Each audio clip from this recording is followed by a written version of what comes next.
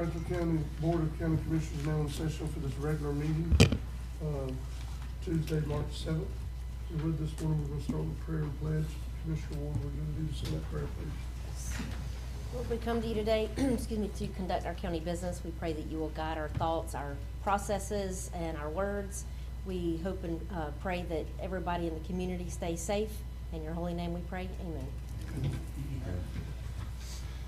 Pledge allegiance to the flag of the United States of America and to the republic for which it stands, one nation, under God, indivisible, with liberty and justice for all.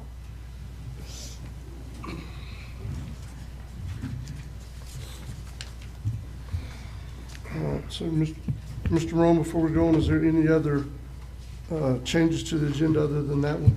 Yes, it'll be to my report.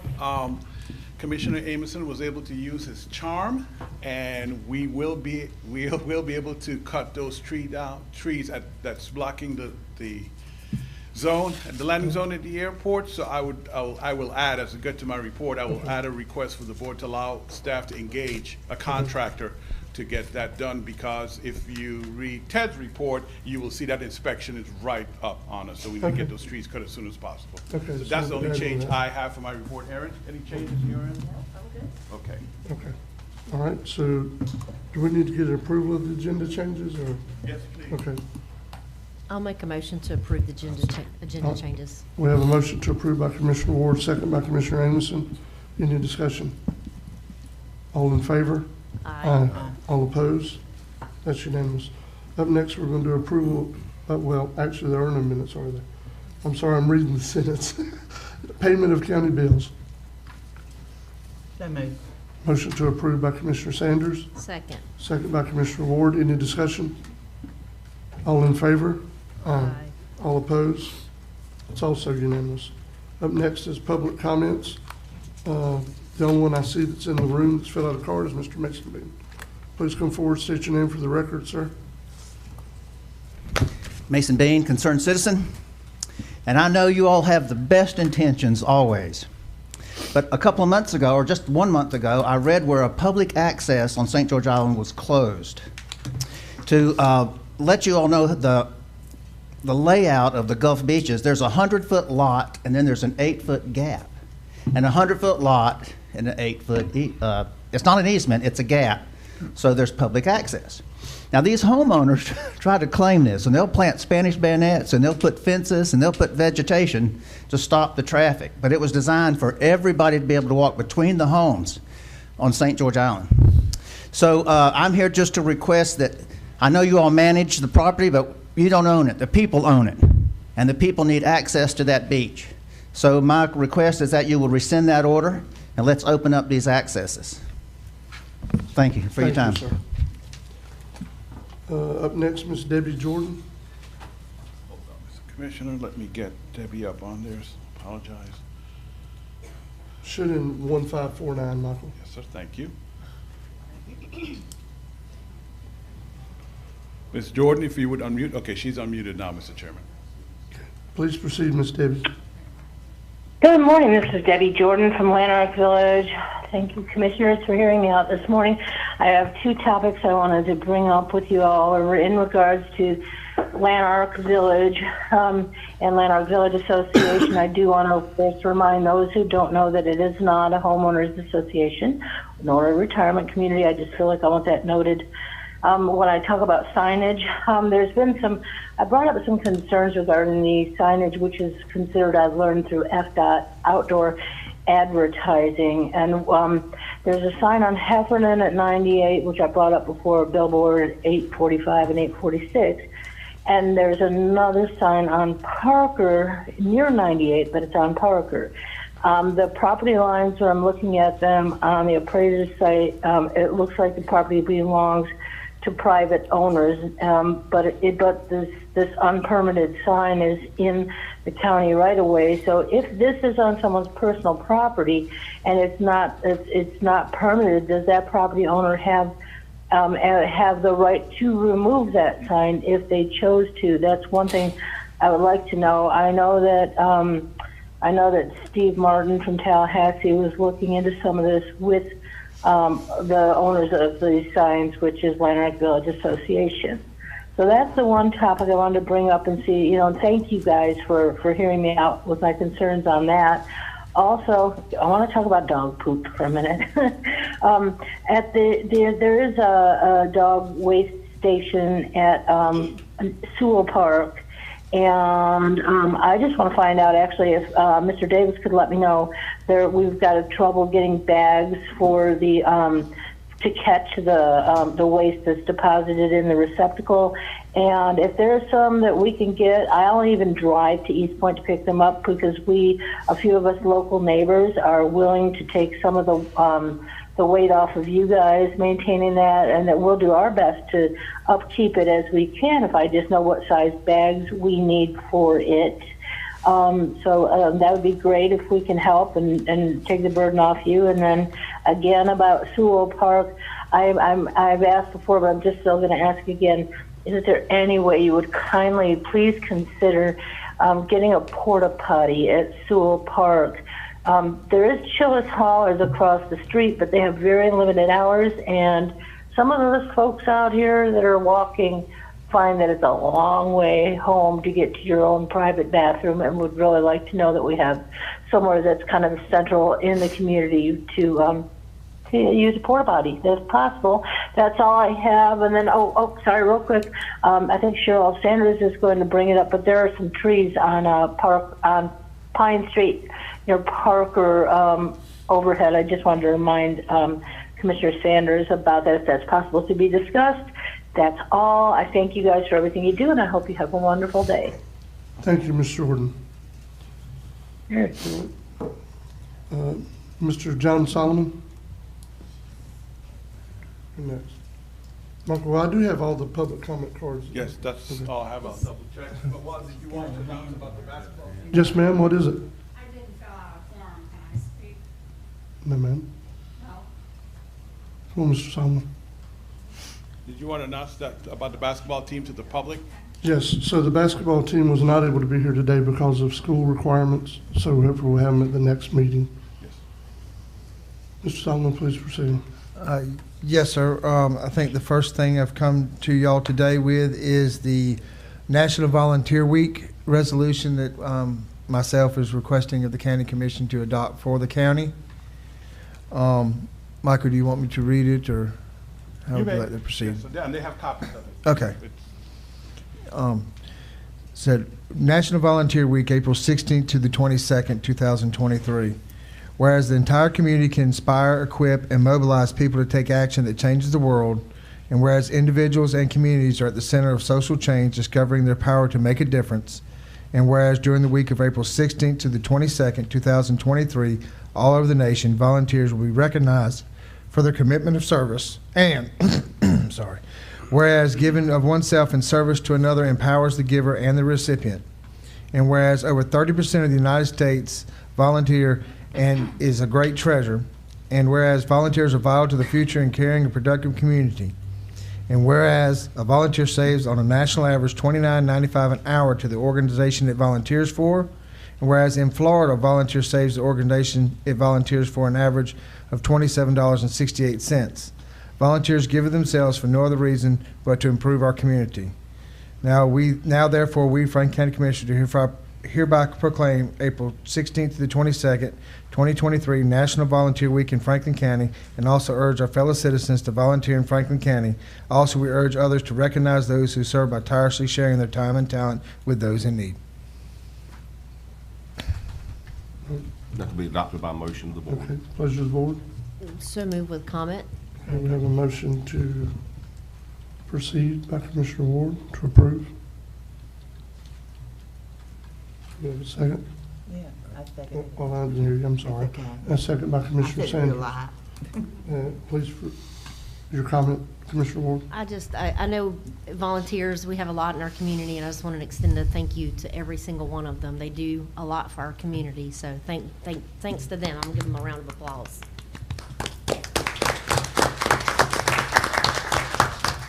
Mr. Chairman, Commissioners, keep in mind, your Planning and Zoning Adjustment Board, all volunteers, your local planning technology, all volunteers, your soon-to-be formed Airport Operations Economic Development Board, all volunteers. The Weems Memorial Hospital Board, all volunteers. And I'm sure I'm missing some county board I'm gonna get in trouble for, get a funky little email here later. And the but, you TDC know. board. TDC board, there we go, see, all I volunteers. can tell you an important one. The emergency management has a CERT. Yes, their volunteer. CERT team. And they're Yes. very, very, all volunteers are important, but they're very important also. Volunteer firefighters. Yep. Yes, It's trust me, without volunteers in this community, I don't know how we would make it. neither do I, sir. That's right. All in favor? Aye. All opposed? That's unanimous. Mr. Solomon, please proceed. The next one, this is coming as a request from the TDC Board of Directors. This is a resolution of appreciation and recognition of service of Miss Beverly Hewitt. I'll do my best on this one, sorry. Whereas Beverly Hewitt was appointed to the Franklin County Tourist Development Board as a Tourist Development Board member in 2012 and served as a volunteer for the citizens of Franklin County for more than 12 years. And whereas Beverly demonstrated dedication and support to Franklin County and the Tourist Development's mission to promote tourism. And whereas as a TDC board member, Beverly was vocal and active steward for Franklin County and the TDC. Whereas during her volunteer service on the TDC board, Beverly was an integral part of many decisions that have positively impacted Franklin County and will continue to impact it for years to come. Resolved that the Franklin County Board of County Commissioners expresses appreciation to Beverly Hewitt for her enthusiasm and dedication to Franklin County and its residents posthumously. She will be greatly missed in our community and on the Tourist Development Board. So moved. We have a motion to approve by Commissioner Sanders. Second by Commissioner Amison. Any discussion? She was a good lady. Was, and she will definitely be missed.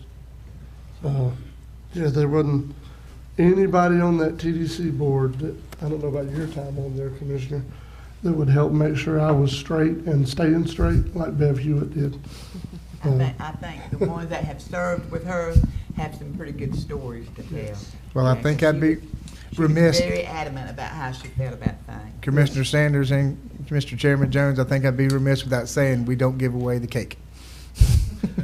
No, we don't. No, we don't. All in favor? Aye. All opposed? That is unanimous. Thank you, Mr. Solomon. Thank you. Clerk Maxwell? Good morning, Michelle Maxwell, Clerk of Court. I'm pleased to inform you that all of our official records for Franklin County has been scanned, and I am in possession of all of our original books now.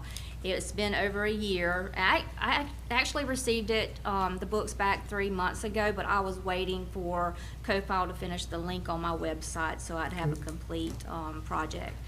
But CoFile did an amazing job. I'm very pleased with the outcome. I had several books preserved. I didn't bring them all over because they're quite heavy. But one of the books that I'm most proud of is the original Last Will and Testament of Dr. John Gorey, which is on the desk over there. So if anybody would like to review it before you leave, you're more than welcome to. It's dated in 1855. It is his original will in his own writing. So that's Wow. that's pretty special, and it's preserved now, and so I'm very proud of that. So I just wanted to give you a quick demo where you can actually retrieve the official records. You go to my website at franklinclerk.com, and then in the middle of the page, I have a little introduction, and it tells you the official records from 1953 to 1986, real estate conveyance 1874 to 1953. Now, granted, all records from 1986 to present is available on My Florida County. So all official records for Franklin County, and when I say official records, I mean deeds that's been recorded, marriage license, and so forth, any affidavit, mortgages, satisfactions, those documents, not court records. And Dr. John Gorey's will is considered a court record because it's probate. So just so you know, that particular record won't be online, but it is preserved. So you would just go to my website at franklinclerk.com. You click on this link to view records now, and it's going to take you to the website, and it's different scenarios that you can search, but I'm not gonna go into grave detail due to time. But I thought I would just look up something that Franklin County might have.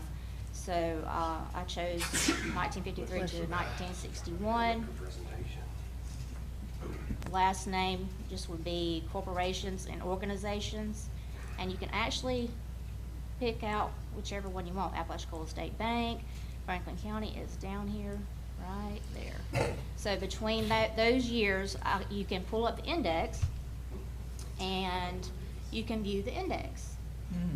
So I'm going to go to the second page because I found, let's see, Franklin County, and this was a deed to the Housing Authority.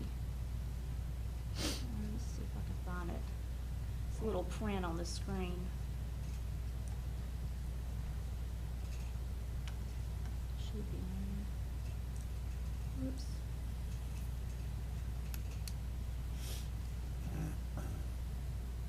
There it is, right there. So you just double click on that index record, and it's gonna take you right to that deed. There's no more searching. So you can actually find what you're looking for on the index, and it takes you right to that document. So this was recorded in 1960, and there's your deed. So I encourage just, anyone to go on there, everybody. It's 24/7 available, no more, you don't have to come into my office, which we would love to have you in my office, but everything's online. That's good. And I will say that the funds that were used, the board approved it a year ago. The funds we used was CARES Act money and the ARPA funds. So I am right on the ARPA funds, right? Correct? Okay. Just to be clear. So I'm just very excited and pleased to bring this service to Franklin County. Mr. Chairman, I have a question. Yes. Now, you can print these documents up if you need them a hard copy. Yes, now I will say, whenever you sign up and you put it in your cart to purchase, if you print it, it is $1 per page. And whenever you put it in your cart and whenever you print it, this is even gonna be clearer. It's just, you can still read it, but the image the quality you're gonna get printed is so much better than what you're looking at. Thank you. But we do have to charge for that service because there is a fee to maintain this every year. And it's no different if you were to come into my office and request a copy. It's pretty neat. I think it's very good. Yeah. And I didn't have this on the agenda, and I wasn't gonna bring it up, but I just wanna kinda get this out there to the public too. I signed a contract with Fiddler, which does, property fraud, notifications. So, Franklin County can be looking for that very soon, probably within the next 2 weeks. You can sign up, it's a free service to Franklin County. And anytime a deed or anything's recorded in your name, you can get a notification of it. So I just wanted to put that out there, and as soon as I get it on my website and we have it completed, I'll have a more detailed presentation on that. I know you've been requested by a couple of Yes. people to have that. Yes, and I was able, Right. I found the way to actually, Yeah. get it, purchase it, and it's worked out really well. I'm very pleased with it. It's gonna be a great service. I didn't realize what was going on with property fraud, but it's a real deal. I mean, they It's- can come in here and flip it up is. underneath you and And- get everything you got. Exactly, on and your it's a property. growing problem in South Florida. And I actually had someone else reach out last week, and it's happened to them as well. It's not gonna stop a scammer to scam you, but it will alert you and let you know if anything is recorded in your name, which I think is a great service. That's good. Yes, it is. Do y'all have any questions for me? I don't. Anyone else have any questions? Thank you, Madam Clerk. You're for what you welcome, do. thank you. All right, Mr. Howard Neighbors?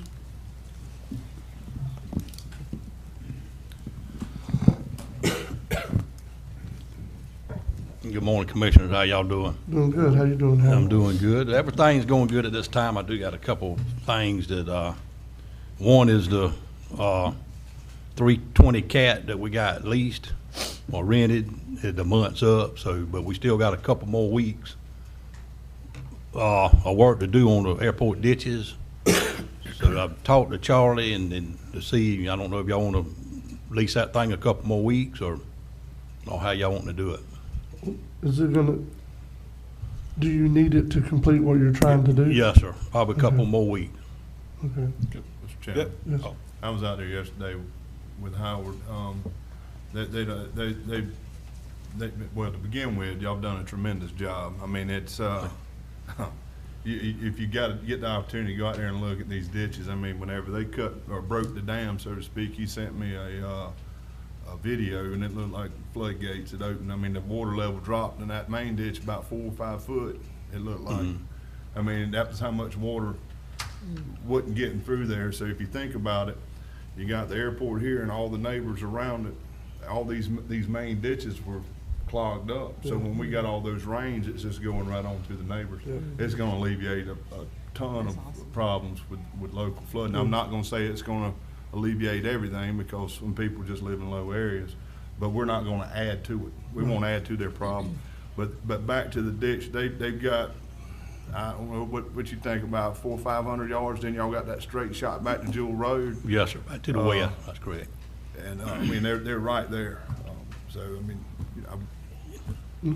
And what took so long, we had to clear a right of way out to dig the ditches, because Right. it's been about 25 years since Been a the while. ditches have been dug.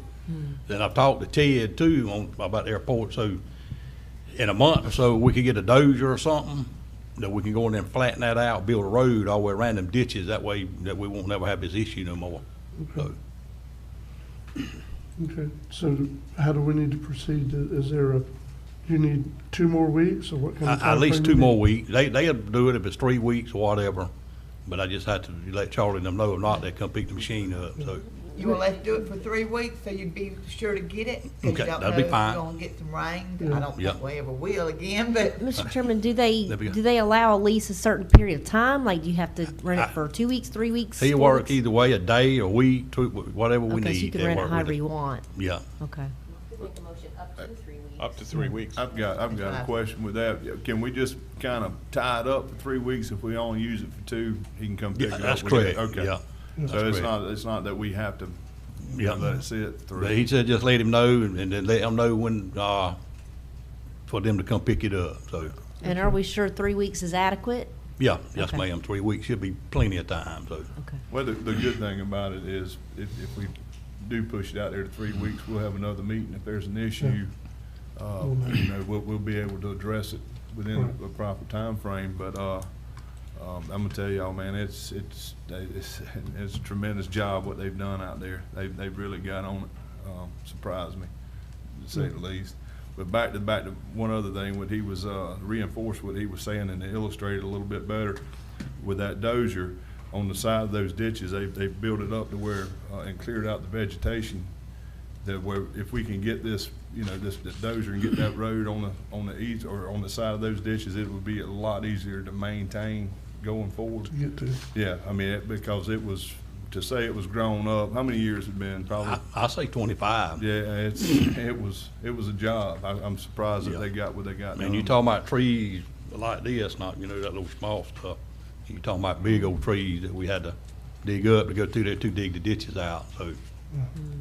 I'll say this, the community don't realize what an asset we got with you guys, because y'all hit the ground running with that thing. Thank you.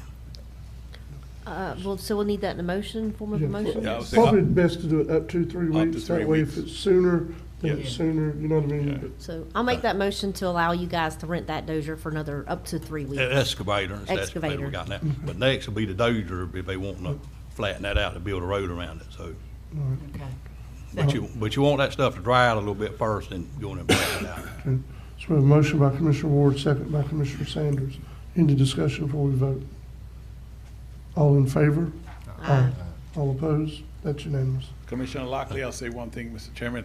Commissioner Lockley, you remember that phone call we used to get from that gentleman that lived out there every time it rained? Yeah. I think based on what Commissioner Amerson is saying, we shouldn't be getting those calls anymore. That's good. Let Yeah. me back up. I mean, You know, the thing about it is, and we had discussed this out there, and I'm not gonna take a bunch of time with it, but, both me and Mr. Neighbors and Miles Kramer, who's been instrumental, and some others. I'm not gonna sit here and leave anybody out, but I'm gonna tell you, that area is a low area. This is why I live in a swamp. I mean, there's a lot of people around here that live in a swamp. You're not gonna stop everything, but at least we're not adding to the problem. And I believe if we do get those types of rains, they're gonna have some water, but I believe it'll drain a little quicker because we won't be putting all that water from the airport, which is built up this high, and everybody else is down here. It won't, you know, we're gonna intercept our water and send it where it needs to go. And I think it definitely won't hurt. Let's put it that way. Yeah, So, and Commissioner Emerson, his complaint always was not the water he had on his land. He always complained about the water that just stood there in the ditch for days and days and days. So with this, if it flows out quicker, I think he'll be good with it. The water's definitely leaving there, so Yeah. raining. But while we do have him, though, we do have another issue out in that area. Figure go ahead and tackle it while you're there. But it's the railroad's ditch. The railroad has an On easement. the other side. On the other side of this particular property or area that we're talking about. And we need to, as a county, need to officially reach out to the railroad to see if they will come and do something. Howard's got the history on that. If he can probably brief y'all on it, it's a lot better than me. But we can't put our equipment on the railroad, you know, for obvious reasons. But you know, they need to address that because basically what we've had the issue at the airport has now been created with the railroad easement in the ditch. It's sitting there, it's got a lot of vegetation in it, trees growing up. If we could reach out to them and get them to come and maintain what they have, it would alleviate the other side. So I would like to, if we as a county government can reach out and possibly. Okay. Commissioner Ames, I would suggest by motion and vote of the board send an official request Okay. authorizing the chairman to sign the letter. Well, I'd like to make a motion to officially request the railroad come dig their ditch out. I'll second. So we have a motion by Commissioner Anderson, second by Commissioner Lockley and Commissioner Ward. Any discussion before we vote? Yeah, you know, the railroad causing the problem. And they know they supposed to keep that thing, that ditch flowing. But since they don't work out there no more, you know, they don't do what they supposed to. But let them know if they messing with the people who live out there. And they did come 4 or 5 years ago and dug a section of that out, but they didn't get that. And what it is, it takes a pretty good bit of rain for your ditch to get so high before it to drain. So therefore, you definitely got blockages through that ditch. So. But that ain't gonna get it here 5 years coming. No. Well, they didn't dig that section. They just dug one part of it, but they didn't get that. So I don't know how many years it's been since that section there has been dug. They'll keep the whole thing, unless they want, or either get somebody to do it, that they pay a company to go in there and do it. It belongs to them, it don't belong to us. They don't want nobody to own it. They don't wanna keep it up and it causing problems. The railroad still wants to maintain their easements and everything and you know, have the railroad, but yet still they don't wanna, exactly what Commissioner Lockley said, they don't wanna keep it up and maintain. So they're pushing all that, cause all the railroads is built up high, you know, and it's pushing everything right into the yards, nothing's gonna drain. And that drains a lot of Halfcock area, all that area in there, a lot of that water drains through that way. Halfcock, Lennon, Peachtree. I bet you they won't give their access, their easement up. No, they want to keep that. They actually, I don't know, they haven't showed it on the map yet, but in DOT's current 5-year plan, there's gonna be $12 million spent on that railroad in the next couple of years. So I don't know what all they're doing with it, but if DOT's putting funds to it, something's gonna happen. Hopefully we'll get this ditch dug out before they start doing, Probably take $1 million to get the pine trees out in the middle of that railroad, because they're growing right down the middle of it. Wow. Yeah. Tell them to stop getting them bonuses, put it in their pocket and put it in that ditch. Yeah. That's what you tell them. Get them dug out. Any more discussion before we vote? All in favor? Aye. All opposed? That's unanimous. And then we, of course, the inmates, we still show the inmates, we averaging out 4 to 6 a day. Yes, sir, I've seen that.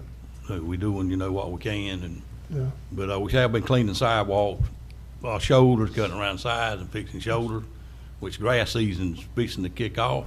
Yes. So we start around the end of April, 1st of May, but it looks like we may be a little bit early this year, so Yeah. warm as it's been. Yeah, well, y'all did a good job on the sidewalk stuff y'all did over on St. George Thank you. to make sure everything was clear and ready for chili cook-off. So thank y'all for everything you do, Howard. I appreciate it. You're welcome. Anyone else have anything for Mr. Neighbors while he's here? Mr. Chairman, I do. Go ahead. I've spoke to you about the issue on Messer Road over in Carabel, my district. And Attorney Schuler, I'm going to direct you to send a letter to the person that has his mobile home on the county's right-of-way. We've determined that the county has been maintaining it since 2009, so therefore it's considered county property. The trailer's on the county property. Okay. So if you could do what you need to do I don't know if we need to make a motion on that or what, but. Yes, if you would, please. So basically, in a nutshell, trailers on county property. I want to make a motion to direct Attorney Schuler to send the property of the owner of the mobile home a letter stating that he has to move it because it is on the county's property and in the county's right of way. Okay, we have a motion by Commissioner Ward, I'll second. second by Commissioner Amison. Any discussion? He live in it? No, he's not living in it yet, but it's parked and it's actually blocking an easement for property owners to get to their house. They're having to use their neighbor's property to access their home. So he's got it blocked off, and it is in the county's right-of-way. He's not living in it, though, no, not yet. Mr. Chairman? Yes. Comment. Commissioner, to clarify the motion and to clarify the second, does this include taking necessary enforcement action if they do not comply with the letter to remove the trailer from the county's right-of-way? Yes, Also, so you amend your motion? yes. You amend the second? I forget who made the second. I made the second. Okay, all right. Very good. I just want to cover my bases. I don't It's all want good. to. Very good. Thank you, Mr. Chairman. All in favor? Aye. All opposed? That's unanimous. I have something Yes, ma'am. for Howard. Howard, while you're out there at Lanark cleaning out the sidewalks and stuff like that, can you take a look down Warren Drive? Miss Jordan Okay. referred to it. There's a dead pine tree up there that you need to be looking at. The limbs are coming over. And Okay. they're scared. Some of this wind we've been having is gonna knock it down on the cars that's parked there. Oh. And also, and that's on Pine Street West. Okay. West Pine Street. And then the other thing is on Warren Drive, where the old city yard used to be right there, the right-of-way needs to be cleared out right there. Okay. If you don't mind. We'll look at it. I got a crew out here this morning, doing some sidewalks out here, so. Yeah, so it'll be, a man was complaining that he was worried about a limb falling on his vehicle Okay. there on Warren Drive also, so. We'll if you take a can look take at care of it. those two things, I think. Yes, you got ma'am. you covered. I'll do it. Okay. You Thank can't- you. You can't go squatting on the county property any time of week. That's what I call it. What was it, Commissioner? I said, you just can't go squatting, putting trailers or houses or Yeah. cars or boats or. Yes, sir. That's squatting or what it, that's what I call it. Mr. He's Chairman, stealing land.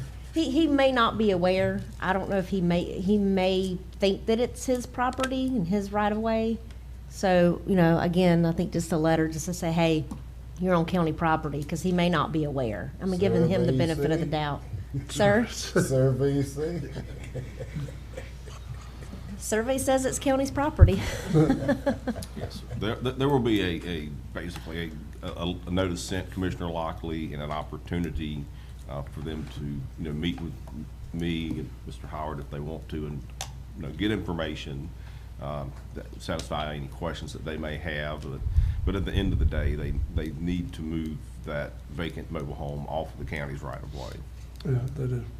And they're entitled to fair notice and an opportunity to remove it. Mr. Neighbors, I thought I had the contact information I mentioned before in the meeting, but I guess I didn't put it in my phone like I thought I did. So I'm still trying to get the actual contact information so Attorney Schuler can talk with the gentleman I talked about that's wanting to give the county an easement to go and clear out Indian Creek where it's going toward the creek Yes, sir. that's been stopped up. I haven't forgotten about that. I just hadn't anyway, hadn't been able to see the guy or track him down to get the information. And that's up in Daisy Lane area? Yes, sir, it's at the end of Okay. Daisy. And, you know, as we can get to it, I did notice, and it's been this way for a little while, all of the, as far as cleaning sidewalks and stuff, all of the bike path on St. George has vegetation growed up on the sides of it. If it can be cleared out at some point as we can get to it, Okay. like y'all did with those sidewalks the other day, at least cut it back where you, the whole of the walk is there and not a bunch of encroaching by. I know on the east end of the island where all them little oak trees is, and we cut that back a month or so ago. Yeah. But there's probably some other areas too on the west Yeah. end that we'd look at. Yeah, and the That's same thing on North and South Bay Shore. Okay. All of those, a lot of things are growing up at, close to the edge that need to be cleared back. Yes, sir. But We get it. as you can get to it, Okay. I understand, there's a lot going on. Yes. Anyone else have anything else, Mr. Neighbors? Thank you for everything y'all do, Howard. We Thank y'all, appreciate it. Commissioner. Mr. Fonda Davis, Solid Waste Director. Good morning, Commissioners. Have a couple items on here just for your information. The first one is the replacement of scale house. The replacement of scale house will begin on March the 9th. The installation is expected to complete within 1 week. We have made the public aware of the upcoming construction project and that they will disrupt the daily operation at the landfill. We are finalizing all arrangements to make every effort to continue operation as seamless as possible. That's about all I have for that. Okay. Hopefully that week it'll be done between Thursday and that Monday, but it may last longer. Okay. Yes. Mr. Chairman, I got a, Yes. go ahead, go ahead. I guess on the landfill, I know Amnesty Day is, I think, next Wednesday. This is not gonna interrupt that, correct? Yes, ma'am, I was gonna ask, I'll let you all know we was gonna cancel that. Okay, so Amnesty Day is canceled for next week? Yes. Okay, all right. Yes. Get that out. Thank you for the Yeah, we do need to clarification. make sure you get Yes. that out. Are we gonna try to do it in another day, or we just gonna wait till next month? or what- The what is following your- month. Month? Yes, Okay. sir. Yeah, we do need to make sure, Mr. Morone, that we put that out on the website or however we can, that there will not be an Amnesty Day this month because of the sale house. Right.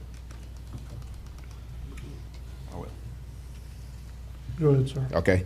The next thing is like Commissioner, Mr. Moran said that the basketball team is not here. But anyway, I would like to make the board aware that the Franklin County Seahawks boys basketball team attended the state, which you already know, and they played against Williston Red Devils. The Seahawks came up short with the final score of 54-37. We are extremely proud of our boys and coaches for their hard work representing Franklin County. We want to thank you again for all the support. Thank you, sir. Can I say something? Yes, you can. I just want to say, my best friend is Miss Lily Rooks out of Levy County, and she's commissioner down there. She's been there for 24 years. She retired. Well, Levy County is Williston. Okay. So, yeah.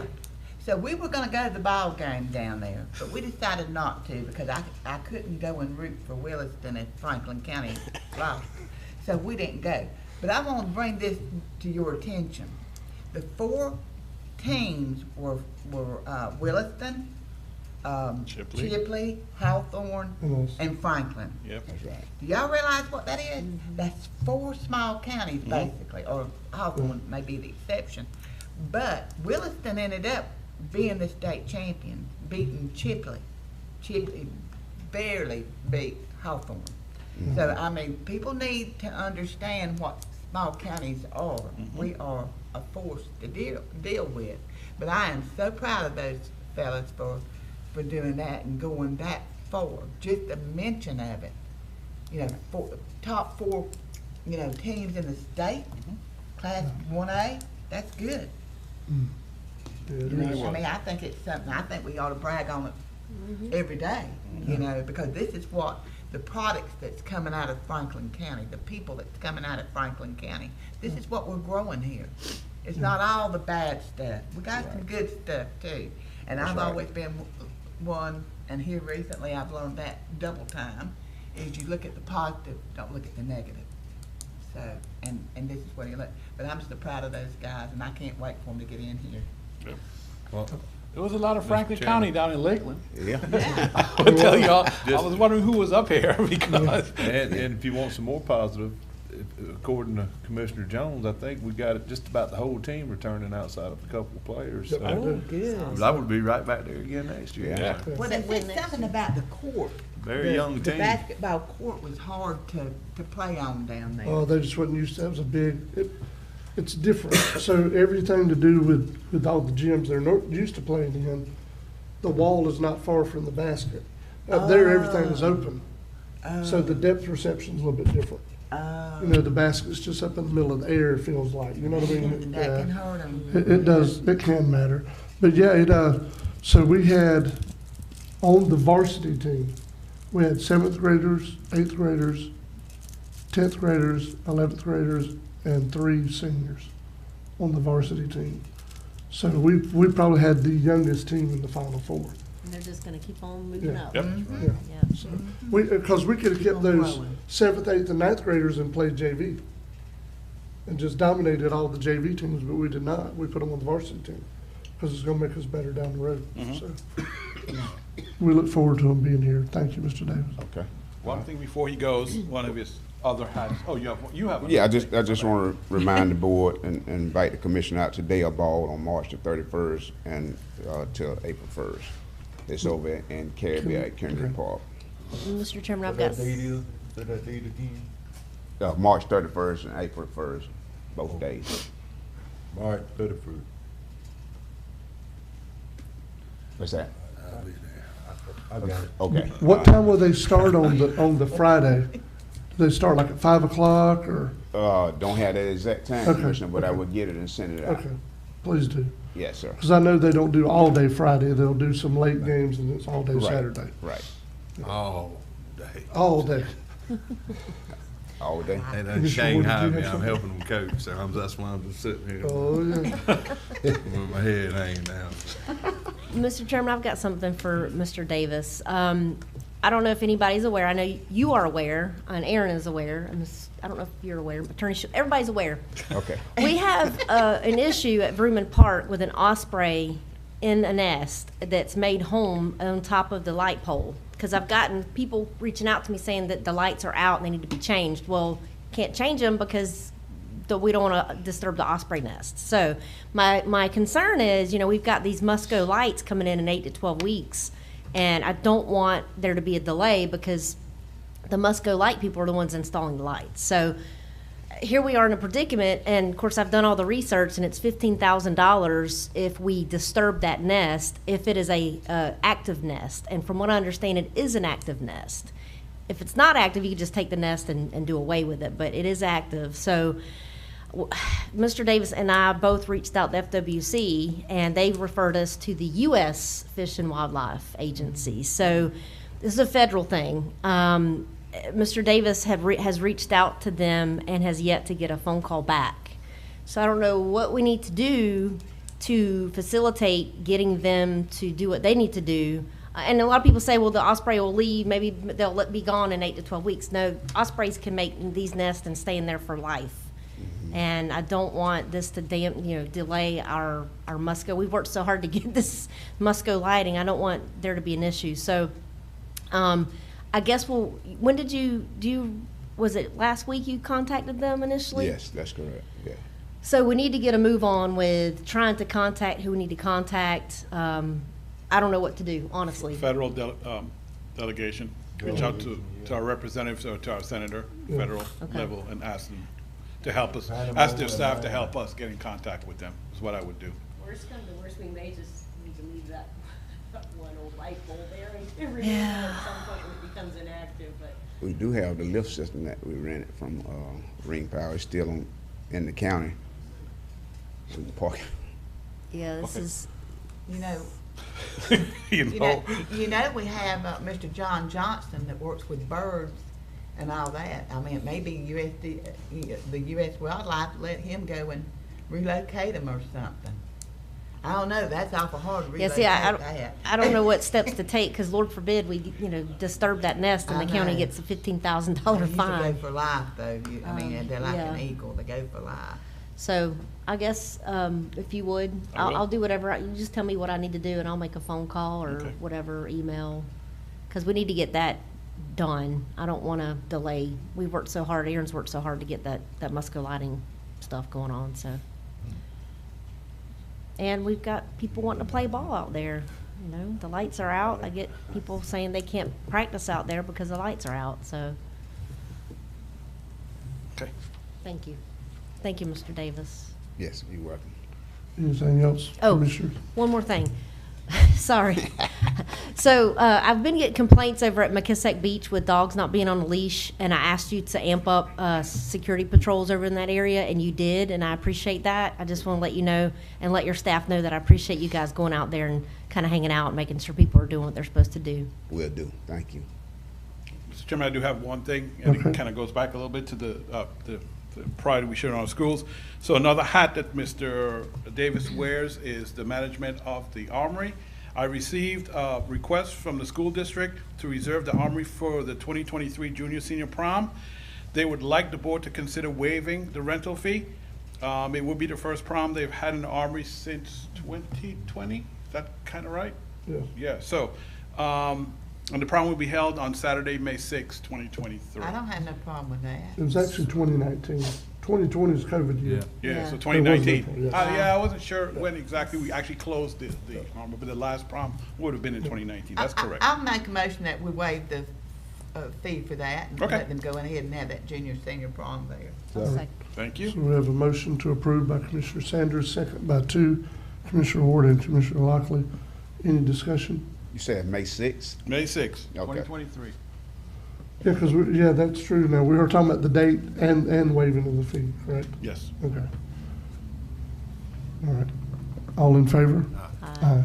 All opposed? That's unanimous. Anything else, sir? Not for me, thank you. I have one. So Yes, sir. we discussed, well, we didn't, I heard early on in the comments, about a porta potty at Jing Sewer. Is that right? That was in public comments, yes. Okay. Okay. Just want, I get with Jessica on it. Just want to make sure I heard it right. Yeah, that is Okay. correct. Yes. All right. Anything else, anyone have anything else for Mr. Davis while he's still here? Thank you, sir. We appreciate all y'all do. All hearts and minds clear? We think so. Thank you. Y'all have a good day. Yes, sir. That's a loaded question. All right. Ms. Jennifer Daniels, Emergency Management. Commissioner, I don't see her on. I know she had to attend a conference, and I sent her a Zoom link, so maybe she's not able to get out now. When Okay. she does, I will let you know, and she could pop That'll be fine. in the meeting. Mr. DeWitt Polis, Mosquito Control. Good morning, Commissioners. Good morning. Just some informational stuff there, and I have a few more things that I'd like to add to that. I've done some rescheduling with our inmate crew.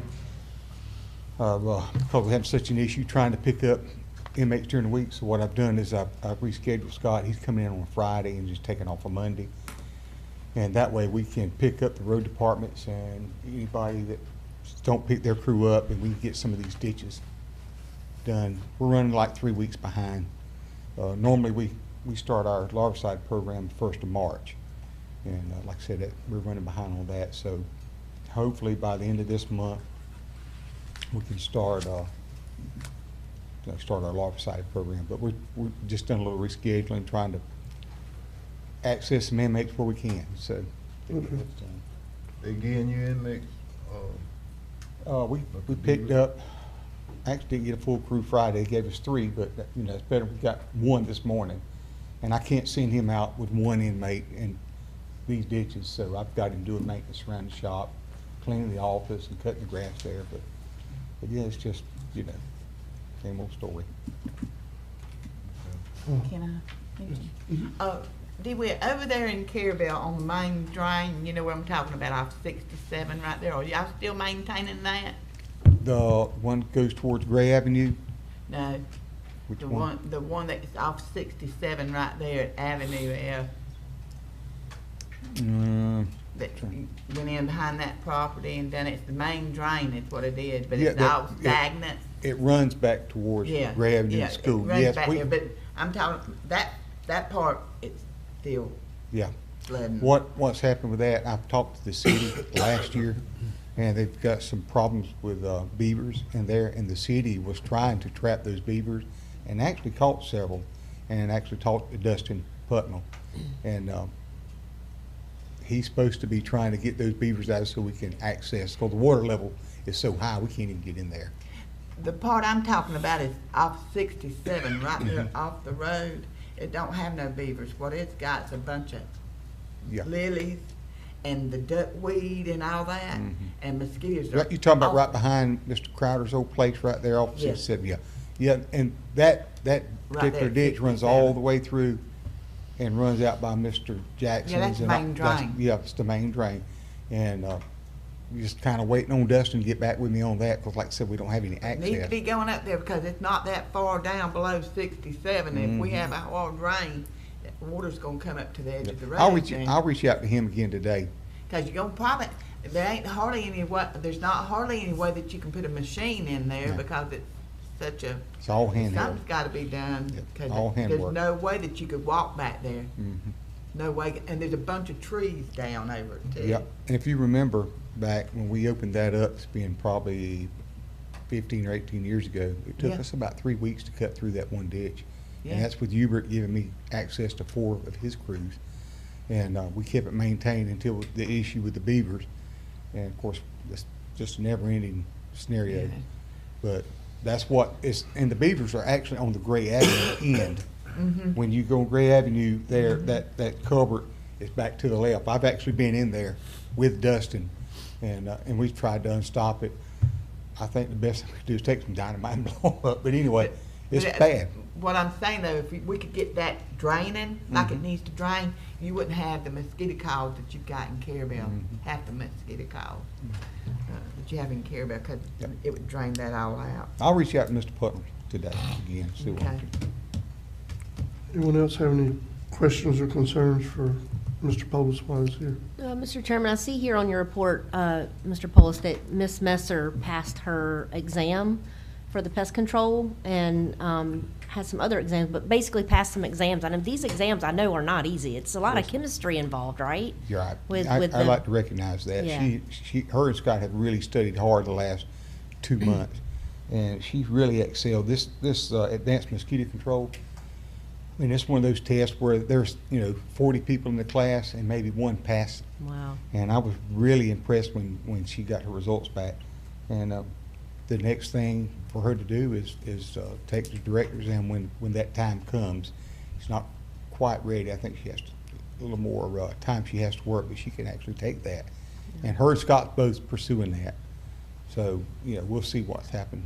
Maybe one of those one day could, in the future, take my place. But yeah, she's done really good with that. And, I think there's something in the Greenleaf stuff that we've done is they, advance with these exams and stuff that they could be compensated. I know they do in other districts, but Well, I I had just- talked to Aaron about that a little bit. So Yeah. we'll see what happens with that. Well, just congratulations to her and Scott both. Yeah. Thank you. But it's a hard test. Yeah. Thank you, sir. Thank you for everything y'all do. Thank you. Mr. Eric Lovestrand, Good morning, Commissioners. good morning. I don't have any action items, but happy to discuss any details you might need regarding any of the items in my report. And I would say about the osprey nest, my understanding, definitely would want to confirm with the feds, but my understanding was that the nest was considered active from the time an egg is laid until the young for that season have fledged and left the nest. So in between nesting seasons, I was under the impression that nests could probably be removed. That's good to know. That is good to know. Yeah. So, Mr. Lovestrand, Mr. You Chairman, good? because the big osprey or the mother father osprey is in the nest and they're in the nest, that doesn't consider it a active live nest? Yeah, they probably have eggs at this point, or they're about to have eggs. Yeah. Because during the off season, they're not at the nest when they fledge their young already for the year. But So they, they're setting up shop right now, probably, yeah. but they stay in that nest for life too, right? It could be. Not in between nesting seasons. That's They good to actually know. move and migrate considerable distances, and then we'll come back to that location next year. If the nest is not there, like a lot of nests get blown down naturally, they just rebuild. Okay, well, thank you for that. I appreciate that information. Yeah, we'd want to double check that with the Fish and Wildlife Service though. That would be good. Yeah. Mr. Eric, I want to ask you a question, and you may or may not answer this. What's their normal nesting season? I know that's a lot to ask. And if you don't know, that's I don't know fine. the exact time frame it takes them to get young fledged of the year, but this time of year they're actually rebuilding nests and starting to lay their eggs for the season. And eggs typically probably going to be 20-something to 30-something days before they hatch, and then several other months before those young are large enough to leave the nest. Okay. But we can figure all that out if we need to kind of match up the time frame with when those lights are coming in. Yeah, I think it'd be beneficial, sir, if you don't mind. It would definitely help. You definitely seem to know more about this issue than we do, that's for sure. Yeah. I did a quick look online while other people were talking, and I saw several states that had definitions of when an active nest, when it was considered active, actually.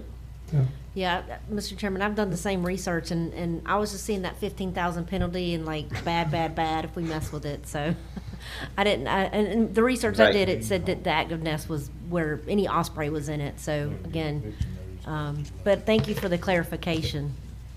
Yeah, it is when the nest, when the birds are there, but they will leave that nest site once those young have fledged this season. So we may be able to pop that one full out. Might. Maybe so. Yes. Thank you, Mr. Eric. Anyone have any other questions for Mr. Eric or concerns while he's with us in the meeting? Mr. Eric, thank you for everything you do. We really appreciate you and your staff. Have a great day. Yes, sir. All right, Ms. Whitney Roundtree, Franklin County Library. Good morning, Commissioners. Good morning.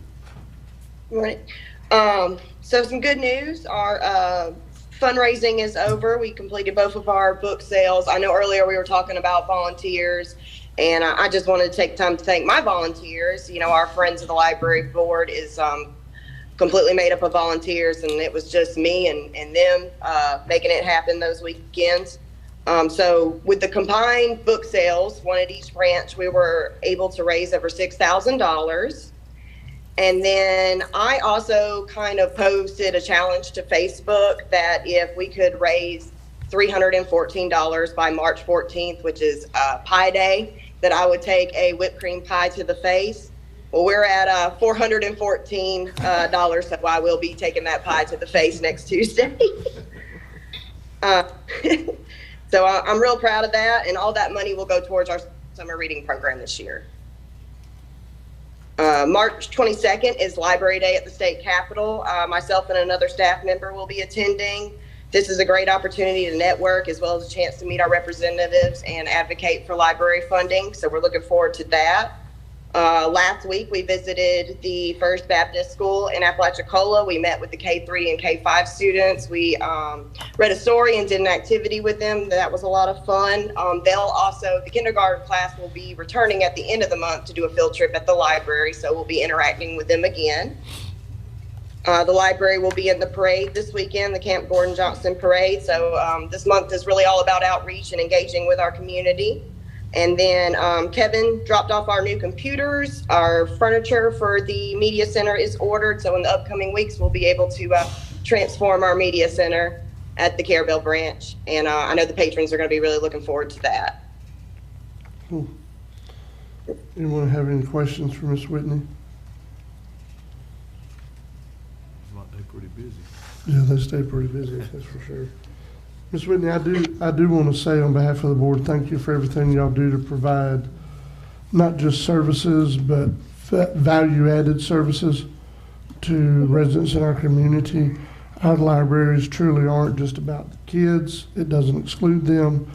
There's stuff for adults. There's all kind of stuff in the past y'all have done with musical programs, with gardening, master classes, just all kinds of different things that are provided for our residents through the avenue of our public libraries, and we really appreciate it.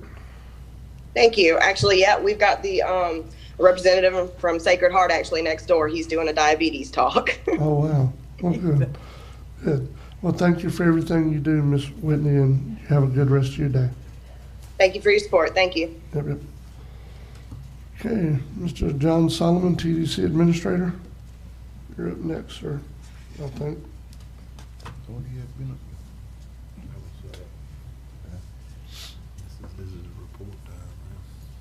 Good morning, Commissioners.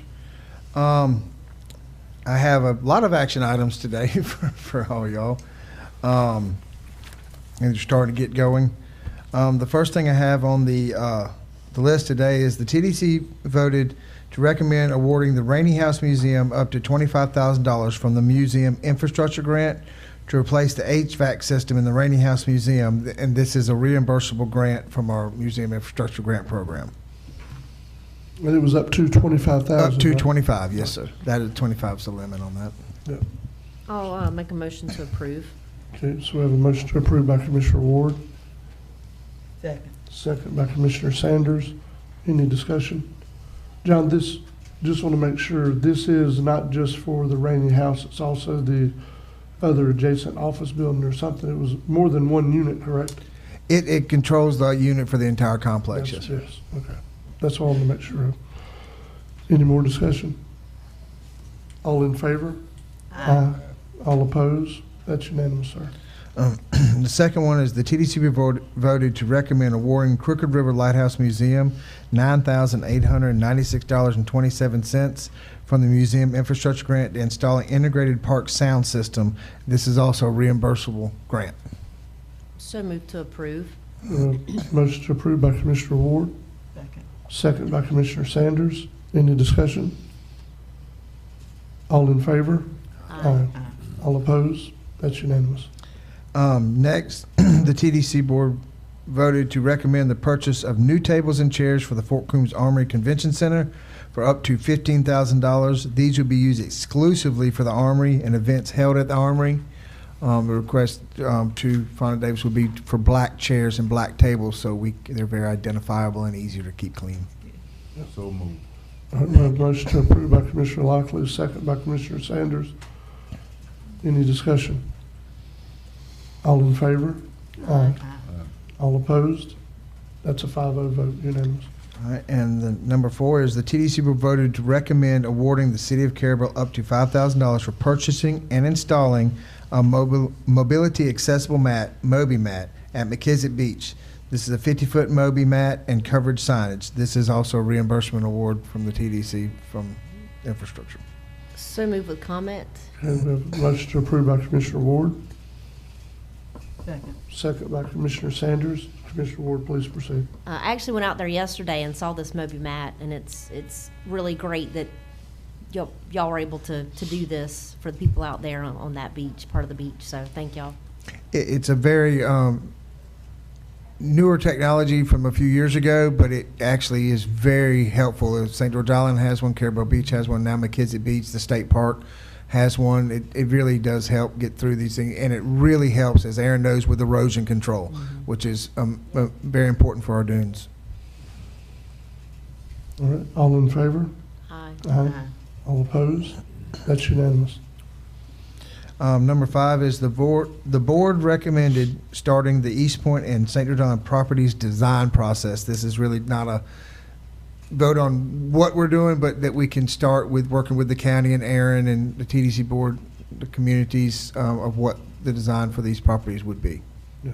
So basically, Commissioners, this is the intent of knowing that the TDC board is not capable, they don't have the capacity or the necessary connection like the county does to move forward projects that will require engineering, design, plans, permitting, all that kind of stuff. So that's going to come to us, but we're still going to do it in connection with them as far as what the final products are going to look like. And we're talking about the areas there in between where I work from day to day, where we purchase that property, going down when they ever get through with dredging. But to be able to fix something nice there, like a nature center, And over on the island, the property we had got from Mr. Armstead, we plan to put our TDC administration office on that property. So that's the projects he's mentioning. I'll make a motion to approve. We have a motion to approve by Commissioner Ward. I'll say We have a second by Commissioner Amison. Any discussion before we vote? All in favor? Aye. All opposed? That's unanimous. And number 6 was the resolution for Ms. Beverly Hewitt that we did earlier in the meeting. The only other item I have is that December 22 collections were $128,229. It's $12,000 over December 2021. That's the highest we've ever collected in December before, by $12,000. Thank you, sir. We do appreciate it. And I will say that I know these are small amounts. We will continue to work the best we can to make sure that not only are we collecting TDC revenues in this county, but we're trying to make sure we are expending them and giving residents that live here things that enhance and don't detract from the life that they live here in this county. And also, hopefully, if we can get the legislature to side with us, we'll have a little bit more freedom to make sure we can help take care of infrastructure needs as well. So, just want to make sure everybody's aware of that. Thank you, Mr. Solomon, for your time. Yes, sir. That lady that moaning said they need some bathrooms over there. I don't even know where's the area she was mentioned. Does anybody here know? Because I don't know. Right across from Chillisall, I believe. Sewell Park? Right across. Is there a park there? Yep. How, Park and no bathroom. Yeah, Mr. No, I don't know that we would actually be able to construct bathrooms at that location with TDC sales tax proceeds unless the legislature actually expanded Yes. the authorized uses, yeah. Unfortunately, it would require capital outlay. Can you use TDC money? We cannot. Not unless the legislature unshackles the board's ability to spend it. Yeah, the only reason why we were actually able to construct the bathrooms on the island was because it was actually a beach park facility, which is an allowed use of sales tax proceeds, but we are capped at 10% per fiscal year in spending for that, so that's just the nature of the statute. I'm sorry. That ain't good. A lot of people coming. We're trying to get it changed. Yes, we are actively, I will say lobbying, because that's the correct word, to try to get some stuff changed in statute that would be more favorable, not only to us, but to all of the smaller coastal counties that are tourism-related counties. Because it's like I was telling someone last night, we were talking about the restrooms on the island, and he was like, well, how are you guys able to do that? I said, with the 10% that we can use. He said, well, did the restroom, he said, how much did you draw in that year? And I told him, and he said, so you built restrooms for this amount of money? I said, no, sir. We went and did a loan at the bank so we could pay 10% a year till we paid it off. And he was like, really? I said, yep, it's the only way we could do it. Anyway, so they were unaware that it was that kind of scenario, and I think, maybe those discussions will help. Well, you need bathrooms, you need places for people to eat, and you need places for people to sleep. Mm. When you invite them down, I mean, that's the three of the important things. Oh, yeah. Well, you also need places for them to park. You can't use Yeah, TDC park. dollars for that. You also need, your road infrastructure is, I mean, it's not like it will be now. If we can't do something in the near future, it's gonna be even worse 10 years from now. So, all those things take more wear and tear the more people visit. But it's just part of it. They got it set up for the big boys. It appears that way, sir. Big Don't- counties. Don't forget, Commissioners, you are traveling for legislative day here Yes. shortly, and Yes. that's your opportunity to lobby our Yes. legislatures and any other legislatures about Yeah. how important this change would be to this county Yeah. and to Gulf County too, to be very honest Yes. with you, Yes. Please work your magic. Yeah. Your charm. Anything else while Mr. Solomon's still here? Sir, thank you for your time. Thank you. Y'all have a wonderful day. Mr. Chairman, if you look up, you see Ms. Jennifer Daniels Uh-huh. on screen. Okay. So she's ready to proceed. All right, go ahead, Ms. Jennifer. Yeah, there you go. Morning, Commissioners. First, let me apologize for not being on here earlier. I've had some issues connecting. I'm in Leon County at a class this week. So again, I apologize. The only action item I have on our board report is we're requesting the board's approval and signing of an MOU with Second Harvest of the Big Bend for providing food, water, and other resources in the event of a disaster. And I've already reviewed this MOU with Mr. Schuler, and I have the okay on that one from him. Okay, it's a pleasure of the board. So moved. Motion to approve by Commissioner Sanders. Second. Second by Commissioner Ward. Any discussion? All in favor? Aye. All opposed? That's unanimous. Anything else for Ms. Daniels while she was with us, Commissioners? You gonna get a storm ready? Absolutely. Yes, sir. Right on. Thank you, Ms. Daniels. Y'all be safe traveling back from Tallahassee. Yes, sir. Thank you. Yes, ma'am. Hey, Jen, before you go, Erin has one Yeah. thing, that vehicle she has on her report, would you mind saying that? Oh, I'm sorry. I didn't know we were doing that this one. You're talking about the F-150 we're asking to dispose of the surplus, Yeah, correct? It's on Erin's report. She's Yep, gonna read it I do have it on now. my report, so. Oh, okay, go ahead. Yeah, it's going to be item number 4 in my report, Commissioners. The Franklin County Emergency Management Department is requesting authorization to release a 2006 F-150 4x4 truck, last four of the VIN 1972 and property ID number A004635 to the county's auctioneer, Florida Auction Network, for disposal.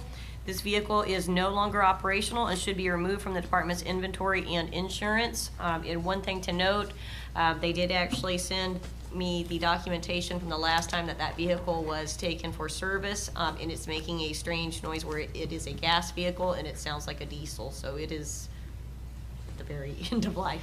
Yeah. I make a motion to approve. All right, Allow motion. the release of it. Okay, motion to approve by Commissioner Sanders. Second. Second by Commissioner Lockley. Any discussion? All in favor? Aye. All opposed? That's unanimous. Mr. Chairman, I know when you take a break, I would ask that you would take Ted before you go on your break, because he has to join another meeting at 10:30, so if we can take Ted. I don't think he has any action items, so Okay, it should be that's fine. rather quick. Anything else for Ms. Daniels is still on the line with us? Bye, Jenny. Have fun, Jen. Thank you, Jen. Thank you, guys. I appreciate it. All right. Bye-bye. Mr. Ted Mosteller? Good morning, Commissioners. Ted Mosteller and staff. You have my report. It's mostly FYI. The one thing that I need to add to that, unless you have some questions on what you have in front of you. No, I'm good. Okay. The thing I need to add is I do have an estimate on the high lift, and the estimate I have is $5,248.18. That does not include the transportation to Panama City and back, so I don't know what that's going to be. If I may, sir, Mr. Chairman? Yes. Will that replace all the hoses? Because you That is said there were a correct. number of hoses that were It basically. brings it up to snuff. Okay. Yeah. Yeah, I wouldn't, no, not just one hose. It's, No, I know, but you said there were a lot that they probably need to do a full. That is correct. Service call on it. You know, I want to make sure they caught everything, basically. Yes, sir. It includes also the panel, which is because it's been stored outside in the weather, it's all deteriorated and pieces coming apart Okay. and switches not working, et cetera, et cetera. So, We all gonna put it inside this time? I hope we will have a building ready real soon. It's been inside, I mean, it's been under shed, but that's useless because the wind blows it in, and also got no the sun size still on it. shines in. Yeah, that's the building, Commissioner Lockley, that Ted is trying to find a contractor to enclose the building, but it's it's been rough for him to find somebody to do that. I mean, he's tried a couple of people, as far as I know. I think Erin even tried to reach out herself. We're having issues finding a contractor to basically enclose the pole barn. Well, I mean, I've got a drill and some screws. I mean, just throw some tin up, right? I mean, it shouldn't be that difficult. Mr. Chairman, I do want to say, though, I do think that we do need a building. I know you're having trouble with that, but I brought that up many meetings back about if we're going to have this equipment, we need to have a way to store it, to protect Yes, it. correct. And this $5,000, I guess that will come out of the airport budget? But, Okay. And I guess we need a motion to yes, approve? please. May I make a note on that, please? The county uses that machine more than the airport ever thought of using it. We bought it with FDOT funds originally to change out bulbs in the floodlights because it costs us $1,000 a pop just to change one bulb. And FDOT funds paid for it. And what prompted this at the very moment is I knew we had a bad leak and been watching it, but Fonda requested to use it. And for, I don't know the purpose, but he requested to use it. I was wondering about if we could get the county to share with us on that a little bit.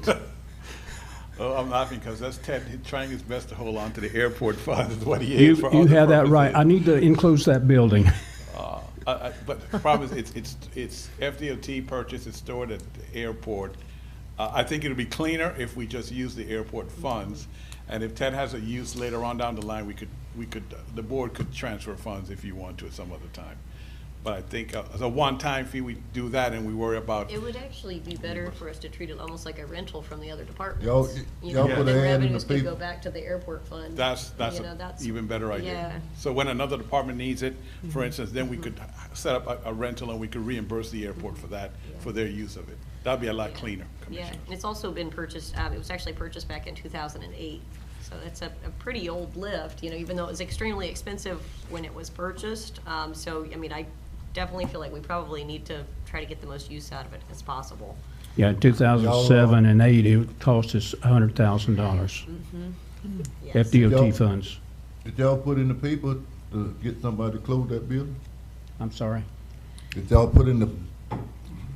advertise in the paper to get somebody to close in that building?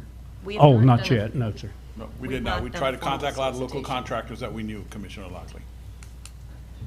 Ain't nobody respond, you might need to advertise in the paper. Yeah, we could do that. Yep. Or either, I don't see why the prisoners can't do that. That Sometimes may- they do work like that. That may be something we could reach out to Captain Barnes to see. Yeah, let's talk to the sheriff and see if that's something they would be willing to do. And if not, then we'll advertise. They do work like that. Yeah. Talk to the sheriff and see. Then I'll get back to the board. Okay, Okay, so did we make a motion on this expenditure or no? please. I made the motion, Okay. yes. I don't think we have a second, so if there was a second, I didn't hear it. Second. So we have a motion by Commissioner Ward, second by Commissioner Sanders, to do the repairs on this high lift piece of equipment. Any other discussion before we vote? All in favor? Aye. All opposed? That's unanimous. Okay. Do we need to vote on the other, or is that something you can bring? No, back let me talk us? to the sheriff first. Okay. Commissioner, I'll get back to you on that. All right. Okay. That thing come in handy, especially if you go in one of these buildings with high, Yeah. and live, just to change the light bulb, you can use it in the armor. They used it over there to pressure wash the main courthouse before. I don't think them use it over there. Yes. Anything else, Mr. Ted? I make a quick note in that going back to the preservation of the equipment. If you remember last year, we spent $10,000 to repair the front end loader backhoe because it was also out in the weather. So that's another reason to get this thing rolling as soon as we can. So this is $15,000 we spent in the last year to Yeah.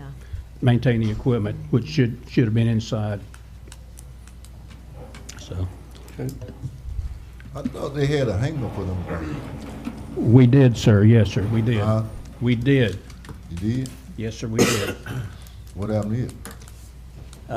It was rented out to create funds, money flow for the airport. That was in 2013, if you may remember.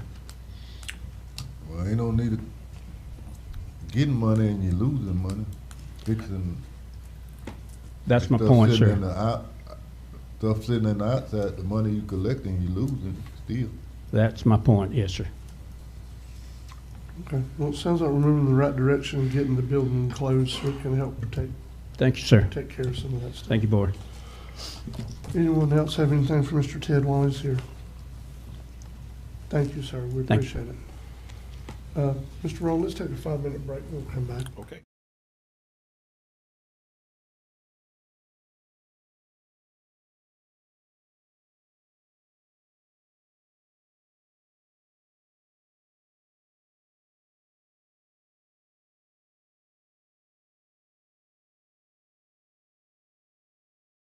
Hi, I'm Carol Landis. I'm a professional realtor in love with St. George Island.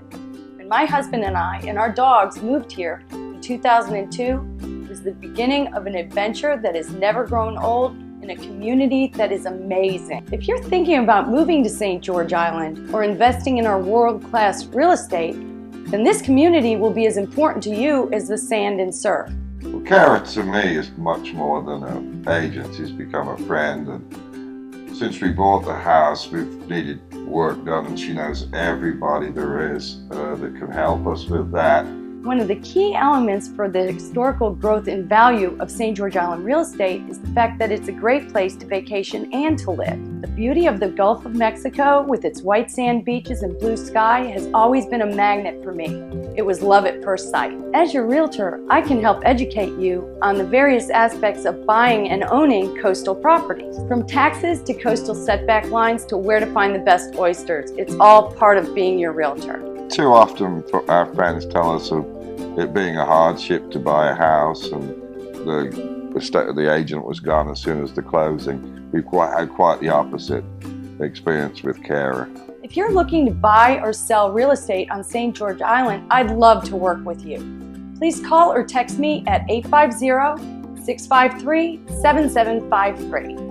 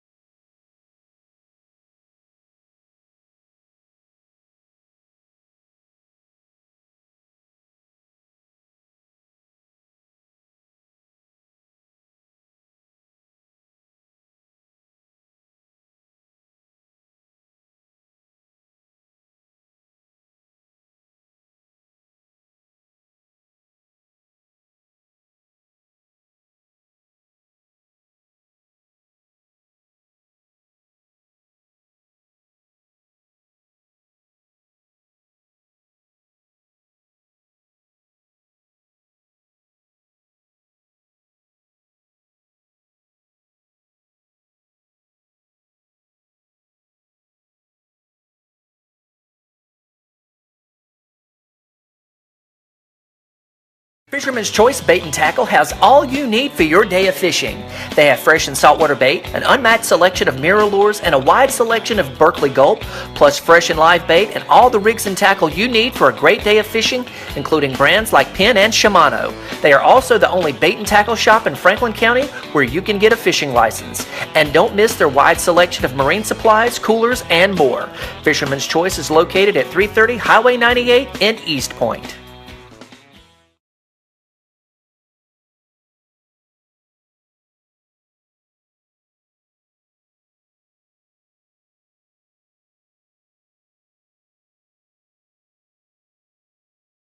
We understand that managing a healthy lifestyle while balancing life's other demands can be challenging at times. So the Florida Department of Health in Franklin County is dedicated to supporting you as you take care of your health. We offer many resources and services including, but not limited to, COVID-19 vaccines, breast and cervical cancer screenings, tobacco prevention and cessation education, and information on heart health, nutrition, and physical activity. Maintaining a healthy lifestyle can help to prevent chronic conditions like heart disease and stroke, diabetes, COPD, and obesity. Healthy lifestyle changes can also help you maintain a healthy immune system. Tips to good health include eating a healthy diet, being physically active, avoiding tobacco and excessive alcohol, managing stress effectively, getting enough sleep, and seeing your medical provider for routine checkups. To find out more about how we can help you maintain a healthier lifestyle, please visit franklin.floridahealth.gov or call 850-653-2111.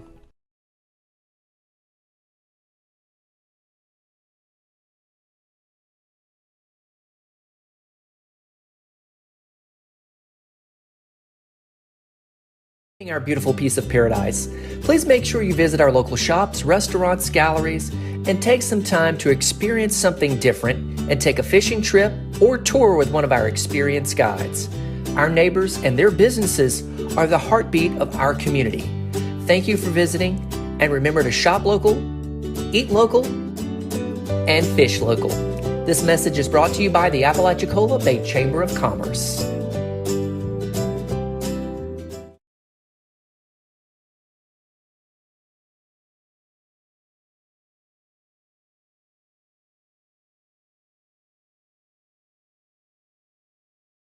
Can't be near the beautiful beaches of Franklin County? Tune in to Forgotten Coast TV, Franklin County's local cable channel. Watch shows and videos about our beautiful area, including our beaches, museums, shops, and more. Watch it wherever you are on Roku and Amazon TV. Also, make sure you like us on Facebook and subscribe on YouTube. Forgotten Coast TV is Beachin' TV.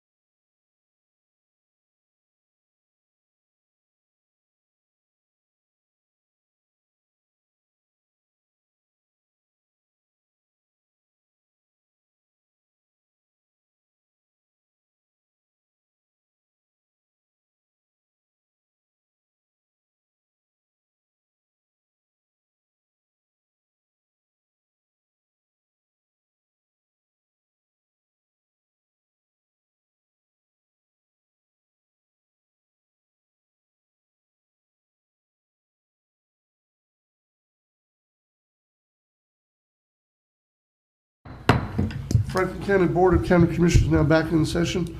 Up next is Mr. David Walker, Williams CEO, with an update.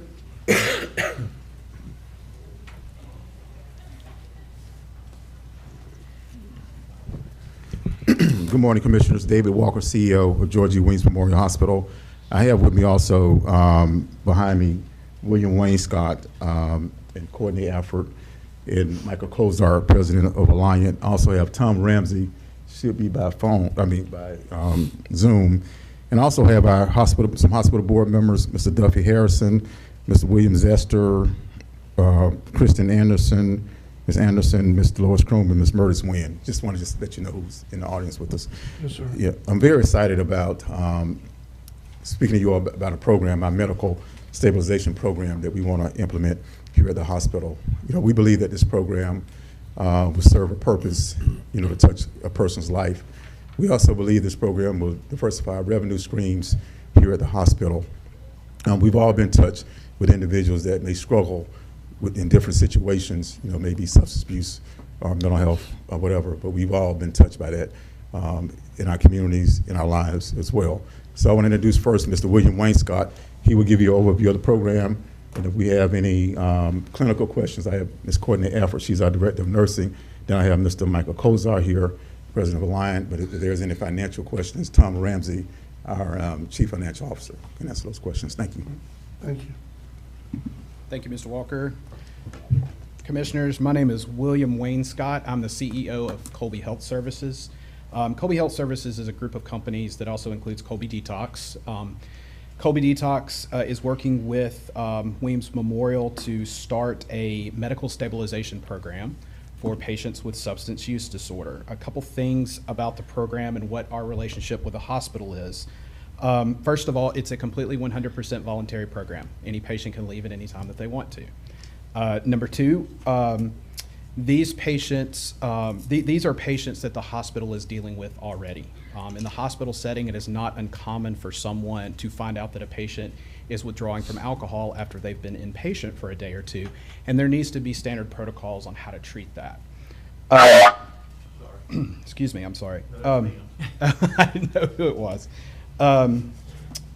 So Colby Detox, as part of formalizing that program, provides policies and procedures, training for the clinical staff, standing orders, order sets, to standardize how the treatment is done.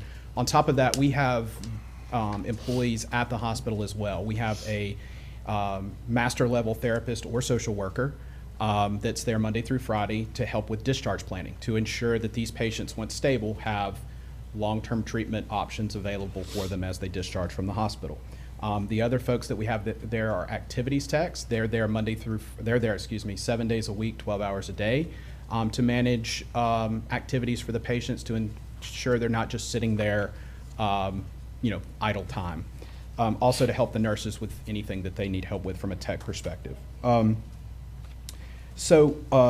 Overseeing all of this, a licensed clinical social worker is overseeing our employees that are there at the hospital. And then a boarded addiction specialist is the one who wrote all of the policies and procedures. He's our physician that works for Colby. Wrote all of the policies and procedures, is available for training for the nurses, is available for training for the doctors, is also available for consults on the patients. There is a boarded addiction specialist available for that as well. Let's see.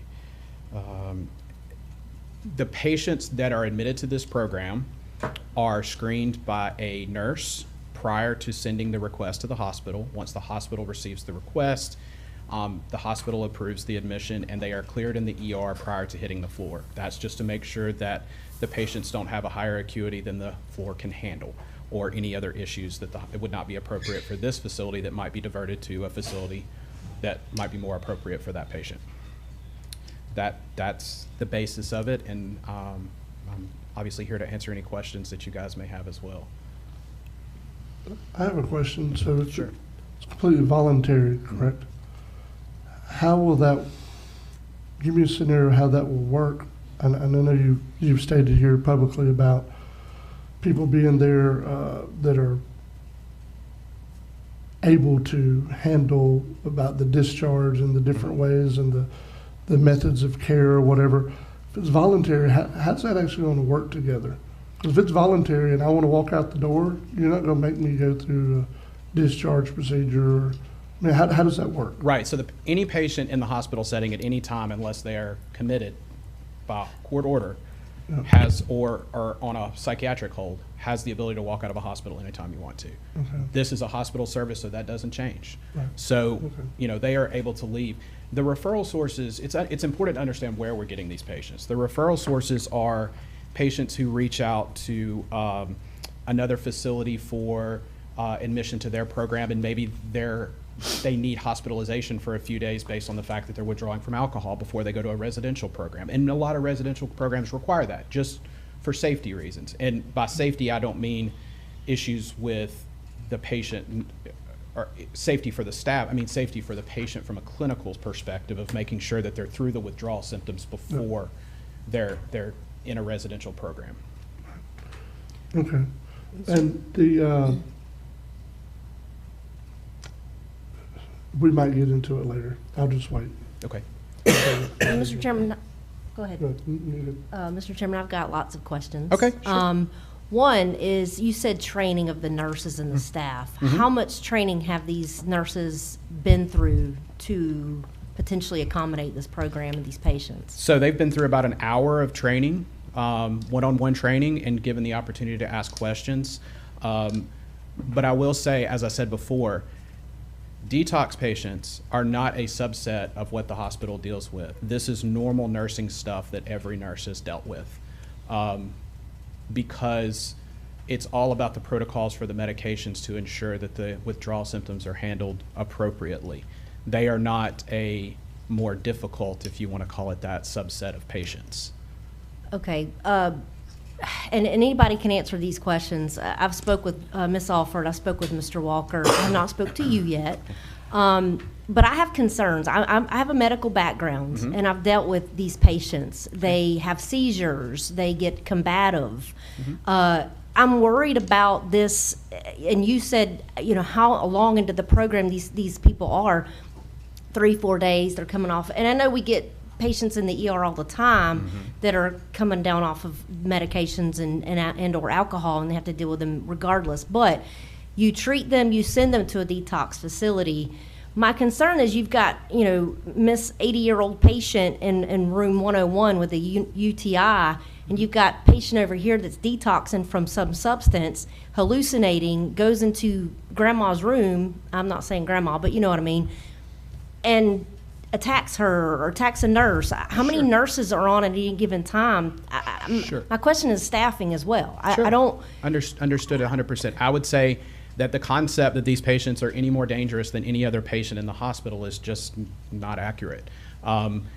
I understand what you're talking about from a patient perspective, where you may have somebody that comes in that's an overdose, that's Narcan, and that sort of thing, that may become combative once they're Narcan. We don't treat overdose, right? That's something that the ER has to deal with in the community already. What we're talking about is patients who are withdrawing from typically benzodiazepines or alcohol. Those are the two most typical. In fact, Interqual criteria says that's the primary diagnosis that's appropriate for this level. So is it possible to have a patient who has some issues with alcohol withdrawal that leads to some type of what you're talking about? Anything's possible, but not any more so than the average patient in the facility. We're not sending to detox after they're to us, depending on what your definition of detox is. We're stabilizing that patient clinically, right? That is the purpose of why they're there, to make sure that the withdrawal symptoms don't cause any complications. Yeah. And what about, Mr. Chairman, I've dealt with, again, these patients, and the last 3 that I know of, we've wound up having to intubate and put on a ventilator because they're unable to control their airway due to seizures or things of that nature from detox. I know, again, you can't say you're going to get these patients and you can't get you won't get these patients off the street. I get that and understand that, but this is something we're going to know about. This is something that I'm not saying these are all hypotheticals, but I'm just trying to wrap my mind around it.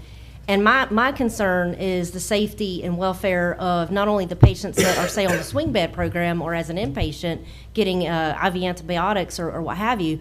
And then, of course, the staff. That's my concern, is their safety. I've had patients come off of some substance, be combative towards me and try to kick me. It's all about safety, a safety perspective to me. And I know, again, people can come in the ER and be combative and all, and I know these are hypotheticals, but again, I'm very concerned about this. I've expressed those concerns. So, I mean, I don't know what else to say except I have concerns. My response to that would be, I completely understand safety should be first priority for the staff. That's obvious. We have multiple units across a large area. We have never once had a patient intubated. Not once, not one time. The ERs that we work in intubate patients on a daily basis. So if you're looking at a ratio of our patients that require intubation versus the potential for what comes into the ER organically, there's no comparison. We've never had it happen. Now, is it possible? Of course it's possible, but we've never seen it before. When it comes to combativeness of our patients, remember, they're there by choice. They're not being brought in by the police department. They're not being brought in by ambulance. They are there because they want to be there, and they can leave at any time. You just said they have a court order, though. There might be patients there with a court order. No, ma'am. No. What I said is that for what I was talking about for a court order was that would be the only way to force a patient to stay. We don't do that. This isn't a locked unit. There are no such thing for our program as a court order or anyone being brought in any other way than by their own free will, walking in asking for help. And if they sign when they come in, their responsibilities while they're on the unit. And out of those responsibilities is no misbehavior of any type will be tolerated, and if it is, they are immediately discharged. Not one thing. They can't even so much as have a crossword with the nurse before they are asked to leave. So it is not common for them to be any more of a problem than it is the average patient. Okay, my next question, and then I'll leave it to the other commissioners because I've taken up enough time. Financial-wise, how much money and revenue, I know everybody's talking about, Weems need revenue sources, and I agree. Do I think this is the right one? No, me personally, if there was a vote on this today, I'd say no. But nonetheless, how much of a revenue stream is this going to bring into the hospital? That's a question for the financial folks. And Tom? Yes, let me address that. So, the program is a program that's going to much more than pay for itself. The program is a very valuable program that we think is going to help Weems to be more successful financially. If I look at other facilities that we have the program in place right now, those programs became profitable, just that service line, in just the first month of operation. And so, it's a very good service line from a financial perspective as well. Again, I'm Michael Kozar, and just to add to what Tom said, where the financial benefit is, these, as was explained, these folks are being brought in under a medical diagnosis. So it is utilizing a bed in our hospital, which we would bill out on our medical diagnosis that is associated with their medical detoxification. So again, to add to the financial impact, that it's utilizing another bed in the organization, which we will be able to bill and generate revenue from. Okay, with that, obviously, with these patients, is Colby going to have extra staff and pay for extra staff if needed, or is Weems going to be responsible for that? So Colby has a management contract with the hospital, and Colby is responsible for paying for the staff members to be there. Including the nurses? No. No? The nurse. So all clinical staff is the hospital. Okay. Mm-hmm. Hey, Courtney Alford. So also, as these numbers grow for our facility and we see these patients grow, we will bring on other staff. We don't currently have CNAs at our facility, which are considered kind of like techs. We will bring those on as needed. All of these referrals come through me just as swing beds do.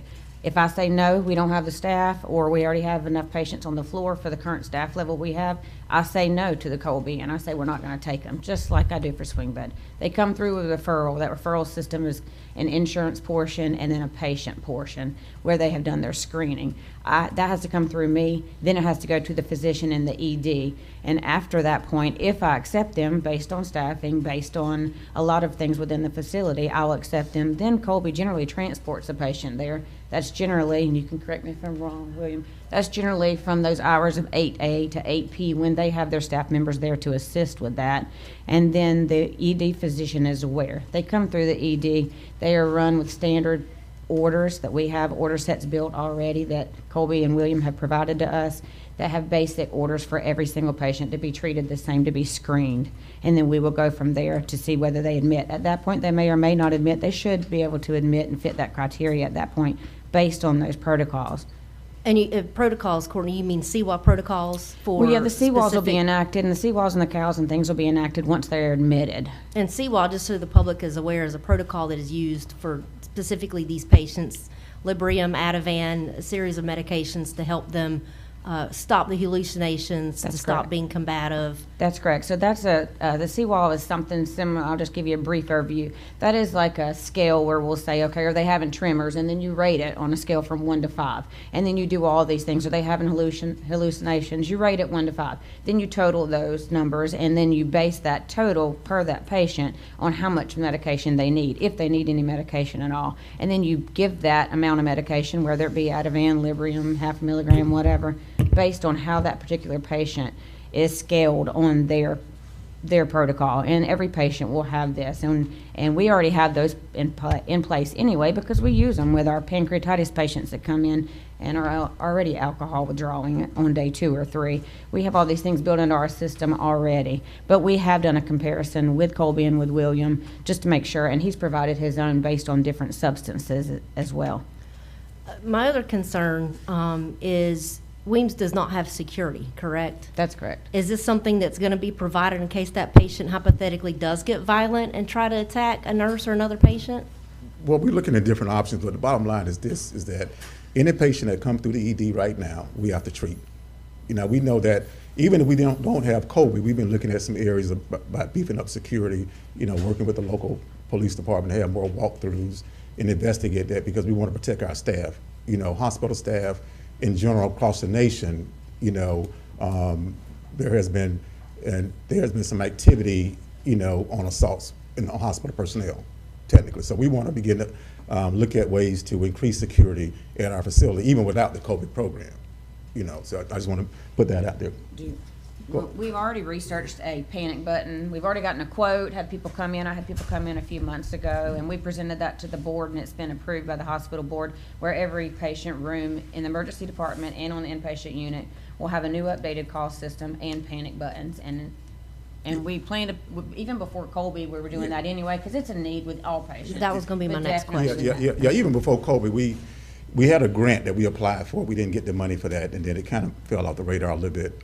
It cost about $44,000, and so if Tom can't find the money for it, we'll come back before the county commission, you know, to get around $40,000 to do that capital outlay project at the hospital. But that's something that we've been trying to plan for anyway, you know, here at the hospital. So the security issue, you know, security issues everywhere for hospitals, but we've been looking at something to try to increase our security level at the hospital even before COVID, because I just think it's important, you know, just for our, not only nurses, even in our clinics, you know, as well as our EMS substations. So that's just something that we'll look at. But once again, you know, this particular program is no different than people that come in our emergency room, and then we have to keep them 3 to 4 days there anyway. Now, they may be a little worse when they come through the ED, and we have to keep them 3 to 4 days. This is a 2-screen process, and I've been clear, you know, that to anybody, as my staff, if this program does not work for Weems, it doesn't work for Weems. You know, we're not locked into it. If Courtney and Dr. Conrad tell me, say, hey, David, this ain't working, we don't do it. You know, we pivot to something else, but we're trying to think of outside the box, think of some things to diversify our revenue at this hospital, because small hospitals around the nation are closing because of lack of revenue here. And that's nothing new, but it's been exacerbated with COVID-19. And so the revenue streams of small rural hospitals, you got to really think outside the box to get revenue streams into your hospital. And this is just one way that Alliant brought to us, and we looked at that, for the hospital here. Let me ask a question, if I may. And I'm basing on what I've heard here. So there's already a contract signed with Colby? Yes, we have an agreement signed with Colby. Is it with Alliant or with Weems? It's with Weems, and Alliant reviewed it. We have a 90-day out with them, technically. That was my next question. Yeah, we have I've been taught well by Attorney Schuler, but we have a 90-day out with Colby, and so if the program is not working, technically, we just have to cancel that contract. Colby probably need to find another Alliant hospital. One of the things this would do for us also, substance abuse, reducing substance abuse and reducing overdose is part of a statewide Department of Health, state health improvement plan as well. We'll be one of the hospitals in the county, in this region really, if we move towards with this program to align, what we're doing with the state health improvement plan. And then that begin to open up other opportunities for the hospital, other opportunities for the county. The health department is doing the community health needs assessment. That needs assessment will be tied to Tallahassee. And I can guarantee you, well, I can't guarantee, but one of the things that probably will be on that community needs assessment is to reduce substance abuse and to reduce overdose. Now, we may not play a major role in that, but we can play some type of role here in our community for that as well. That's just a high-level overview being tied to the state health improvement plan. I have one more question. I don't want to know who's best to answer it, but whoever's fine. What would be in a regular case scenario, what kind of stay we're talking about? 2 to 3 days to 7 days? Or yeah, we're looking at 5 days to 15 days? No, you're looking at like maybe a 4 to 8 day, 4 to 7 day. CMS guidelines is 3 to 7 days. That Okay. average stay is about 4. Okay, that's important. Thank you. Yeah, because we can't go over that. And this is not, I heard people say, we're running a drug rehab program, volunteer program with the sheriff's office. That's not true at all.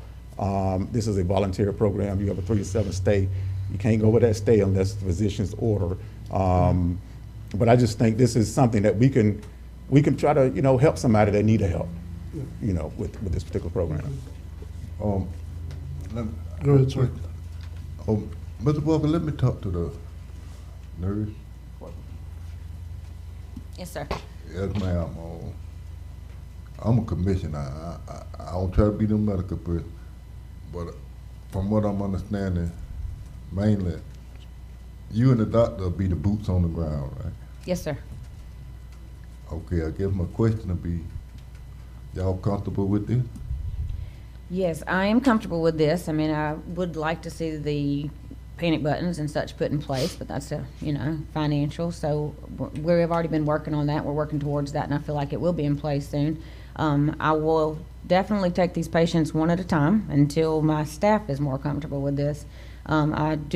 William did a training with the staff, a quick overview, but I plan to having nursing staff meetings prior to. They've already been bringing me questions, and I've been reaching out and getting those questions answered if I can answer them. So Dr. Conrad and I are comfortable with this at this point, and we're just going to take it one patient at a time. William's going to come when we admit the first 1, 2, 3 patients to the program to be resource for us. He has a staff there already. They've been there already. And then Dr. Conrad and I plan on those first admission or 2 being on days. I'll be there for sure with at least the first few or several admissions just to kind of ease through the process. And Dr. Conrad plans to do the same if he's not at another facility working. So yes, sir, we are. I mean, it'll be a learning experience for us. I do feel like we do treat patients similar to this that come out of our emergency department, and they can become issues sometimes, but I feel like the screening process that Colby puts the patients through, the standard orders that they come with in the emergency department, and the standard orders that follow them through their inpatient stay as well, plus his staff is going to be a great asset for us, and it's going to be a guide and consistency of care as well. And we'll just, like I said, take it slow, one at a time, see how it goes, get some nurse input, get staff input, and then continue on if we choose to do so. Okay.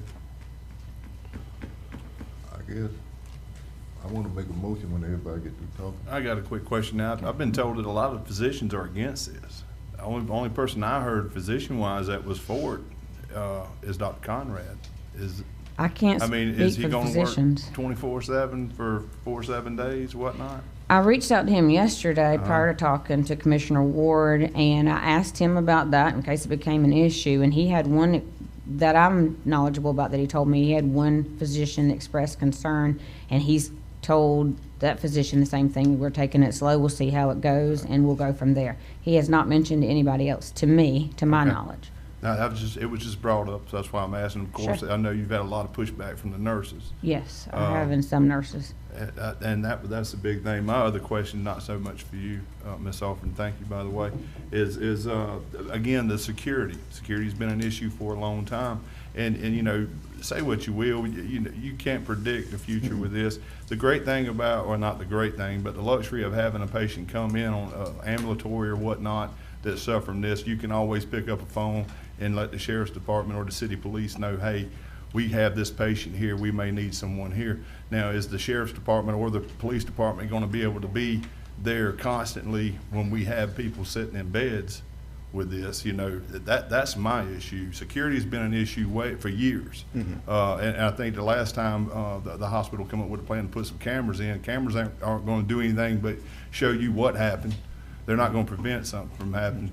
That's one of my biggest problems with this is security. I mean, you know, I don't care if there's ever been an issue, that one issue is going to be the problem, you know, going forward anyway. Yeah, and you know, security is an issue regardless. You know, like I said, without COVID detox program, you know what I mean? I think, you know, security anyway is an issue for all healthcare facilities. You know, we will work towards that. Now, we thought about bringing in a security team even before COVID even got involved. You know, just say forget about COVID here. You know, but we also talked with the local police department to do more walkthroughs through the hospital.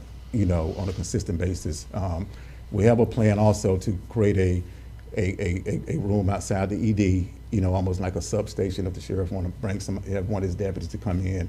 You know, at that substation there. Not to police this particular program here, but just to be presence in our hospital because, you know, even without COVID, we've had people come in and get belligerent with staff, you know, so, but that's something that we can look at. You know, we can definitely look to hire a security company. You know, I'm not against that at all, but I just think, you know, that's important regardless, even without COVID being in the picture, that we have to continue to look towards that.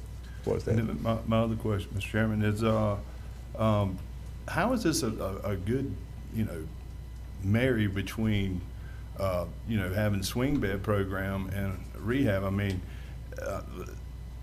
I just don't see it being a real appealing for this little old lady coming in wanting to do in the swing bed, you know, to rehab here, and then be next door to a patient going through withdrawal, suffering the diarrhea, the vomiting, and they're having to share a bathroom. I mean, how is that? I just don't see how this is going to match up very well with the program you came to us 2 months ago about with the, you know, it was the. And we have, you know, we've had, now Courtney is the nurse. Is it all on the same floor? You know, do we have some distance here? Yeah, Courtney is the nurse, but we had individuals in the hospital that was going through withdrawal. Anyway, and then we also had swing bed patients. We also had acute other patients in the hospital. Yeah, I understand that. I mean, but you don't get patients every day going through withdrawal. Now, if we get this program, you're going to have these patients there on a constant basis, is what I'm getting at. I understand that, you know, such and such may have OD'd and had to bring them in the ER. Now we're going through that process, but that's spaced out. What you're talking about doing is having a constant detox. And now, and my question is are these rooms next door? Did y'all got some space? I mean, yeah, we have I wouldn't want my mother out there getting rehabbed with something and having to listen to somebody down there. That's you know, and it's not their fault, so to speak, with the symptoms, cussing, you know, and I mean, I've seen it before, which I know you have, and others that's been around medical have seen it. I just don't see how that's appealing. It kind of looks like you're shooting yourself in the foot to get the swing bed program going. So which one are we going to be? Are we going to be a detox or a swing bed destination? You know, and I understand you're trying to generate revenue. I just don't see how the two is going to marry very well, given our building. You know, having to share restrooms. I mean, we've got an old building there. There's no privacy really at our hospital, and that's always been a deterrent. But that was my question more so. Which is valid. We do only have one active hall right now, and Mhm. there's private rooms on one side and semi-private on the other side. Our plan is to try to keep them to one end of the hall and the other end of the hall. Of course, as the numbers increase on those patients, we'll have to grow. So our plan further, if the patient numbers continue to increase, are is to designate a whole nother hall where we currently have administration and the ancillary staff as a swing bed. We would like to keep either, or the detox. We'd like to be able to, as the numbers grow, when we're able to do that, we'd like to be able to put those in a different area. And I understand your concern with that, the patients, but I do believe that a lot of those, from what I understand and from what I see and know about the medications, a lot of those symptoms, even the diarrhea, the vomiting, the anxiety, all those should be controlled by these protocols. Of course, every patient is different, I understand that as well. But we should be able to control those symptoms with this list of meds that we have that are going to treat those patients. And everybody's different again, but that's our plan, and we'll take it slow and see. But I do understand the concern. I've had patients before that weren't detoxing that walked across the hall into another patient's bathroom. It happens, whether they're detoxing or not, you know. But we do need to work to make sure that those things don't happen. I completely agree. Okay. Now, the other thing was, I'm sorry, I think I just went blank there. Go ahead. If it comes back around in the squirrely little thing I got up here, I'll address it. Yeah, But and one of the reasons when you said, you know, are we trying to be a swing bed program or something else? You know, we're just trying to diversify, you know, our revenue streams at the hospital. And you know, with this particular program, we say, okay, we will start small. You know, take a patient, see how that works. well, see, it just came back to me. Okay, go ahead. Start small. I mean, how many, Ms. Alford kept talking about as we grow or get more people in there, are we talking about detox patients or potentially people that we have to admit? I mean, I was trying to. Just potentially any patients. Well, just how many, I mean, what's the cap, so to speak, on how many detox patients that you guys are wanting to Well, I don't know that we have a cap. I would think that would be based on our inpatient census. So if I have 2 RNs on the floor and I already have 5 patients, and of course at all times you have to leave room for the emergency department to admit any. So anytime I always add that I'm looking at the census, I always add a couple more patients to that number, because at any time Dr. Conrad could throw 2 or 3 more in a day or in a couple of hours. So I think we would base that on that number based on the inpatient observation swing beds and the Colby rehab patients as well. And I can say, no, so, William, we can't take that patient. We already have too many patients for our staff. And we do continue to grow, and we plan to bring in aides and additional staff as needed as well. And we won't admit any of these patients if we don't have the current staff numbers that we need to support them. And I'll promise that to the nursing staff and to you guys as well. And sorry, David, I didn't mean to No, cut you off. that's good. That's When good. it popped in there, we had to get it out. No, that was good. You know, And it went somewhere else. No, that was good, because I like what Courtney said. You know, technically, you know, her and Dr. Conrad, basically, you know, they do the referrals. Courtney know what the census are on a daily basis. You know, say, okay, we may have 4 swing beds and 3 acute patients right now. You know, we may not have room if we don't have the staff to take a detox patient at this particular time. But it'll be all clinically driven, you know. And if she say no, hey, we need to stop, we stop. You know, it's not me as a CEO telling her, no, we're gonna do this anyway. No, I'm gonna listen to my medical team, and they're the experts in this, basically. Mr. Chairman, one more thing too. I know you keep mentioning the ER, you know, you can't help some of the patients you get. You can't. When they come to the ER, you can't help that. But this is something, this detox, that's something you're asking for and wanting. And to me, it's a little bit different. As Commissioner Amison said, you know, you got swing beds, you got patient A, patient B. You know, with these detox patients, I just don't think it's a good mesh. But I mean, I'm just one of 5. So, anybody else? Mr. Chairman, can I say something? I'm just sitting here listening. How many swing beds do you have utilized right now, David? Well, I have 2. Yes. 2 swing beds? So it's 25 beds there, or what'd y'all break it down to? Have y'all changed the number of beds you have there? We have 5 in the ED, and currently we have 15 beds on med-surg floor for a total of 20. I haven't read. Has a contract already been entered into? Yes. So you've already done this? Yeah, well, I've already. But y'all didn't, I mean, that's why y'all coming here then, if y'all have already done it? No, I was asked. I'm just asking. Okay, go ahead. You Yeah. know how I do it up front now. That's the way it is.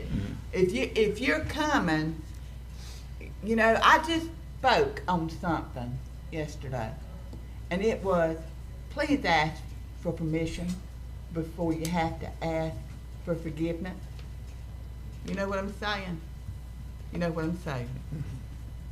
You think you're gonna have to ask for forgiveness, David, on this thing? Because I'm concerned. I'm with every one of them on here. I like the idea of getting revenue in the hospital and having some more money coming in. I like that, but at what cost? You see what I'm saying? And I'm not talking about what the money part of it. I'm talking about what if we have a real bad situation there? You know, that's where I'm coming from. And this is what I've just got a lot of things in there. So you've got the swing beds and how many, and you've already done the contract. Okay, that's my question there. Is the amount of money that you're gonna get per patient on the detox gonna be worth the problems you may encounter? Well, from the clinical part of it is that it's pretty much the same type of patient, you know what I mean, you know, that we would get anyway. Now, the reason why I'm coming today, you know, I was asked to come to explain the program because there was some rumors out there we were entering with the sheriff's offices with this particular program. Now, I didn't know traditionally when we do new programs at the hospital, you know, we do not come to the county commission to ask for permission, you know, for a particular program. Now, we can start doing it if you would like, use the Alliant, make a recommendation, you know, with the hospital board, you know, the hospital board approve that, you know, then we go and start the program and then come back with an update. But if you want us to start getting permission, I will. I don't have a problem with getting permission with the county commission. It's not that. It's not about getting permission. It's about just letting us know what's going on to where when the public comes to us, because that's who's going to come to us, is the public.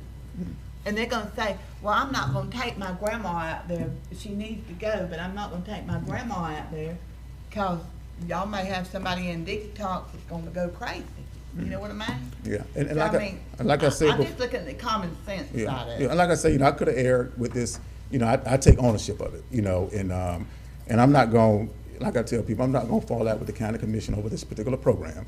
You know, because I value the working relationship I have with the county commission. And it's like I said, I understand. You know, we don't have a say-so probably in that, but we do look out, just like you all do, for the health, safety, and welfare of the people of Franklin County. And this really concerns me. Now, I like your idea of trying to be innovative about bringing monies into the hospital, but you've got to have the services. You've got to have the services that are local, because it's going to be the local folks supporting our hospital. You've got to have the services that the local folks are needing, or they're going to go out. So we're going to be basically, you know, not a hospital, but all these other little things. So it just bothers me because I'm concerned, and I'm like Commissioner Ward and the rest of them. Some of them are concerned about the safety issue and all. And you know me, David, I've been a very big supporter over this on this hospital for at least the last 4 years because it saved my husband's life 3 times, like I've said. And I understand. But when you go and you put people that are at risk, or putting people in there and risking other people's safety, I guess, you know, I'm concerned with it. Okay, thank you. Mr. Chairman, I have one other question also. And this is more for Colby. Sure. I guess let's just pie shape it real quick for me. Okay. You guys getting 10%, we getting 90. I'm just curious where the money is. It doesn't really work like that. Because it seems like we're going to be carrying the cost load. You guys are basically just sitting back going, you got this patient, you got this patient, but I'm just curious. You guys are profitable at a average daily census of less than a half a patient. I'm sorry? At less than a half a patient. So what I'm getting at is that It's inappropriate in medicine to do a percentage split. It's not a percentage split between what you guys are getting and what we're getting. There are CMS issues with that.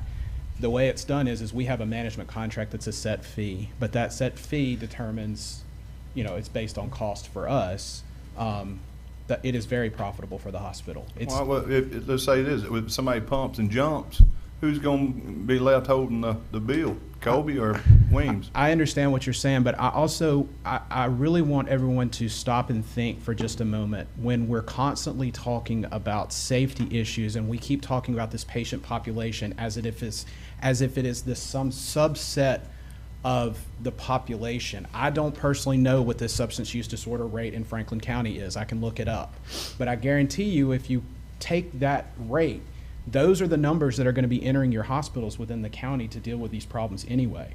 This is not a matter of us trying to fill the hospital with these difficult patients to run off other patients for the hospital. They're there anyway. Look, there's already going to be patients there. The idea is to make it easier for the hospital staff to deal with it and do it in a more formal way. Remember, we're doing medical stabilization. This isn't addiction treatment. It's not like we're taking these patients. This is not like a locked rehab or a residential program where patients are coming in and they're going to be desperately sick because there's no medications to take care of them. They're patients that need hospitalization for this particular reason, right? It's not the fact that we're helping out with other aspects of it does not define who the patient is. I don't know if I'm explaining that. No, that went like around my head a million times because it seems like you're deflecting what I just asked. But who is left holding the bag if somebody comes in and say, I'm going to volunteer to do this. We've got this much money invested in this patient, and then they decide to skip town. Money invested. Pump and jump. That was kind of my. I'm not sure I understand exactly what you're saying, but money invested in a patient. We don't invest money in patients. These are patients that need a medical service. No, I know you don't. Weems will through medication, through that. I mean, they're going to accumulate a bill. AMA is always a possibility in the hospital setting for any service that's provided. That's pretty possible here. Yeah. I mean, it's pretty regular. So let me, Commissioner. So if a patient comes in and they decide to leave AMA, and I think that's the question you're asking, is they come in and we've done a day, 2 days of treatment, 3 days of treatment, and they say, I'm just going to leave, and then how does that work? So, the insurance companies, they're paying for those days that they're there, and so therefore the hospital will still get paid the per diems for those particular days from the insurance companies. So I don't know if that's answering the question or not. I don't think that Weems or Colby are being held holding the bag per se. As William mentioned before, the program, we just get one patient a month in there, and on average that'll pay for itself. It'll pay for the whole program for the entire month. Anything over and above that's actually going to be profit for the hospital. Okay, so the criteria for being, and you guys are the ones, Colby establishes the criteria for who is coming to the hospital, correct? I mean, from what I understand, CMS interqual criteria determines admission criteria. We screen the patients understanding what that criteria is, but it's actually CMS that defines what criteria meets admission for that level. So part of that screening process is to make sure they're insured, so anybody can't just walk up, I need help.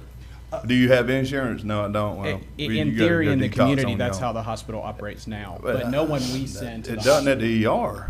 I mean, if a patient comes in the ER, they have to be seen, correct? I mean, you don't turn anybody can't away. refuse. Yeah, you can't refuse someone. That's what I mean. But our program, we're referring patients through a screening process. Now, we can't stop a patient from walking up to the ER and asking for help, but that happens now. That doesn't. Nothing about what we're doing changes that. So, Mr. Jim, go ahead. I'm sorry. No, you're fine. So let me ask you this question. Are all these patients hypothetically coming in through the ER, or are they going to be transported by Colby from another unit or facility or not? So these patients coming in can be from out of town. They don't have to necessarily be Franklin County residents. That is true. Okay. So my next question is, and to kind of mirror what Commissioner Amison was saying, I was saying that same thing yesterday in my mind was, you got to have all these extra medicines, which I know the hospital already has a lot of these medications. But again, it's like Commissioner Amison said, we're taking this on potentially, but at what cost? Because Ativan, Librium, all the medications that are involved in the CWA protocol or the CAL protocol, these are medicines that Weems is going to have to face the cost. So I know we already have those medicines already in the pharmacy there to give the patients already. But with these detox patients, we're going to have to probably increase that par level of those medications, right? Is Weems paying for that, or is Colbay paying for that? So we only added 3 meds to our formulary. There's an entire list of meds we'll use on these patients, and all of those meds are already stocked in the hospital pharmacy except for 3 meds. Our pharmacist comes in and does the inventory on these meds, and the Omnicell systems that we have alert us when they're low as well. So we won't order them in like bulk on the first of every month and then potentially not get any patients. He'll monitor that throughout the week, as he does with any of our patients. So on any medication. But again, and I think Commissioner Amison said this, is the cost effectiveness of it. My thing is, we're going to probably spend way more money than we're going to get revenue-wise. I don't understand it to be that way, but I won't speak on the revenue part. Tom can speak on No, that. that's Commissioner Ward. The revenue will far outpace the cost of this program from a standpoint of the nursing staff, from the drugs, from any of the supplies that the hospital uses, for the contract fee to Colby. All those costs have been taken into account for the program, and this program will generate revenues that will far exceed the cost of the program. And just, I know there's apparently a whole lot of concern, from the county commission, about this particular program, and like I said, we're not going to jeopardize our relationship with the county commission. Basically, if you have concerns, that's good that you have those concerns, that we understand those concerns now, and we'll go back to the drawing board. We'll review it, take another look at what we want to do here. But like I said, it's not an all for us with this particular program. Mr. Chairman, I got a quick question. Attorney Schuler, did you review this contract? No, ma'am. You did not? No, ma'am. Okay. Let me ask you quick, what the difference in this? Somebody go out there on Saturday night, Friday night, get towed down drunk, towed down high on that other stuff. They come in there, is this the same thing, is this the same thing? Yeah, Corey, you're going from a medical point of view. They got to be pumped out, some of them. So this is withdrawal. This is treatment for withdrawal syndrome. Withdrawal is going to require a long-term use and then a cessation of that use.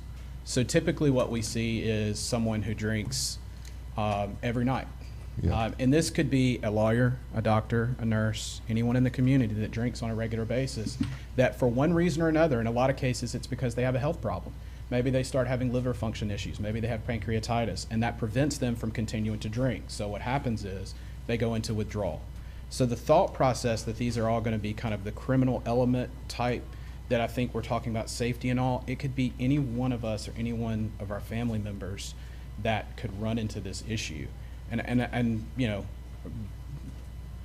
side note from everything we've discussed is this is something that's personal to me. I think everyone in the community has some way that it's personal to them about someone they know that's been touched with substance use disorder.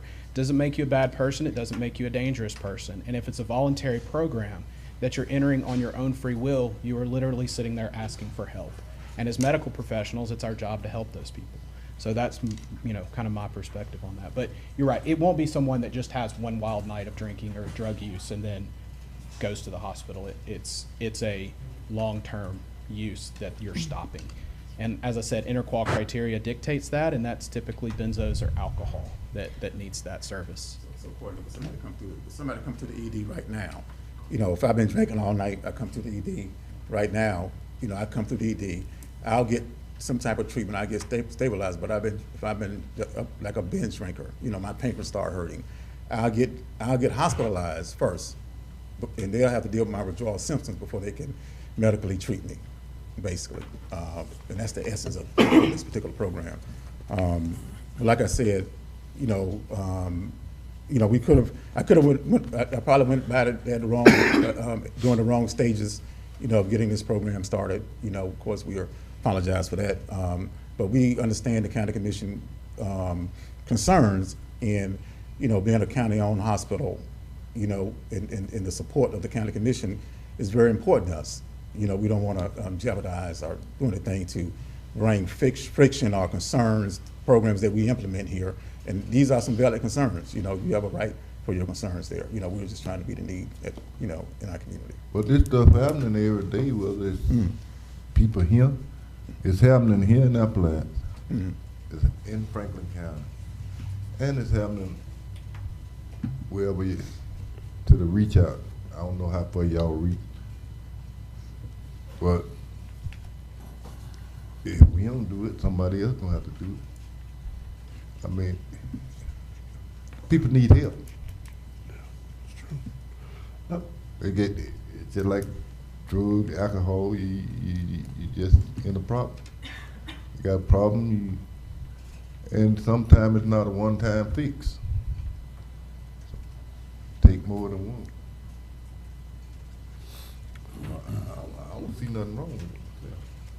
Mr. Walker, the gentleman that's online, what's his last name? Tom Ramsey. Ramsey.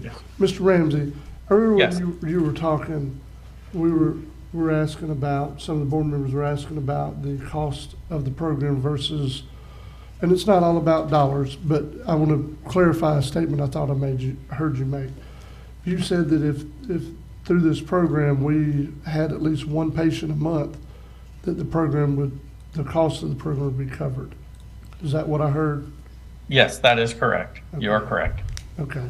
So, it doesn't get down into the dollar amounts per se, maybe of what this contract is, but it does get down to the fact that as long as Ms. Alford is our Director of Nursing and Dr. Conrad, which is our primary physician there in the hospital, are good with accepting a patient in this detoxification program, one a month, this program doesn't cost us anything. If we do two, we've made a little bit of revenue for the hospital. I do think it's a lot to ask of Dr. Conrad and Ms. Alford, but they seem to understand that and know that. I don't second guess them. I was one of the ones that asked Mr. Walker to be here today because of some of the concerns the commissioners have addressed. So evidently this was already started and people were asking us, well, I'm not gonna take all your time and tell you all the questions I got about it, because people made up their own mind about what it was about and what it was gonna do, and so those are some of the things that the commissioners have been hearing now for weeks. So I'm just kind of glad that, it's not about trying to control what our volunteer hospital board is doing at the hospital, the ways they're trying to improve healthcare and accessibility in this county. Those are things that I think everybody's really, if we had our way, I think we all would prefer that grew up here and live here and have been here any amount of time. We prefer not to travel for everything we need. That's why we brought up a while back about trying to partner with somebody else about dialysis, to keep from having people to travel what they're traveling right now. So I'm good with that, and I'm good with the decisions they're making. I have no second guess to that. I just would like to ask you, Mr. Walker, if you have to bring something back to us, whatever it takes, we need to do something about security at the hospital, period. Whatever it is, we need to know what it is, because we don't need to, and that goes past this program. Going through COVID and everything we went through and some of the things that our frontline workers have faced, I think we owe it to them to get security at the hospital in whatever method or measure it takes. So please bring that back to this board. Yeah, I bring that back to you, definitely. Well, Mr. Chairman, I've got one more question. Yep. And this might be directed to Mr. William with Colbay. So these patients that are coming in for potentially coming in for a detox or medical stabilization, do you transport and pay for the transport of these patients to and from if they're not local? Yes. Okay. Yes, we do. Thank you. Yeah, and we outsource that from time to time, but we do. Any other questions? So, Mr. Walker, just to clarify, now you weren't looking for a motion or a vote from this board today. This is just an update, correct? Yeah, this was an update because, Just you know, making sure. yeah, under our thinking, you know, we thought we were able to start programs at the hospital without getting a Board of County Commission approval, but we got the hospital board approval, you know, talking about the Well, program. traditionally, on the time I've been here, which hasn't been very long, the times y'all have come to the county is when you need to use funds from the healthcare trust fund. Yes. To fund something. So if you found a way to fund it with hospital revenues or hospital funds, I don't, you know what I mean? I get what you're saying. I don't, you know, I haven't seen that happen in my 6 years, in my 7 years. For you guys to come as a hospital or hospital board or whatever to ask about starting a program at the hospital unless you're needing funds from the healthcare trust fund. That's the way I've seen it work. Yeah, and thinking, and like I said, I could have probably handled it better, meaning that talking to the commissioners before we even just telling you individually what we're thinking about this particular program. To be honest with you, you know, I And Mr. take Chairman, ownership of that. I was gonna bring that up because I'm the type of person I don't like deer in headlights look. And when I'm getting public calling me and sending me emails and word on the street, and I'm like, what? I don't like that feeling. So for future reference, if you could make sure that the board is aware of what your plans are before you do it, I'd appreciate that. I'm all for helping people. I know people that have alcohol and drug withdrawal are definitely in need, and I'm not against that. I just think that this was, I'm just gonna stop talking. Well, Go ahead. You just can't over-communicate. Okay, yeah. We have to learn that every day on a daily basis with the residents, with the people we're elected to serve, and you can't over-communicate. Don't think you're ever bothering any of us to let us know something or talk to us. That is not the stance any of these board members take, I assure you. Yeah, I agree with that. Just to simplify it, just send us all a big old email saying we're gonna do that, because I mean, next thing I knew, I had people going, we're gonna have a methadone clinic out at Weems, and I said, what in the world are you talking about? I mean, I had numerous phone calls, emails, just a heads up. I mean, we had no idea what was transpiring there until we started actually doing some research on our own. Yeah. Tell you what, you get one for smoking and I'll be your first patient. There you go. Commissioner, I'm Duffy Harrison, the Cigarettes. board here. We discussed this several times in a board meeting. I know you can't read all the minutes, but I was just thinking about something that would help y'all. What if we took our board meeting and condensed it down to bullets for you to see what was discussed and talked about in the board meeting? Put it bullet, put it just a quick, I can't read 25 pages of stuff myself. And we discussed it, we vetted it. I was concerned, like everybody else. The security I was very concerned about. I am familiar with the medicines because I worked at places that give psychotropics. There's no psychotropics that's going to be given here. This is a different type of medicine. So it's a different, we all talked to Courtney. Courtney presented it to us, and we vetted it the best we could. I did not have a big concern. Security-wise, if you've ever been up to TMH or the bigger hospitals, by the time they got a security officer there, we would have a deputy or local person there. Right. It'd be great if we could have 24-hour security. I don't know that we can afford it right now. You know, I mean, that'd be ideal if we could. On any circumstance, I'd like to have some security. But I'm gonna try if this will help y'all. And we weren't trying to be slick about it or anything like that. Commissioner Sanders, we were asked to come here and explain the program is all I know. And we got all the board members here. Thank you, Mr. President. No, I don't, I'm not that way. I'm right up in the open. Well, and I understand your thoughts. We weren't trying to get forgiveness by no means. And we work for y'all. We work for y'all.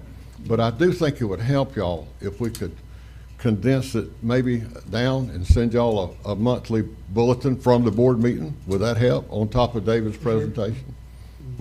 I mean, let me know.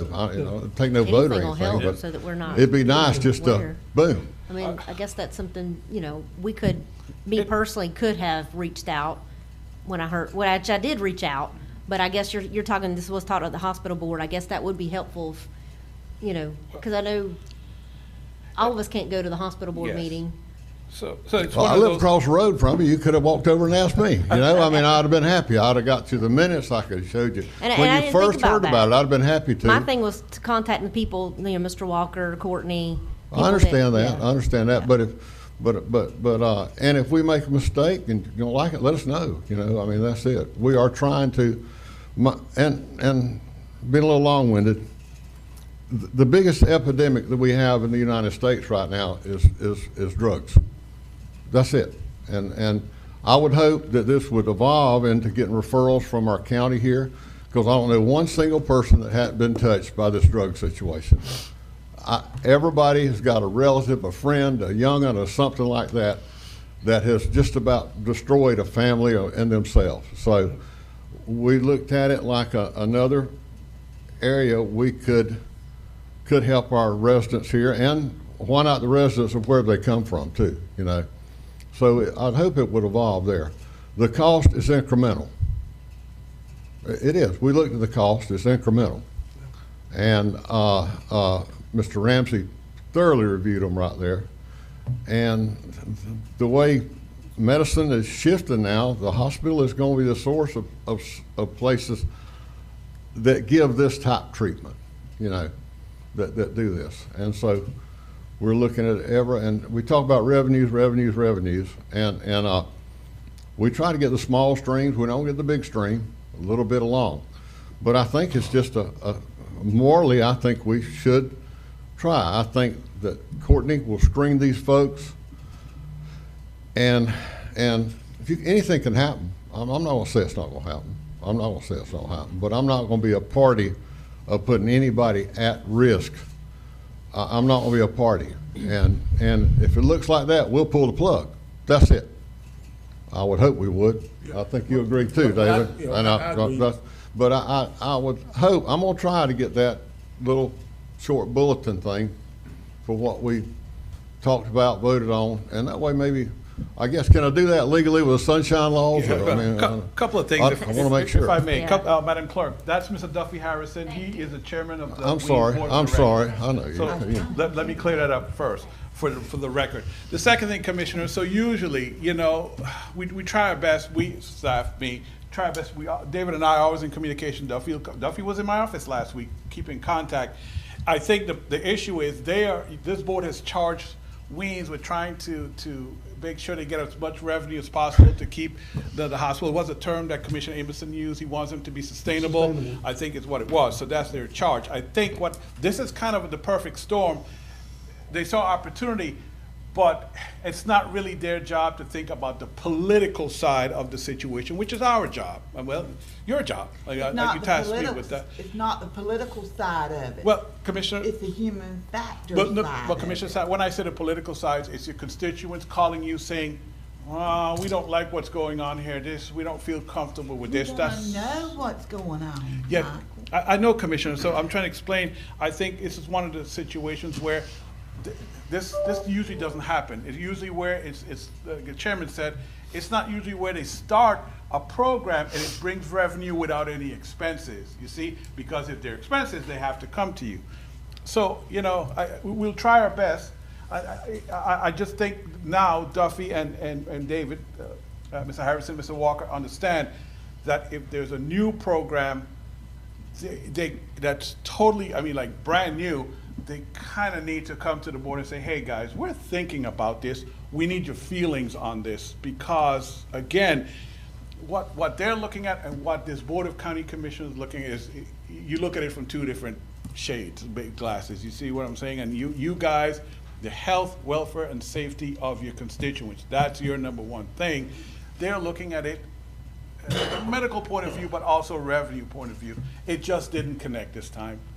But that rarely happens, as far as I know, unless you guys know differently, commissioners. You know, it's one of those things, and we'll try our best henceforth to make sure we communicate between us so that they come to you ahead of time, not after, but ahead of time and say, okay, commissioners, we're looking at this new project. We need your feelings on this and how you feel. That's and I agree with that, Michael, because I saw Commissioner Sanders 2 weeks ago. You know, we were talking, and I didn't mention this particular program, but I could have. You know, there was some things like that. Mention it. Yeah, I did mention it. I did not. Said he didn't. Yeah, I'm saying I didn't mention it. You know what I mean? So communication, like I say, you Well, that's just like me, when I go out to Carabel Wings East, and I'm told that there's some problems, or I get a phone call, who's the first person I call? Me. I call you, don't I? I thought we had good enough relationships with the commissioners that say, hey, just pick up that phone and say, it don't take you 5 minutes to say, hey, we got this new program and let me tell you about it. You know what I'm saying? To where everybody's on the same page. It may work out good, it may bring y'all money, it may bring the money to the hospital. That's what we want. But in the meantime, we want to make sure that our people are taken care of. That's our main priority, and it's all, in all aspects. Yeah, and that's my priority. Like I said, I own this mistake, communication. And so I just make sure that I definitely communicate enough with the county commission. I never had a problem before communicating with the county commission. How many times have I asked you to kind of go out there and spread out and network out and have health fairs and all like this to try to promote the hospital more, to try to get the people more interested, to let them know what Weems has. And Weems has some good services. But I mean, it's not like I'm against it. Yeah, like I say, I apologize. Like, you ain't got to apologize. No, I own this without communicating. I own this one. So, but in the future, we will make sure that we communicate with the board and the county coordinator so we can all get the information. It's called one thing, respect. Yeah. Respect. Yeah. And I've always I'm gonna give you respect if you give me respect. Yeah, and I've always respected the county commission. I never disrespect the county commission, and you all know me personally, and I never disrespect the county commission. Mr. Chairman, I know me personally, when I have a meeting coming up and I've got P&Z stuff, I go to the P&Z website where their minutes are. Does a hospital board have access, or we have access? Do y'all post, Mr. Duffy, y'all's minutes from a meeting online, or? I'm not sure, I'll check with Heather. We'll start. Well, if it's not, we'll start posting it. Because that might be helpful too, instead of, that way it keeps, if we're not doing that, we need to do it. Okay. Right, because I look at the P&Z stuff, and if y'all have one, then maybe I should start looking at y'all's too. Doing that. We should have been doing that if we haven't. I haven't. We'll do it. I haven't thought about that because generally word of mouth gets it around, but sometimes word of mouth is not very good, and I should have realized that. So we'll do that. And you're right, I could have called you, but and commissioners, we're out there working for y'all, and we're trying to do good. And a lot of great things are going on with the hospital, and we'll try to be better with that. That's all we can do there. And if you see anything we need to do, we're not communicating enough, but that will be posted wherever. What, on the Weems website? Is that what? Yeah. We'll put it on the Weems website. Okay. Okay. Very good. That'll be fine. That'll be perfect right there. Thank you. Okay. And thank you for y'all. I know y'all volunteer, and and you get the same phone calls we get. So I appreciate you guys. I really do. And I could have reached out to you, but my thing was calling the man in charge. You need to call David. He'll know more now than I do. But listen, anybody wants anything, just let us know. And probably be better to go through David, one person, and I'm happy with it, but we got a good, strong board, and we need to know if we need to do better about stuff. And we all can do better. We all can do better, and I get phone calls as well. But like I say, we're a partnership with the county commission. We work for the county commission, the bottom line. And I don't never wanted to get out saying that, I disrespect the county commission, because I never will do that. That's just the bottom line. That's how I am. Thank y'all. Right. Thank you all.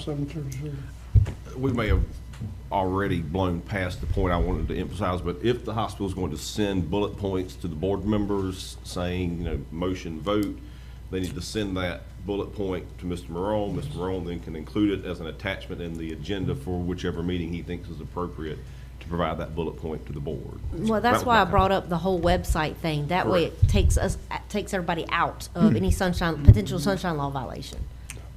That's my personal opinion. Like I said, we may have blown past the point I wanted to make because of that exact issue, Commissioner. But if they do send bullet points, it needs to go to Mr. Morone, and he puts it on the agenda for the next meeting, and it's all part of the public record. I think y'all doing a good job. Thank you. Appreciate you. Right. Well, thank y'all for y'all support. We really appreciate it. Before you go, Okay. Mr. Walker, I would just reiterate, not trying to do anything, but the reason I wanted to make sure you guys were here today, similar situation that some of the other commissioners have expressed, I'm a pretty captive audience where I work at. I sell auto parts. So when it come up to me, someone was in there asking, in between me waiting on people, which is a common occurrence, and then somebody else that's in the store said, oh yeah, I heard so-and-so.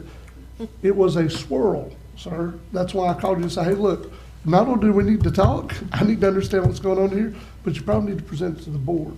So that's the reason you're here today. I appreciate y'all for being here. That's the whole reason for this powwow, is to make sure that we're not dealing on conjecture, hearsay, and what somebody's just thought up, but we can actually hear about the program that the hospital's already started doing, and we can be informed, and we can answer those questions, because at the end of the day, it's not about the fact that we need to know everything. We're not the gatekeepers of knowledge, but it is nice to be able to say, so, yeah, I know exactly what you're talking about. If you'll give me a minute, I can try to explain it to you. You know what I mean? And make sure, you know, and if I can't answer your questions, I can point you to the people that can. But it's a whole different model when, you know, I don't know what you're talking about. And Mr. Chairman, for future reference, too, personally, I would prefer our county attorney to review any contract before they're signed, because that way it doesn't put the county in predicament, which it will come back to the board to have to figure out a way to fix a problem that potentially could arise. Just future reference. Okay, we can do that. That's no problem. I send Michael stuff, Attorney Schuler, information, but we'll make sure we do that. Sounds good. All hearts and minds clear about this subject? Thank you, Mr. Walker, and thank y'all to everyone that's here today. We appreciate it. Okay, thank you. I appreciate you. Yep. Thank you for giving me the opportunity to speak. Yes, sir. All right, Ms. Griffith, you're up next. All right, Commissioners, item number 1 on my report. On Thursday, the county received the attached permit for the replacement of the 7th Street dune walkover on St. George Island from the Department of Environmental Protection. Unfortunately, 7th Street was ranked as the walkover in the worst condition, and with the impending start of sea turtle nesting season on May 1st, all pile supports for the construction will need to be driven by that date. As the county is running out of time for standard procurement procedures pursuant to the county's bid policy, it would be in the best interest for the public and the county to accelerate the turnaround time for this project and authorize emergency procurement for the replacement. The timeline is proposed as follows. Advertise for bids on the county website beginning today. Bids due no later than 4 p.m. on Monday, March 20th, to be opened at the March 21st meeting with notice of award and contract documents approved pursuant to review and recommendation by the county's coastal engineers, MRD and Associates. Included in part of the field permit for this walkover is also additional erosion control measures, such as the addition of parking stops and post rope fencing to eliminate forward encroachment onto the dunes, and the full restoration of sea oats at the location. These project elements will be contracted separately, and the county will also be responsible for the demolition of the existing walkover. And I've actually spoken with Fonda Davis, and Parks and Recreation can handle the demolition as well. Board action to authorize the bid is an emergency procurement and allow for an accelerated submission and contract award timeline for the replacement of the 7th Street dune walkover. So move. A motion to approve by Commissioner Ward, second by Commissioner Sanders. Any discussion? Under discussion, I do have a statement I would like to make. The reason I asked Ms. Griffin that we're pursuing this in this way, that walkover won't make it through another season. It is that bad. It really needs replacing. So that's the reason why we're trying to do it in this manner, and I thank the board for first and second, and we'll vote on it here in a second. We have not voted yet. I know. Any other discussion before we do vote? All in favor? Aye. All opposed? That's unanimous. All right. Please proceed. All right, Commissioners, item number 2, FDOT grant applications are due by the end of the day on March 17th. The following 4 applications are being prepared for submittal by Franklin County. SCOP application, finish the widening and resurfacing of the east end of CR 30A. The plans are already complete for this project, and the county just needs funds to construct the improvements. This is the county's priority SCOP grant. There's a SCOP application, a new project to build approximately 300 foot of new roadway at Alligator Point to smooth out the sharp turn at the intersection of Alligator Drive and Harry Morrison Island Drive. Franklin County has purchased the fire station property, and this new road will alleviate a sharp turn that has seen several accidents over the last 5 years. This is the county's second priority SCOP grant. Scrap application. Finish the widening and resurfacing Phase 2 of the CR 67 project. The low bid open for construction of this phase on December 20th was over $850,000 above the project budget. The county is in the process of rebidding this project, but it is expected that the county will only be able to pave a portion of Phase 2. This project will fund paving the remainder of the roadway in Phase 2, and this is the county's priority for a scrap grant. Scrap application, additional one. A new project to widen and resurface CR 370 Alligator Drive. The road is the evacuation route for Alligator Point, but has narrow 9.5-foot lanes. This will be the first phase of a project to eventually widen and resurface the entire road. This phase will design the improvements from the intersection with Highway 98 to Pine Street for a length of approximately 2.31 miles. Once the design is complete, the county will apply for a construction grant. This is the county's second priority for a scrap grant. Board action to approve the attached 4 resolutions authorizing the chairman to sign the grant applications. Motion to approve by Commissioner Amison, second by Commissioner Lockley. Any discussion? I do. All right. C30A. That Carabel or down here? Nope, that's C30A. Actually, the balance of the road that was not possible to be paved. I just wanted to make sure because we got 2 of them. Yeah. And we are still working through the issues with FEMA right now on the C30 Gulf Avenue project. Just to let you know though, at the intersection of where 98 and Gulf Gulf Drive comes together, the state or the contractors for the state has dumped stuff down there, but it wasn't enough Okay. situation. Wow. Any other discussion before we vote? All in favor? Aye. All opposed? That's unanimous. Okay, next item number 3, the City of Carabel has requested letters of support from Franklin County for their attached 3 FDOT SCOP transportation grant applications. The 3 applications are relative to the design and construction of roadway and drainage improvements on 3 sections of Baywood Drive. Commissioner Sanders can discuss the proposed improvements if there are any questions, as she has recently met with city staff. Board action to authorize and approve the chairman's signature on the attached letter of support for the City of Carabel's SCOP grant applications. What this is, it's Baywood Drive. It used to be in the county. There's sections of it that the back part is still a little county, but most of it's a city. But it's an area that this county commission has always supported to be paid because it has so many people living out on it. And I told Ms. Millender, she's the city administrator, that I would support and get y'all to support that letter because this is something that's been needing to be happening for a long time. I'll make that motion. Motion to approve by Commissioner Ward, second by Commissioner Sanders. Any discussion? All in favor? Aye. All opposed? That's unanimous. All right, Commissioners, and we have discussed item number 4 earlier when Jennifer Daniels was here. Next, item number 5. Just this month, the county has paid off the 2016 compactor at the landfill. The next large piece of equipment that needs to be replaced is the 2008 John Deere 544 wheel loader, which is at the end of useful life and in need of extensive repairs. Beard Equipment will give Franklin County $35,000 in trade allowance for the 2008 loader towards the Sourcewell contract price for a 2023 John Deere 544P wheel loader.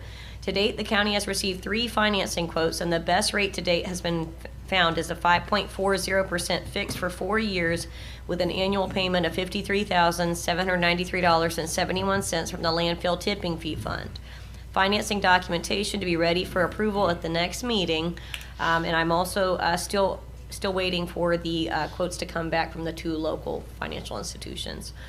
Board action to authorize the issuance of a purchase order for the 2023 wheel loader through Beard Equipment, and authorization to trade in and remove the 2008 John Deere loader, property ID number A004762, from the landfill's inventory. I'll make a motion with second with question. Good. We have a motion to approve by Commissioner Lockley, second by Commissioner Ward. Please proceed, Commissioner. And nothing against you, Aaron, but 5.40%? I mean. Yeah, I mean, unfortunately. did we not get like some county, they know we're good for the money. Can they like give us a different, lower percentage rate? I mean, that's insane. I actually have high hopes that the People's South quote will come back better. However, we are in, a rising rate environment. Yeah. And unfortunately, even the rate offered by John Deere Equipment, which is, historically, they've been able to offer us really good rates, like probably in the 2.5% to 3% range. That's what I'm thinking about. It was 5.99 from them this time, so. Okay. That's unfortunate, and that's just kind of where we are in the market nowadays. So this is probably a no question, but I'm going to ask it. Do we have the money that we could just let Mr. Davis pay us back and he pay us the 5% in payment? This is actually being funded by the landfill tipping fee fund, Right. and that was actually the mechanism that we used to make the payments on the compactor as well, and our revenues just kind of come in all year long in that fund. So my recommendation on this one is to actually go out and So finance. there's not enough money in the fund to actually pay for it. That's Let him make the payments for 4 years and give us the 5%. How about That's that? correct. Okay, Yeah. just thought I'd ask. Okay. All right, so we do have a motion and second. All in favor? Aye. Aye. All opposed? That's unanimous. All right, Commissioners. Next is item number 6. On Thursday, I met with Steve Larson of Game Time, and we visited the county's existing playgrounds, Kendrick Park in Carabel, D.W. Wilson Park in Apalachicola, Classy Lowry Park in Carabel, and Vrooman Park in East Point. Game Time is a sole source provider of maintenance, inspections, and repairs, rehabilitation of playground equipment. With the rising cost of playground equipment, it is our hope that this new service will extend and enhance the life cycle of existing play structures by performing preventative routine maintenance and staying on top of concerns by contracting the professional removal of rust, replacement of damaged components, and warranted safety upgrades as needed. Mr. Larson is preparing quotes for an annual inspection contract and the necessary rehabilitation repairs needed at each location to establish a baseline. It is the county's hope that the larger scale upgrade and renovation of the playground at Vrooman Park will be approved as part of the county's project amendment request with DEO's Hurricane Michael Assistance Grant. The quote should be available for your consideration at the next meeting. And next item, board information. We are also having a meeting on site tomorrow with Dewberry Engineers at the Lanark St. James Volunteer Fire Department to discuss the possibility of construction for a new EMS substation there. So hopefully they will find the site suitable. I went to the Lanark Village Lanark Village Association meeting last night and told them about what we were trying to do, and they were just thrilled. They're thrilled about it. And Mr. Chairman, Aaron, on this, the playground renovation, we do live in an area where salt water wreaks havoc on the equipment. And Yes. I like to go out my district. I go all throughout my district pretty much at least once a month to see what needs to happen if there's anything that I see. And I know that the playground equipment and that's why I wanted Vrooman Park equipment to be upgraded, because there's, let's say, some pieces and parts are Yes. not connected properly, and I see it being a safety issue. So I like this idea, and I'm looking forward to the next meeting. Yeah, and actually we discussed it as well, where they will actually sand off the rusted areas, and the paint that they use is actually a marine epoxy. So when you look at it, it'll actually have like a dimpled appearance, but it's the same texture that you'll see on barges and such. So make it last longer. Should definitely hold up longer. Okay. Yeah, the rust prevents a problem for us and a lot of stuff around here. Matter of fact, already on the agenda for tomorrow for TDC, we're going to be discussing looking at several of the restroom facilities, not just the ones on the island, but East Point Fishing Pier, and I've yet to be able to look at the ones at Carabel Beach, but I'm going to look at them. Anything we have that's a rust problem, we're going to be asking TDC to help us do something with that. Just so the board's aware. Anyone have any questions or any other things for Miss Erin before we proceed? Miss Erin, job well done. Nobody has any questions? Right. That's always good. Mr. Morone, you're up next, sir. Commissioners, I'd like to address an issue that's not on my report, but has caused some people to get upset, if I could say that. So, There was an article in the newspaper a few weeks ago that referred to the supervisor of elections office moving to East Point. And I'll just say this, I believe that the article linked two items that this board did not, to be very honest with you. It was two separate discussions, two separate meetings. And so some people have picked up on that and ran with it. But let's talk about the supervisor of election first. We had a discussion a few meetings ago, I think it's the end of January, about looking at other places for that office to move. Commissioner Sanders was very clear. She looked at me dead in my face. She didn't stutter. She said, Michael, do not bring this back to the board until you had an opportunity to sit with the supervisor of elections and talk to her. Yeah. I have not. She's been, some of you know, she's been out on leave. She just got back last week. She said she will get with me as soon as she catches up. We'll have that discussion. At a subsequent meeting, this board discussed purchasing a property in East Point because we have other plans, possible plans, if we could get it all worked out. That property has nothing to do with the supervisor of elections. That old clown Ryan there put that in that paper. Mr. Epstein, Eddie. He But lied. That's what he done, he lied. Yes, sir. So it's, again, two separate discussions. I don't know how else, commissioners, you guys can help me out here. How can I separate those two things? One had nothing to do with the other. Now, that is not to say that after I talk to the supervisor election, I bring back, like Commissioner Sanders asked me to, bring back how she feels about it, that you guys may or may not decide another location somewhere, you know, whatever. I don't know where. We haven't gotten there yet, commissioners. But I think it's important for me to say it. If you guys want to add anything to it so the public is aware, and hopefully that article could be clarified, if I could use that word, you know, saying that it was, Commissioner Ward, you have a look. I just have something to say. I'm gonna let you finish and I'll say Yes, what I'm gonna but say. I just thought I needed to say that and express that. I meant to do it at the last meeting, but those public hearings caused us to That was a run long. really long. And so I wasn't able to do that, and Commissioner, I thought it was just fair. Again, Commissioner Sanders, I'm not picking on you, but you were very clear with your message to me. I was following I don't have no your problem message. stating how I feel about things. Yeah. And Mr. Chairman, I believe, and I don't know if it was discussed in a meeting or we had talked about it privately, you and I, Mr. Morone, but this land is not, we were talking about potentially other places, other offices going on this property. It's not just the supervisor of elections. We were looking at administrative services such as our building department. So it wasn't that was not set in stone. We were brainstorming, if you will. Well, the actual, Commissioner, if I remember right, the actual motion you made, you said something to that effect for other government buildings or other complexes. Services. You know what I mean? You actually made that in your motion, so yes. That's why I second when she made it. There wasn't nothing said about the supervisor election. That's that old David Epstein. Well, I know when somebody said, well, y'all gonna try to move the, hold on. Y'all gonna try to move the supervisor of elections office? I said, what? When did that come up? Well, that's why y'all buying that land. I said, huh? You know, I know I've been gone for 4 days. I mean, 4 years. Thank you. 4 years. 4 days something. But I know that has not been in my conversation with nobody. So. But you don't never know what might happen.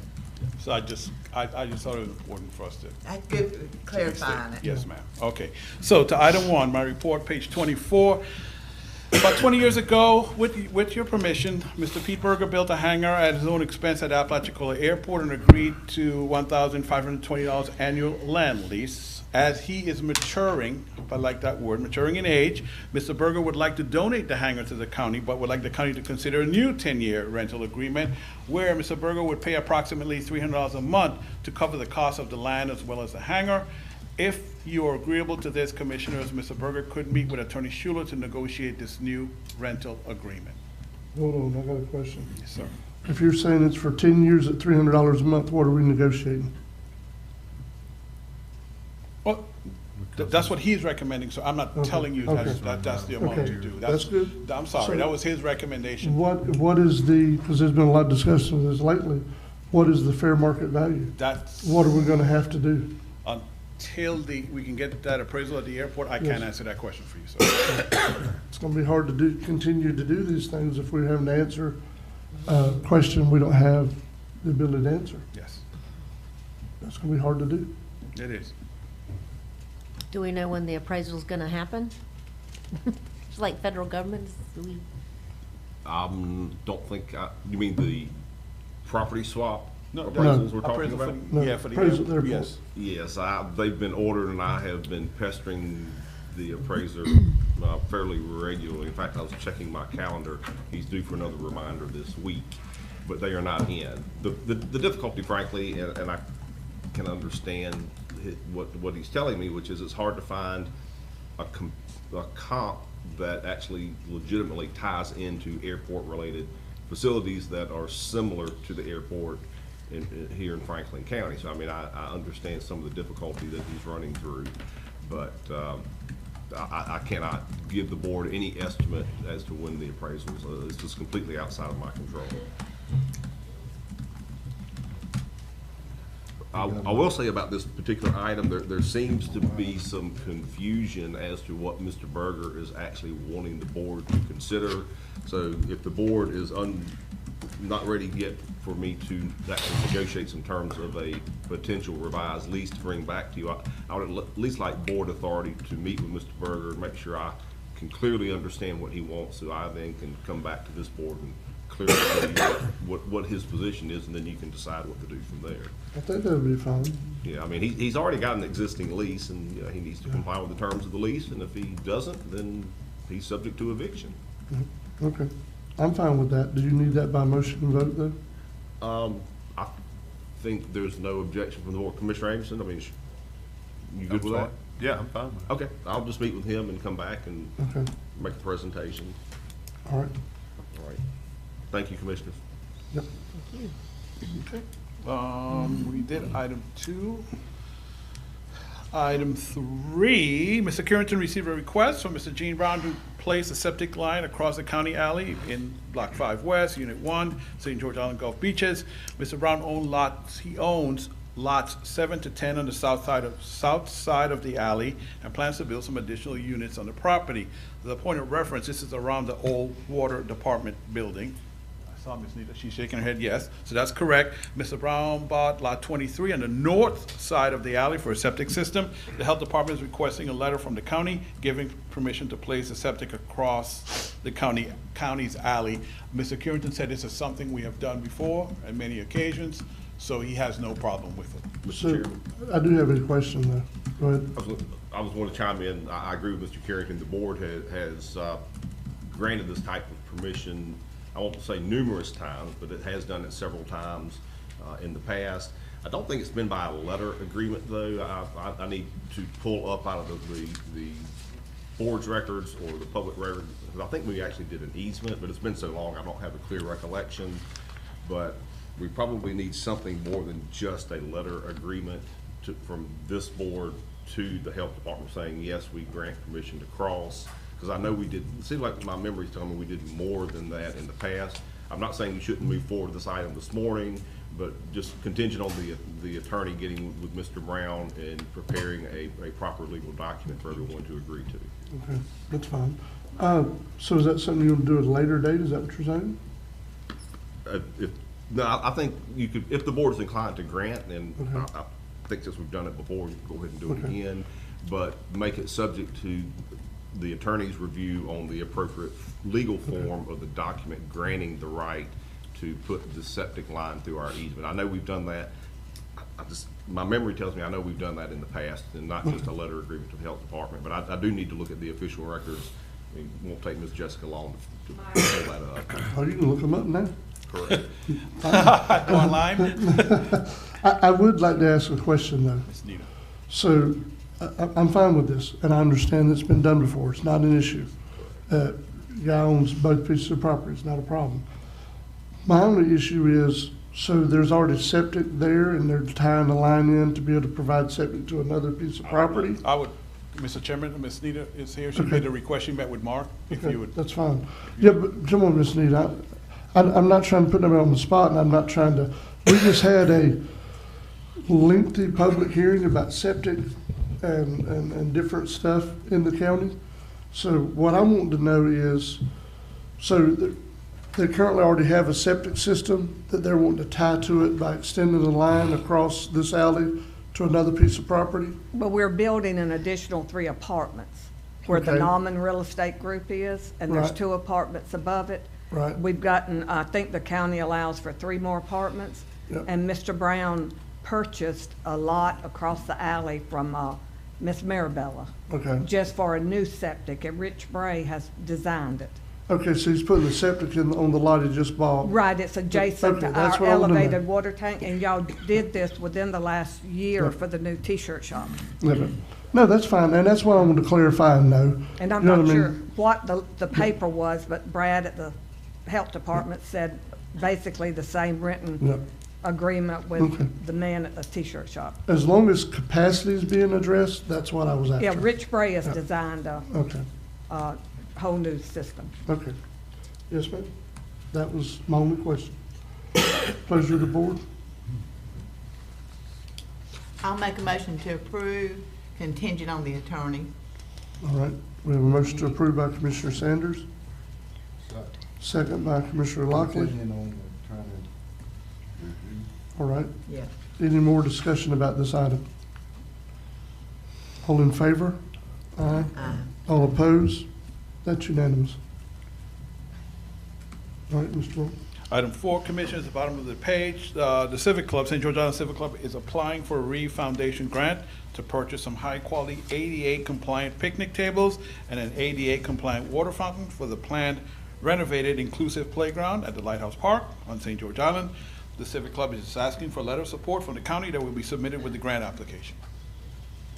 So move. All right, we have a motion to approve by Commissioner Ward, Second. second by Commissioner Sanders and Commissioner Amison. Any discussion before we vote? Seeing none, all in favor? Aye. All opposed? That's unanimous. Next page, item 5, attached to my report, is an email from Mr. Jason Peters. He's the FDOT Director of Transportation Operations. The letter addresses 3 requests made by the board at your last meeting. The first was changing the guardrail from the cable barrier system to the traditional guardrail installers. The second was moving the guardrail closer to the water to allow a driver additional room to pull over in case of emergency. And the third was to restrict access behind the guardrail system. Of the 3 requests, restricting access behind the guardrail will be addressed immediately, and the other 2 items will be evaluated and considered during the upcoming resurfacing project plan for April 30th, 2025. If you have additional questions or comments regarding this letter, let me know and we'll contact Mr. Peters. But they don't line up. What about the fishing? It's done off the side? Yeah, to get behind the guardrails, yeah, they're gonna shut that off as soon as possible, Commissioner. Some of that also came from the sheriff. That's- We got just a matter of time. Yeah. They doing it now, though. I mean, can you go there and fish now? Maybe today. Yeah. I couldn't promise you about next week or the week after. Okay. So you just shutting it down to the vehicle? Yes, traffic. the vehicle. I mean, somebody can still walk Climb in it. there and Walk over there, cast yes. net. Yes, yes. It's It's a vehicle long traffic. walk, but. Yep, Yeah. it's vehicle traffic. Times are changing. There's nothing to vote on with that. No, is it? nothing to Okay. vote on, just discussion, and you guys let me know if you have questions.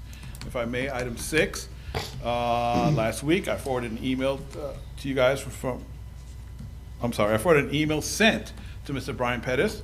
He works for traffic operations also, from Commissioner Ward, that stated concerns raised during the Serenity Seaside Resort PUD amendment public hearing. Attached to my report is Mr. Pettis' response to Commissioner Ward's email. Are there any additional questions for FDOT regarding this project, PUD amendment, prior to next meeting's continued public hearing? Is there anything else we wanted to talk about? Any other questions for FDOT? Mr. Chairman, I received the response, and everything that I asked was brought up in the meeting at the PUD hearing. And I'm satisfied for the most part. I think that, you know, I just want to make sure we exhausted our resources. My only concern is, again, that Y intersection, but, I mean, FDOT has some standards that they use, and they cited some Florida statute building code. So, I mean, it's kind of like our hands are tied. We cannot deny this person access to his property. So that was my thought on that. They answered you? That's good. I feel like they kind of had to, though, considering.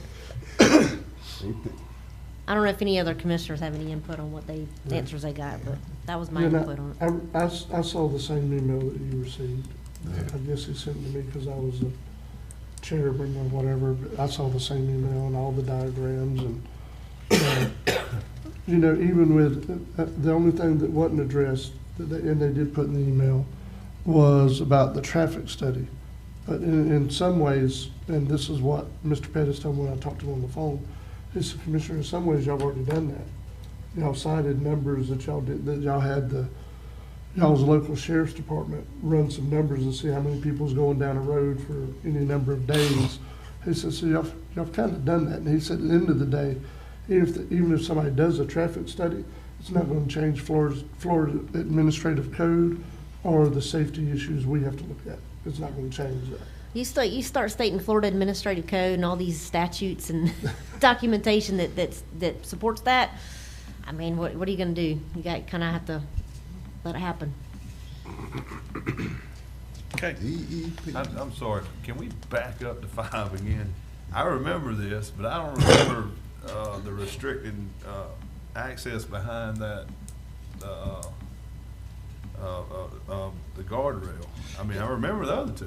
Yeah, But the we were sheriff- talking about changing the guardrail, and I said, well, can we move it closer to the seawall? That way Right. people can pull over and go, you know, throw their cast net and Right. stuff. But, I mean, let's just say that we keep it the same and people can't pull down there and fish off that seawall. I mean, what's the justification? They're not hindrance to traffic. No, but some of the stuff that's there to help make sure there's some. Is it erosion? No, but there's some infrastructure there that's being destroyed and has to be Okay, replaced. that's what I was trying to figure out. Was what they. Because, I mean, generations have, Oh, yeah. have threw cast nets Yes. off that seawall. I can just see it now. And Commissioner Amerson, the sheriff had asked for that because he feels that people being able to get that access behind the guardrail contributes to problems on the bridge, because they'll just turn. And then people, you know, that was his, like, he expressed that to me. He feels it's a traffic hazard to allow people to get behind there, because then they wait till the last minute and then they turn across the traffic and then try to get back there, and it causes a problem. He had a lengthy conversation with me about that. I'll get with you on that. I don't think Jim is even looking at you. I said, I'll be getting with you on that one. But okay, yes. If I may, item 7? Yep. All right, so attached to my report is a draft document that states the mission, purpose, responsibilities, and duties of the Airport Operation Economic Development Board. This draft was created by Commissioner Amerson. Thank you so much, sir. Based on a request from the board at the last meeting. Commissioner Amerson would like the board to evaluate the draft document and be prepared to discuss proposed changes and adopt a final draft at the next meeting. And let me pause there. The next meeting is not Commissioner Amerson, it's me, because I got that information to you so late yesterday, Commissioner. I didn't think you would have a chance to look it over and be ready to make that move and decision today. That's on me, not on the commission. I've looked it over. Let you guys to know. After adopting the final draft, the board could appoint members to the AOED. Commissioner Amerson may have additional comments regarding the documents and the board. And you guys let me know if you have any additional questions or comments regarding the creation of this new board and the document that went along. Mr. Chairman, let me begin by saying that was a copy and paste. You got to reinvent the wheel every time, No, sir. I'm just letting y'all know. But I did tweak it a little bit, Yes. so it wasn't just full-blown plagiarism. But anyway, the thing is in there, and I explained this, which y'all read it, where it keeps and this is something I kind of feel is crucial with this, is to keep the manager and the FBO as you know, of course, they're encouraged to attend, but keep them as non-voting people. And my reasoning there, and I just wanted to clear this, was because that gives them independence away from being accumulated into a vote. They may get outvoted. Say, for instance, and this is just a hypothetical, the airport manager has an issue where the board's going. He wouldn't, you know, it wouldn't quieten him. He could come to us and say, hey, look, I don't agree with this. The same thing with the FBO. It just gives a little more checks and balances, and that way we just don't have an advisory board that's sitting there advising against something that, you know, 2 of the 3 didn't like, and they were the FBO and the manager, so to speak. So that's the reason for that. It's nothing against anything or anyone for that matter, but it just gives them more of an independent voice when they're coming back to us with information or they have an issue. And outside of that, y'all feel free to butcher it and let's throw it around and bring it back, and maybe we can come to something that we can all agree on there. It won't be too bad. At the end of the day, we just need something simple. It don't have to be 30 pages, but, you know, 2 or 3 pages, 4 pages that shows bylaws so everybody knows, not just the board that we're forming has a kind of framework, but everybody that's going to interact with them from the public has a framework and know what to expect. It's just a standard of practice, you know. I've had some people express to me that, you know, it's that we're trying to bog it down too much by having bylaws, and I'm like, no, that's a pretty simple part of it. But anyway, so yeah, I'm ready for the conversation, and I'll definitely be ready by next meeting in person. Good? Okay. Can I do the late ad right now before, because I know I'll forget, where since Commissioner Amerson was able to get permission to cut the trees down that would interfere with our inspection of the airport and that particular, what we refer to the 3rd runway, I'm just asking board approval to allow staff to engage a contractor to cut the trees, and it would be based on our bid policy. Okay. I'm asking for a motion for. You might need to ask for public comment on that one. Okay, since it was a late ad, no Yeah. problem. We can just throw that in next. Can we do it on next meeting, or is that enough time? Does it need to be done now? You can do it now? Yeah, I want to do it now. Actually, we need to do it That's now. what we're trying to do. Okay, yeah, I'm trying to figure out how to expedite this. Yeah, we can do it now. By doing it now, Okay. sir. Yep. There we go. So do we need to call for public comment before we have a motion? Yeah, no, before you take action. Okay, No need for public comment if there's no motion second to do anything. so what's the pleasure of the board? Do you want to take action now or put it on? Yes, so moved. All right, so a motion approved by Commissioner Amerson. Second. Second by Commissioner Lockley and Commissioner Ward. Before we potentially take action, is anyone here in the audience that wishes to speak publicly about this matter? It was added to the agenda, but it was added this morning before the meeting. All right, sir, if there's anyone by Zoom attending that would like to comment. Anyone attending by Zoom that would like to comment on this issue, please do so. Indicate that by raising your hands on your device. No hands raised, Mr. Chairman. All right. We call for public comment in the room and attendees on Zoom. There is none. So any discussion further, commissioners, before we vote?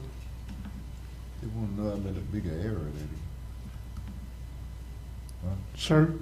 He was wondering how I big want to know how big an area with the It's- trees coming down. Do you know where Bay City Road, Yeah, and it turns off that whole piece of property with all them big pines? yeah. That belongs to the property, that's his property owner, which is Mr. Crosby. And I Okay. spoke with him yesterday, and he told me to cut everyone up now. I said, well, we can't afford to cut them all, but we'd like to get the ones that's in the way, if you don't mind. He was gonna get a good deal. But, no, he was more than, honestly, I'm making a joke of it, he was more than gracious. He said anything he could do to help the county, he was all for it. So, again, thanks to him, but, thanks to him, I should say. Thank you. All right. All in favor? Aye. All opposed? That's unanimous. All right, Commissioner, I'll blow through the rest. No, it's number 8, informational item. The notice to proceed for the airport rehab. The chairman is going to sign it today. No motion necessary because we already approved that entire project. Senate Bill 250. It could be, I don't know if it's being heard today, but it's a whole, I sent you a summary. It's about a whole bunch of things as it relates to after a storm. Housing, I can't remember right now, but Yeah, so just, I put that on the agenda, just look at that over. If you have comments, let me know as soon as possible. I will forward them to Mr. McKee for that, Bob McKee, FAC's Deputy Director of Public Policy. Did Bob McKee say anything about having a companion bill in the House on this too? I didn't see it in his email, but I'll find out for you, Commissioner. And then I'll let you know right That would away. be good to know, yes. Yes. Yeah, you need to know if it's got a companion bill. If it's got a companion bill, then it's pretty moving. much Okay. moving. It's moving, yeah. It's moving. I'll check on that for a House bill on that one, Commissioner. Yeah, Okay. There's a lot of bills with one form of preemption or another that are being presented this year, and I mean a lot of them, Yeah. not one or two. Well, I think what did it was it woke South Florida's eyes. With the storm. Ian, it was, yes. I In know what Charlotte yes, ma'am. County. Yes. You know, that, the bad storm. Wow. I think that opened their eyes on a lot of things. I don't believe they were as good at recovery after the storm as what we were up here in the Big Bend. Yeah. You know, and they had all the facilities more than what we do. Imagine. But we've been through a whole Yeah. bunch of them too. Item 10, county representatives from both cities, we met together as a group to talk about Triumph.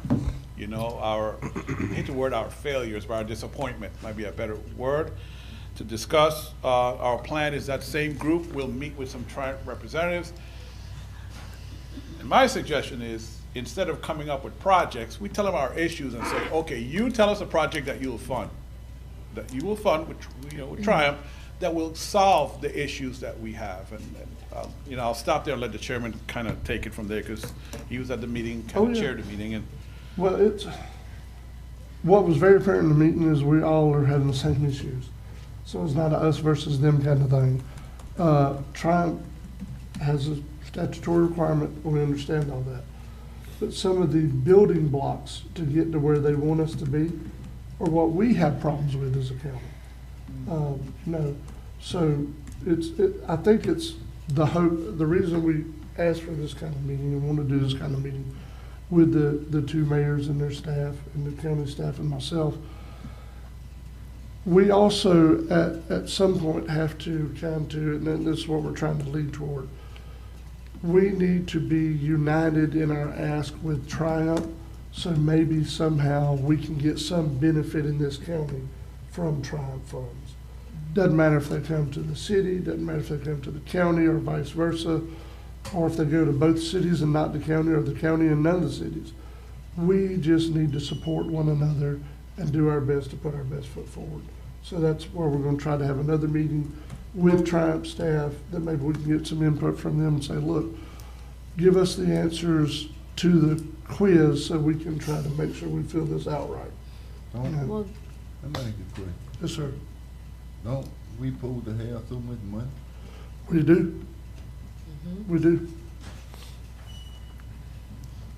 We do, but it's just like dealing with the TDC statute. You have to check off certain boxes, and they'll just tell you, no. I mean, it's part of the process. That's frustrating with everything. What's gonna happen in the end if all these small counties don't meet the criteria?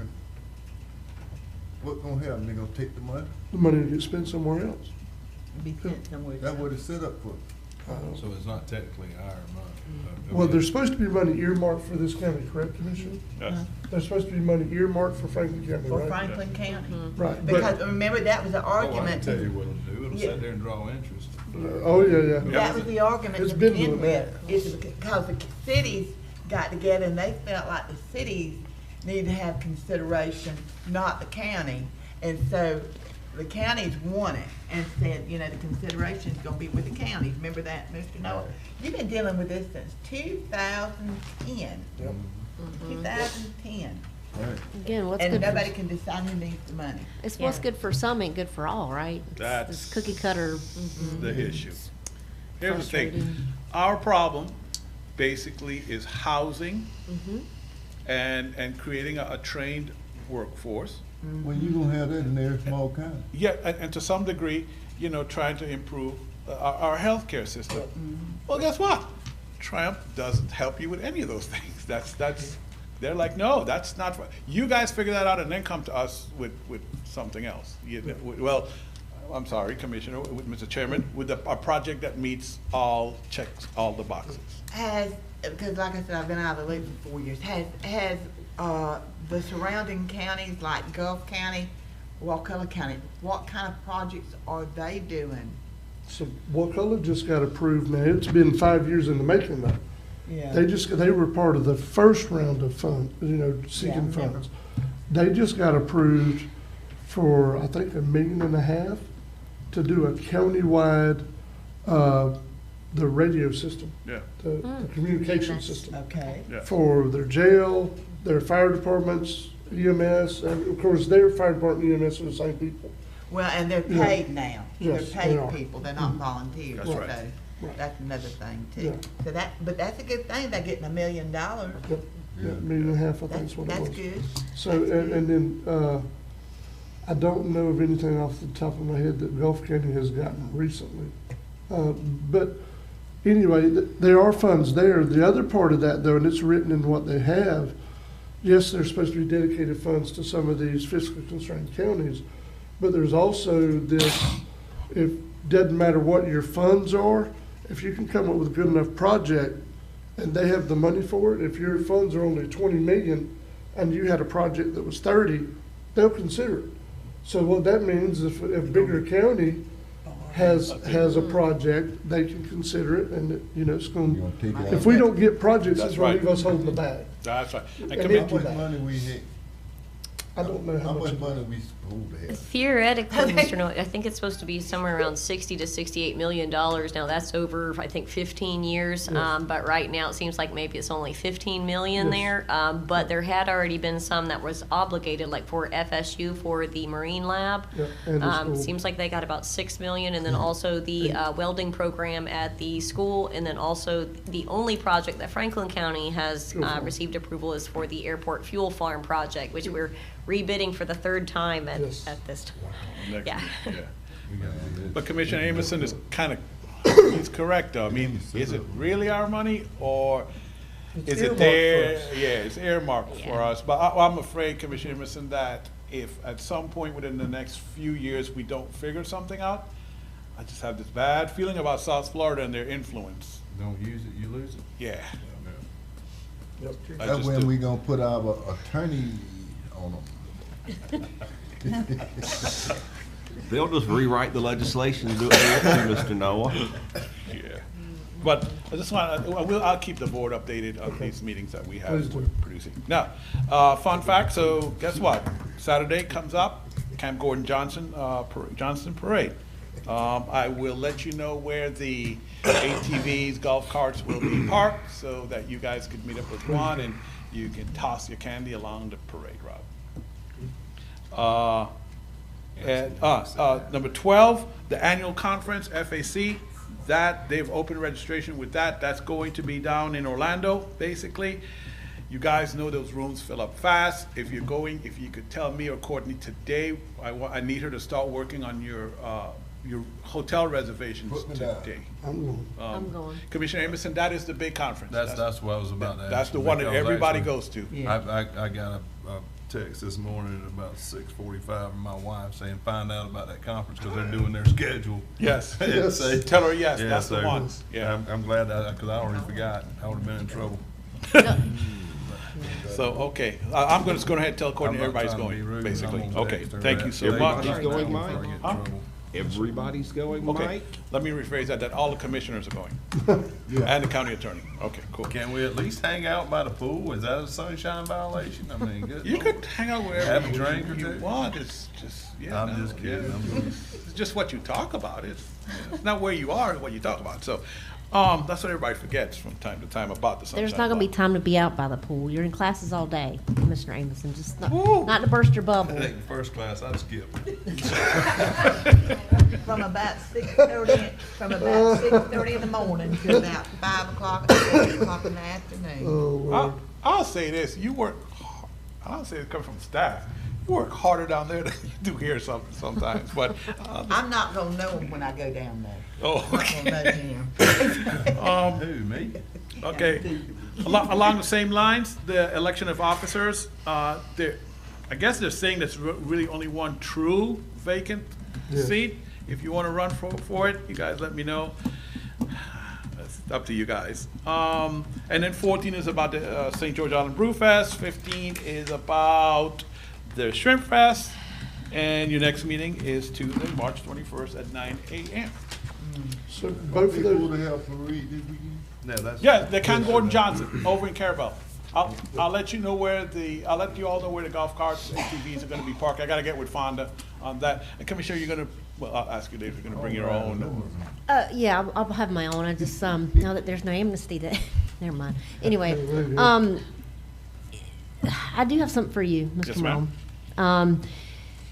And I'm not bringing this up in a form of a motion because I want my other commissioners to think about this. I have concerns with Weems. I think that it's been what, 5 years, if my research is correct, since we've had a forensic audit on the finances. Okay. I'm getting through, there's 3 sides to every story, my side, your side, the right side. And when I first became on this board, my goal was to make sure and ensure that these staff members at Weems got a raise.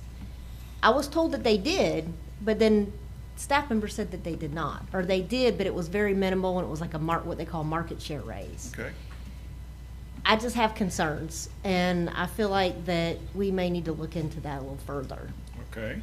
So I don't know how the other board members feel about it, but I'm just throwing it out there. Like I said, I don't want to make a motion because of all that entails, but I just have concerns. I'm just going to leave it at that.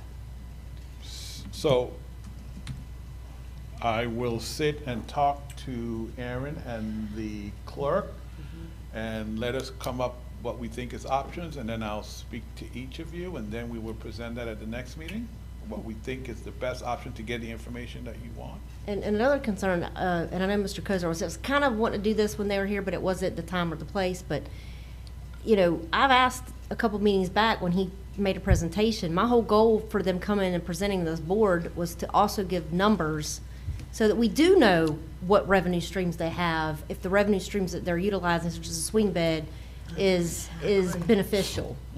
And I have not yet to get any numbers from him. So that concerns me too. Okay. Every time you ask about it, it's diverted to another question, comment, or concern. Okay. I think that's what some of my concerns were today also. Okay. I mean, I think we need to see the numbers. well, we definitely, this board has expressed the whole time I've been here anyway, to make sure that Weems is not only viable but sustainable. So I don't think this is untoward to ask to make sure what we're looking at, you know.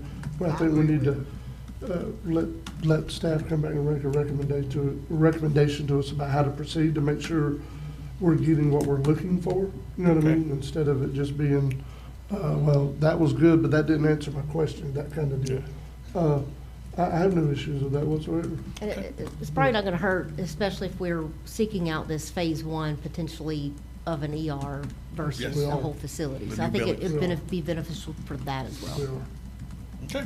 And just to add what Commissioner Ward said, I've been on this board when we got dumped the hospital in our lap. I think we all, the ones that was here, Mr. Noe, you remember, and everything, it's not a good feeling.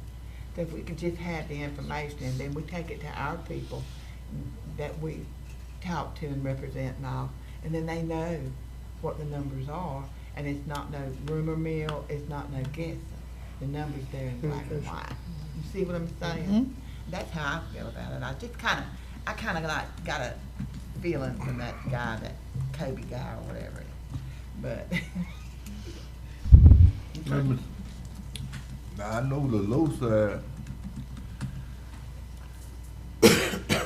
if they didn't get it, they got to get brought up to that certain number. It's like, I mean, how long that'll be before it come? To what? They got to come up to that 15 the low side. September 2025 or No, they moved 4? it up for hospital, they moved it for everything. Well, with they direct already up, right? care, They they're already supposed up, to be yes, sir. already up. Yes, sir. Was it 2020? Yeah, that's right. I think it's 2024, I think. They rushed them, I mean, they put them ahead of things. But now, I wanna make sure, I wanna be fair with the high side, from the low to the top. The one thing I didn't like, I'm tell you like it is, I don't believe what them people is, walk people out the door with me. Readers or? Readers? Huh? Some of the readers? or No, the one who, when you mess up, Security? security guard, no. I tell you what, but I know it. No, they get, if you mess up, they, but I do know, I think a nurse, a RN should be making more than them. And the EMS, I mean, Yeah. No, I ain't talking about the LPN, I'm talking about RN and the ones who. Talking about a CNA or a I ain't LPN talking or? about that, no, they under RN. But I'm talking about the position what they sharing between Lunchtime and. Oh, you talking about the HR? Yeah. Administrative. Potentially the Yeah. maintenance director. Yeah. Yeah. That's another thing. I've That's- heard that was she's one going of my somewhere things. else now, and it's Yeah, like, see, they- who's paying for that? Well, see, now, I asked this question, and now, and I don't know if everybody in the board is aware of it or not, but we're sharing, our HR department now. Now that not with just two, now three. It's Chipley, Calhoun, as far as I understand, in Franklin County. And I asked David specifically, I said, you mean to tell me we're paying a full-time position for HR, which I don't know what it is. I know the last time the county had, I think it was 80K plus. Yep. I said, how does that work? I mean, are we getting 2 days' work out of that position? And it's still drawing, you know, all right, who's carrying the load with, as far as, benefits go? You know, that was my big thing. I said, you know, I don't, if we're gonna have an HR or a maintenance director, or anybody that we're sharing, why are we still sitting there paying, whatever the full salary rate is, and matching those benefits in retirement? That don't seem right to me. I feel like Franklin County is getting the shaft on that deal, and I'm gonna be straight up with you on that. I mean, Calhoun ought to be sharing some of that, if they're gonna have them, anybody for that matter. If we, you know, I just don't understand that. And I mean, we're already top heavy in my, as far as I'm concerned, we've been top heavy for a very long time out there. And y'all heard what I had to say earlier about how I feel about the nurses not being adequately paid. Because at the end of the day, when those RNs, and I'm not talking about LPNs, when you don't have enough RNs to staff that hospital, those doors are shut right then. That's right. Even with this Kobe thing, a lot of things that we didn't really get into and discuss, you know, those LPNs can't push those meds. She can tell you this, that RN's got to push those meds. And also, if you look at their packet, Kobe's packet, it's about that long of the nurses' what their job is, and Kobe's job about that. That's why I was wondering about the pie. You know, what percentage are we getting, because we're the ones that's putting the most sweat, blood, and tears into it, so to speak.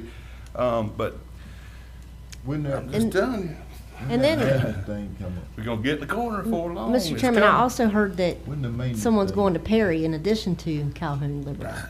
So, that 3 just blows places. my mind. I mean, I can't. Perry's pretty good little drive. That's all right, half at least. Yes. Depends if you're speeding or not. So, again, At least. there's 3 sides to every story. Am I getting the true story? I don't know, but that's why we need to figure this out. Yeah. Okay. You know, I just, and I'm sorry, Mr. Chairman, but it's hard for, you know, an educated medical provider or professional for that matter, an RN, stuff like that. They're sitting there and their wage gap is ridiculous at Weems compared to neighboring hospitals. I mean, from a personal experience, my wife was there for a very long time. She's still loyal to Weems, the Weems family and all that.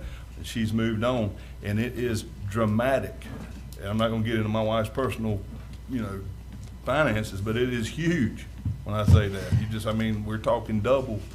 But going back to that, it's hard for them to sit there and swallow that pill and then watch your maintenance director and them that's getting paid full-time from Weems sharing a load with another county.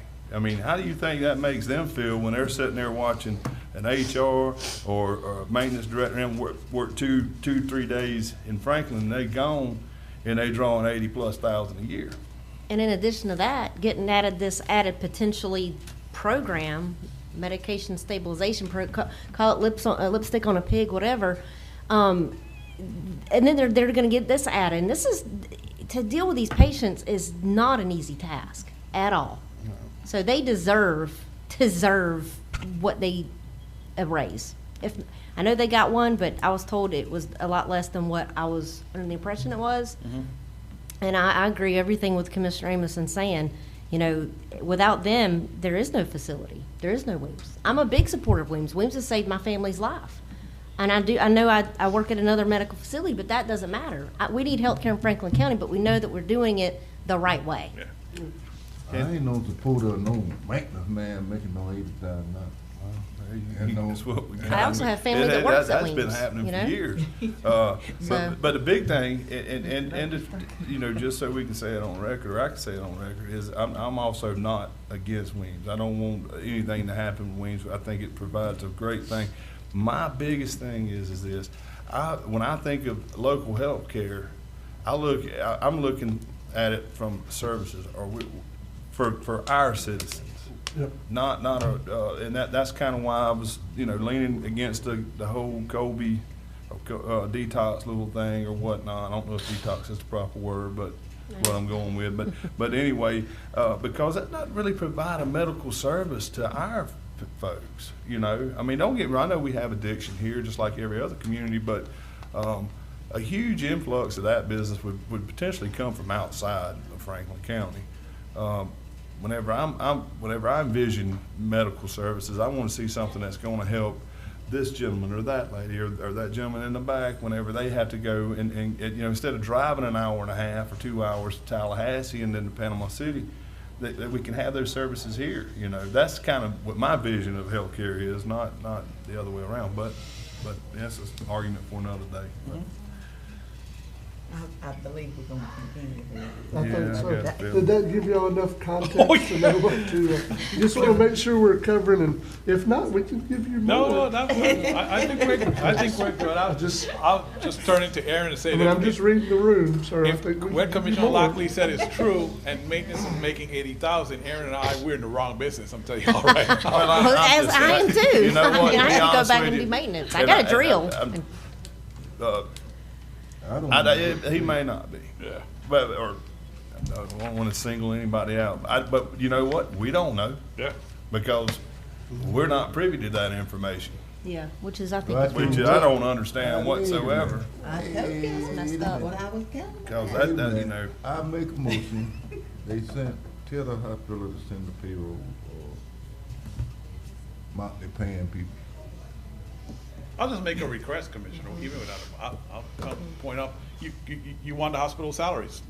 I mean, your hospital, I mean, really, truly. Love to look at that. Well, yeah, yep. So. I'd imagine we're going to have a packed room after that. Sure. Yeah.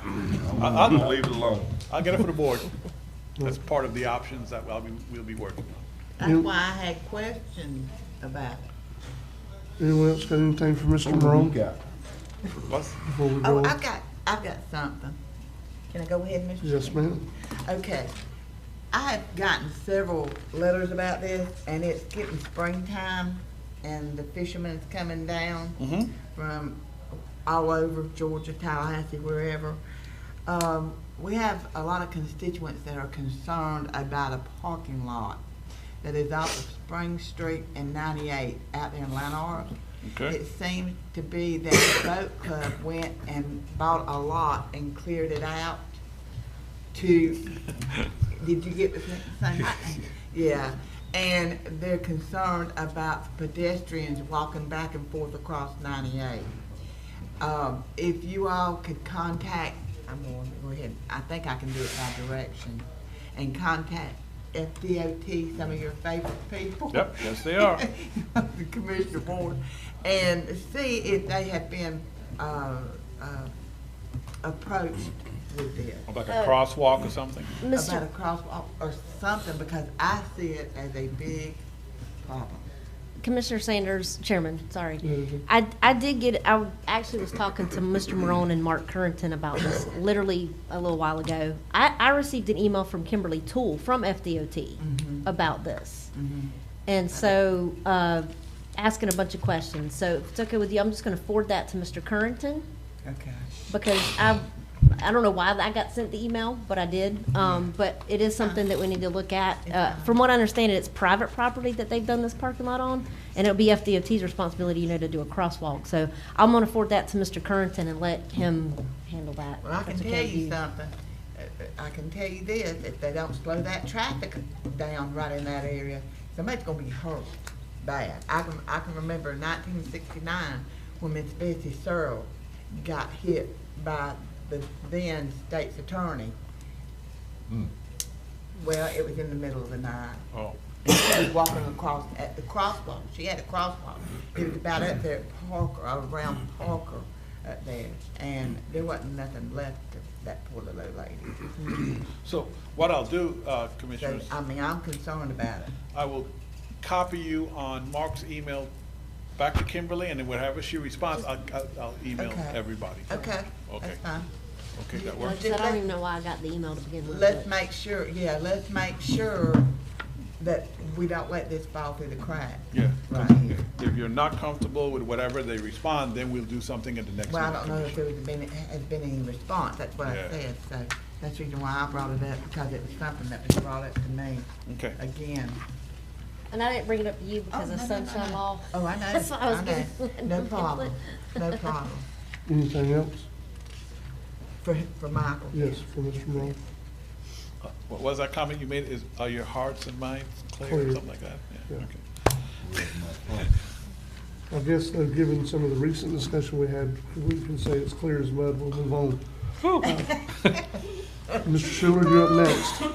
All right, Commissioners, 3 action items for your consideration. First action item would be an addendum number 2 to the purchase and sale contract between the county and Mr. J.B. Gander. This is the property that the chairman alluded to earlier when he was discussing a potential nature museum, the property between the Swanee Swifty and the place of his employment in East Point. The reason for the addendum number 2 is the original contract, the belief that I was operating under, and was that the property ran about halfway back from US 98 towards Patton. As you recall from the last board meeting, once the title work and the survey came in, it indicated that this property in question, beneficial, I think, for the county, runs from Highway 98 all the way to Patton Drive, which, if you sign this addendum number 2 and the appraisals come back in line with the estimated value range of 195 to 230, it would then give you 3 parcels butting against one another that run all the way from 98 to Patton Drive, except for the change in the description of the property to be purchased potentially, and the price range of $195,000 to $230,000. When the amended appraisal comes in, if it falls within that range, then you would proceed to closing. If it falls outside of the range of $195,000 to $230,000, then the parties would have the option to sit down and either come up with a new purchase price based on the appraisal, because all we can pay is the appraisal price, or either party could walk away from the deal. So what I'm asking for this morning is board authority to authorize, to approve addendum number 2 based on the description that I've given to you, and authorize the chairman to sign the addendum number 2. And as part of that, of course, I'll have to order an updated appraisal. Attorney Schuler, before we make any motion. Yes, sir. This purchase is being paid for out of TDC funds. Yes, sir, that's Potential the purchase. provision of the original contract, and that is not changing. Okay. Pleasure of the board. All right, motion to approve by Commissioner Amison. Second. Second by Commissioner Ward. Any discussion? All in favor? Aye. All opposed? That's unanimous. All right, thank you, Commissioners. The next item under consideration is a request from the Department of the Army for a right-of-way entry form to be signed, allowing them to essentially do an ordinance disposal inspection, which on the face of it, when I first got it, I thought, okay, we've done this before, it shouldn't be a problem. But then when I read the legal description, they're wanting this right of entry for Lake Morality Road, the entirety of all of Lake Morality Road. My concern, as I put in my report, is they have reserved to themselves the discretion, essentially the level of repair that they would return the land to its original condition, or we could reach a settlement if they had any settlement funds authorized by the federal government. But this is a major thoroughfare that the board spent a great, Commissioner Sanders was here when this was paved. And we remember that problem we had with the paving was too thin, and we had all that controversy. In any event, this is the major truck route that diverts traffic off of Highway 98 and out of Carabel and other areas of the entry point from the east of Carabel, and gives a more direct access to the DOC facility located north of Carabel. So I'll bring this up for board discussion. How does the board feel? Do you want to deny this request, approve this request as submitted, approve it with modifications? But my concern, of course, is, if they go in and tear up the paving, we can't afford to repave that road. They were blowing up bombs on the side of the road out there at Lake Morality when they had it. The old bombs, they put something over it and they explode them and everything. I mean, it ain't no plaything. I mean, right. They'll blow something up. But I don't want to see Lake Morality Road blowed up or messed with or damaged by dragging or pulling whatever they're going to be doing. And I mean, that is part of the old Camp Gordon Johnston, and Mr. Chairman, Commissioner, I'm sorry, are you finished? Yeah, But for this right now. occurred while you were talking, that maybe the appropriate thing to do is have Mr. Morone contact the Corps of Engineers to get additional details on what type of inspections do you want to perform on our two-lane paved road and shoulders. And Mr. Chairman, I was going to bring up, looking at this contract, there's a word of verbiage in there that I don't like, and it's called sole discretion. Yep. Okay, if they do, and I'm dealing with this with the water and sewer project over in Carabel, they're tearing up the road. They're going to fix it, but they're not going to fix it back the way I think that it should be. In addition to that, this is the Army Corps of Engineers, so I think they should give us $6 million. Since they want $6 million for the dredge, then they should give us $6 million for this, or ensure that if we do allow this, that they get their act together and dredge the way it's supposed to be. That's just my thought, but I'm not. I mean, we don't have to grant them entry. We do not. And they can just leave that area. I mean, that road's been there for years and years and years and years. Yep. There's not going to be any more stuff out there as far as munitions or anything like that they didn't find 2 other times that they were out in that same area. So the reason why they left that road messed up like it was makes me want to say refuse their right of entry. And of course, now, that's me. But my question to Attorney Schuler yesterday when I was talking to him about this was, they're the federal government. They can come in and do whatever they want, right? So if we say no, does that still mean they're going to come regardless? I don't think so, no, Okay. no, because it's private property rights have to be respected even by the federal government. But I would refer back to something that Commissioner Sanders, I was out of the room for part of what she said, but the oil spill money, we've been dealing with that since May of 2010. We were at a conference when that happened. I was up at 5 o'clock in the morning helping to write the contract with the consultant. Yeah. And here we are, what, March of 2023? How much money's actually been spent by the feds? Right. I mean, they will. So. And it's not like they haven't already searched and found munitions out there. So they had like 2 grants. They used them up. They said that they would come back when they got another grant. I can tell you that where my home is part of that whole thing too with Camp Gordon Johnston. And if they come to me asking for a right to go across there, they're gonna get a refusal from me too. But anyway, I just say not give them the right of entry. I'll make a motion to that. Okay. Good. To address for the attorney to address them or whatever you wanna do. I'll just send them a Shearer? response that says the county commission's not going to grant the right of way and give a little explanation and background Okay. history. Okay.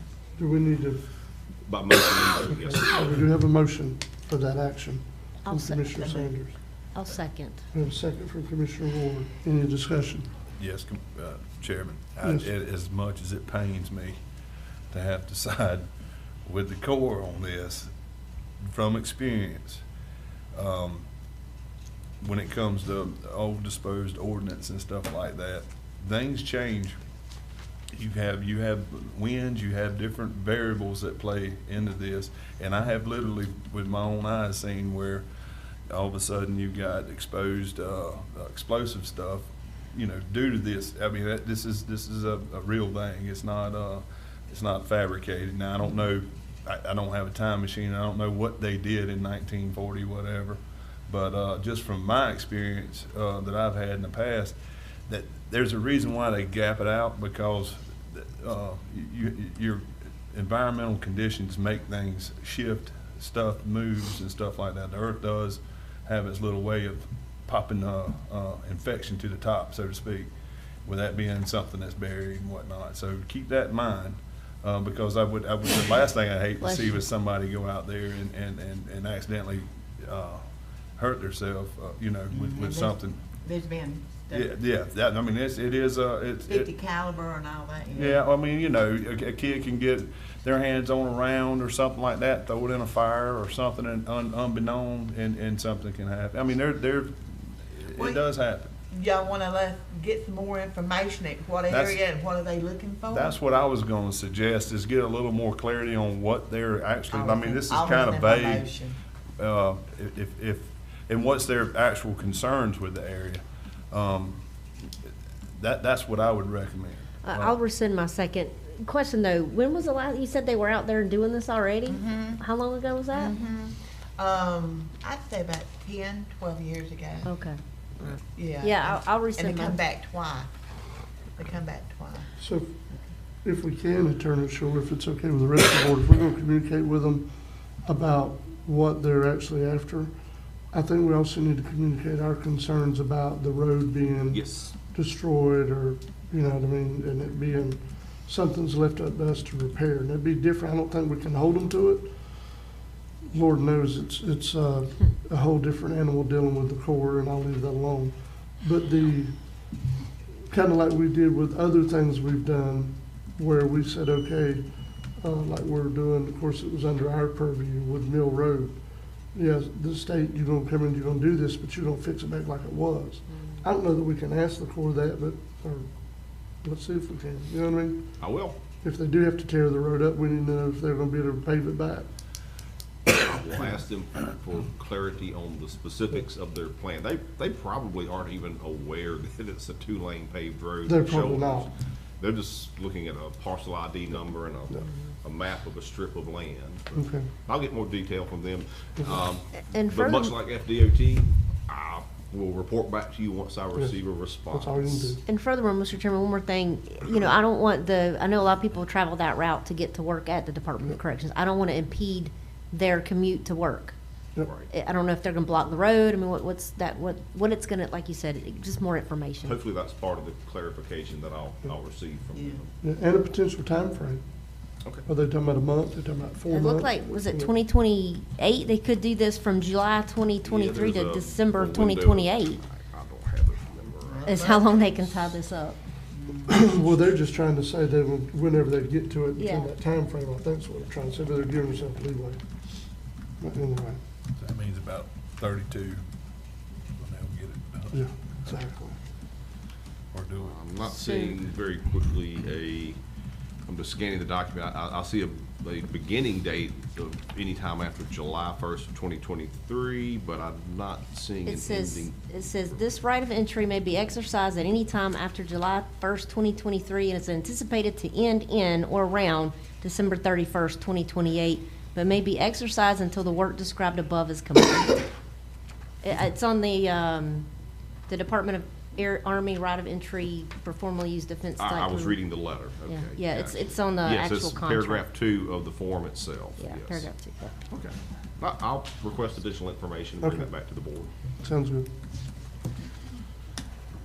May I proceed, Mr. Chairman? Yep, please. All right, the final action item for the board's consideration is the county staff received a complaint about basically a part of a driveway with brick pavers and part of an open deck encroaching into an unopened alley on St. George Island that runs from the intersection of Gulf Beach Drive and 7th Street East down to Gorey Drive. These alleged encroachments are on the Gorey Drive side of this unopened alley. I have provided the board with a copy of a survey and some photographs that were received by the county as part of the complaint that was received. There was also a letter that I sent to the property owner, which was Wayward Winds Condominium Association. I did not receive a response from them directly. I got a response from the present owner of the property that apparently, allegedly is responsible for these encroachments. So what I'm asking is permission from the board to essentially undertake the type of enforcement action that you authorized on Messer Road. It just formally gives me the ability to, ask them to provide a response. I've done that informally, but that was just without any authority on my part to take enforcement action if they did not take corrective action. So I'm looking for that authority from the board. I'll go look at the site, make sure that in fact the encroachments are still there, because this field work was done in April of 2022, and as Commissioner Amison said, sometimes conditions on the ground change. But I'll make sure the encroachments are still there, and if they are, I'll communicate with the property owner, ask him, what his intentions are to remove those encroachments out of your unopened alley. And if he refuses, then I would, as I indicated in the report, I would request also authority from the board to go to court and file a lawsuit to compel the removal if it comes to that point. Now, based on the discussion I had with this property owner a couple of months ago, I don't get the impression it's going to require that type of action, but you never know till you get to that point. Mr. Chairman? Yes. That man, you the property owner? The only thing you need to be aware, I think you're talking about West 7th Street. I live at East 7th Street, at the exact location of Gulf Beach and East 7th. None of that's, I think, not that it matters to me, but I think it's West 7th Street. I'm going by the legal description in the survey, so, but Right. I mean, that's the purpose of doing a field trip. right. If you come to East 7th Street, you're not gonna find it. Like I said, conditions could have changed. This is dated April of 22. Okay. But anyway, Okay. that's my presentation. I'll await the board's. So move. All right. A motion to approve by Commissioner Ward, second by Commissioner Amison. Any discussion? I will tell you, Commissioners, that we have a lot of this type of issue on St. George Island, where people are either using property that does not belong to them or trying to otherwise take county right-of-way and use it as their own property. Just so you're aware. Any more discussion before we vote? All in favor? Aye. All opposed? That's unanimous. Commissioners, does any board member have questions for me about any of the information items in my report? Sir, if you could, I would like for you to at least publicly address the closure of that one specific place and why we have not addressed that here this morning. I know it was brought up in public comments, the beach access that, Sure, the sure. newly opened beach access that has now been closed. Well, consistent with my practice before the board, since I've been the board's attorney, whenever someone hires an attorney, the attorney communicates with me and indicates that there's substantial likelihood of litigation. My advice to the client has always been, we don't talk publicly about any potential litigation that may be filed. As a public body, you are obligated to listen under public comment, but my advice to you would be don't comment publicly or privately about this matter. Mr. Marone and I, although I missed him during the break, I'm scheduled to meet with their attorney this Friday at 10 o'clock. I'm trying to rope Mr.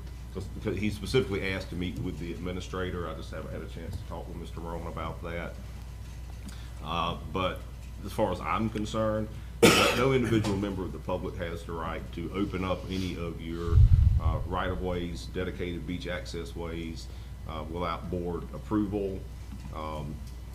Whether they intend to challenge that in court or not remains to be seen, but in this particular case, the individual knew that they had received a letter from me to cease opening that beach access way in April of last year. And as we all know, the access way was opened. So not necessarily being critical of anyone, they have their own right, their own position, but my position is you've got 4 miles of 8-foot wide beach access paths, and this one was not opened with your permission. Now, decades past, prior boards past, it was more of a laissez-faire approach. But the current board has been fairly firm that they do not want these beach access ways opened without board approval. And so that is what's being enforced.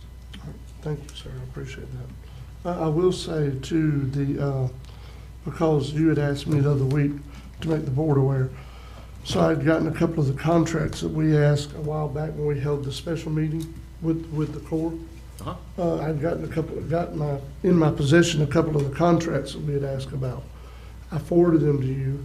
I have since asked you to, you don't necessarily need to go through the 500 plus pages of documents, because I think that they're going to do what the board has asked them to do and bring a regular cutterhead dredge to East Point to finish that channel. Now, I will say this, because I've still been in contact with them. I can't give you an exact date, but it's my hope definitely way before our next meeting, there should be a regular dredge in East Point for the communication I'm receiving. So we'll see how it turns out, but it's, again, that's what was asked for. That's all we're trying to get. We have one shot at this. We haven't done it in a long time. We're trying to do the very best we can do for the people as a board. And I just want to make sure the board's aware of that. That concludes my report then, Mr. Chairman. All right, anyone have any questions or concerns for Mr. Schuler? I have. All right. Open up my hand. 2 things. I still want to look at the fire department contracts. Do you have a way of seeing the original contract that was entered between the fire departments and the county back in the 80s? Commissioner, we have searched for contracts and we have been unable to find any contract that was ever actually entered into between the county and the fire departments. You cannot find them. We've looked. Isn't that odd? Because you would look like it would be a contract. So what I would do, because Lanark is moving fast, I can't do and tell the other commissioners what to do, but I would really like to look at the contracts between the county and the fire department and Lanark especially.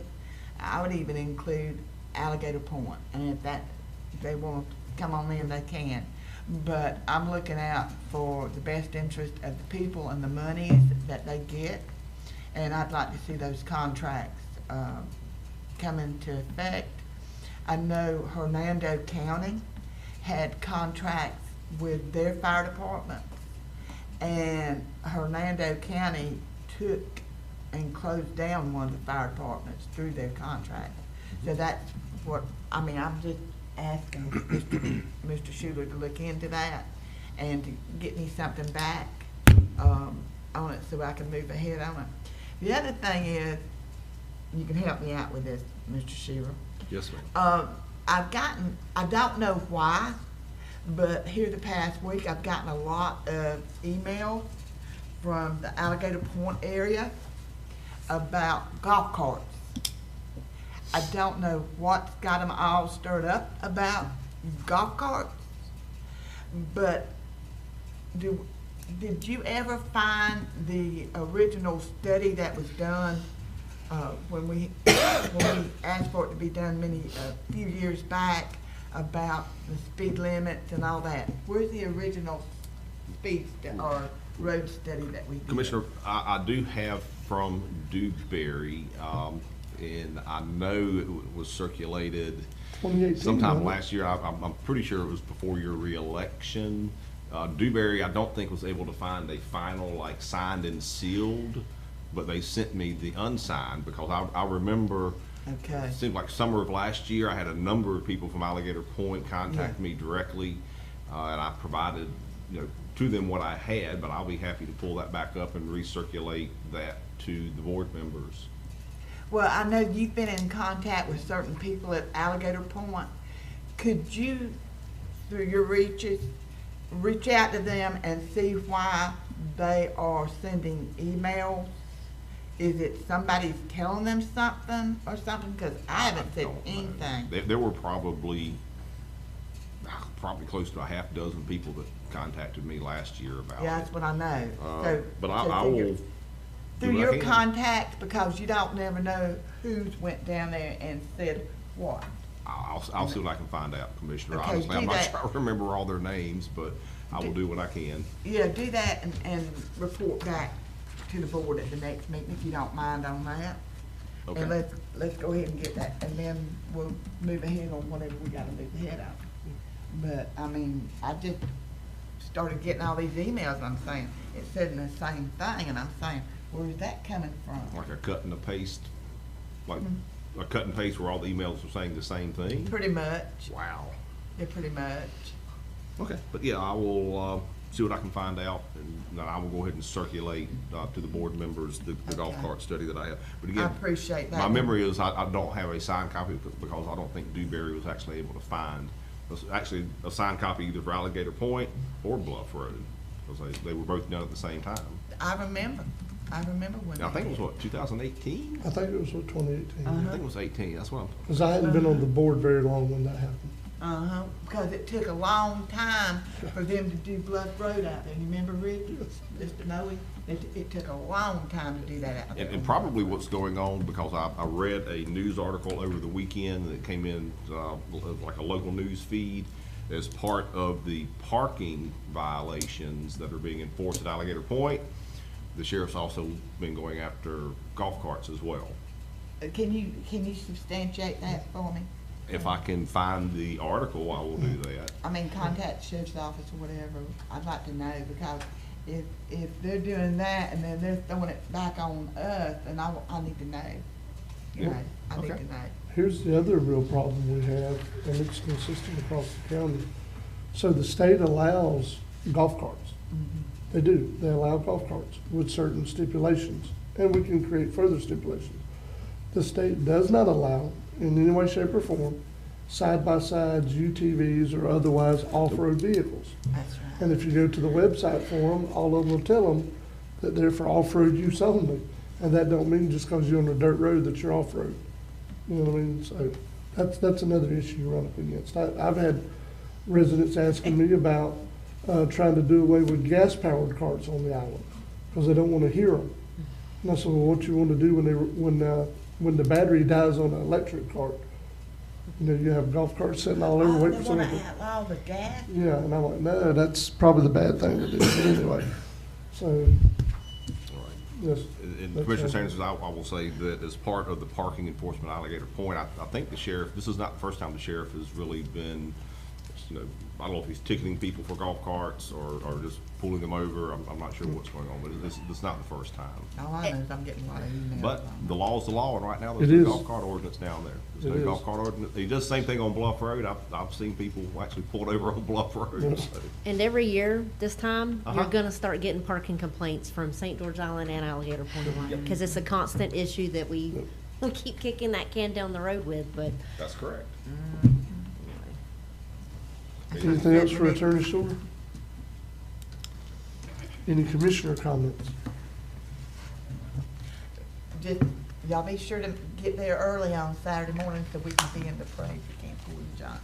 So- That's one of my favorite parades. Mr. Morone, do you know where they're gonna have the actual golf, where can we meet up at? I'll let you know Or this will week. they? I gotta talk to Fonda first, see where Okay. he'll put it. We used to meet at Pam's house, but Yeah, I don't know if they'll, Well, yeah. you got Jenny lives over there. She Yes. can put it at her That, house. or you could just put them at she's the on library. 67 though, that might not be. You that put might them at be the public dangerous. library. Yeah, that might be in a public library, Yeah. might be a spot. Yeah, that parking lot's That nicely library paved, is so. It sure is. Or at our annex, either one of them. Yeah. I'll get Annex with, is better. better. Yeah, I'll it's get with right Fonda. there. Yeah, that's a better idea, yeah. Okay, thank you, sir. Any other commissioner comments? Thank you, commissioners. Can adjourn.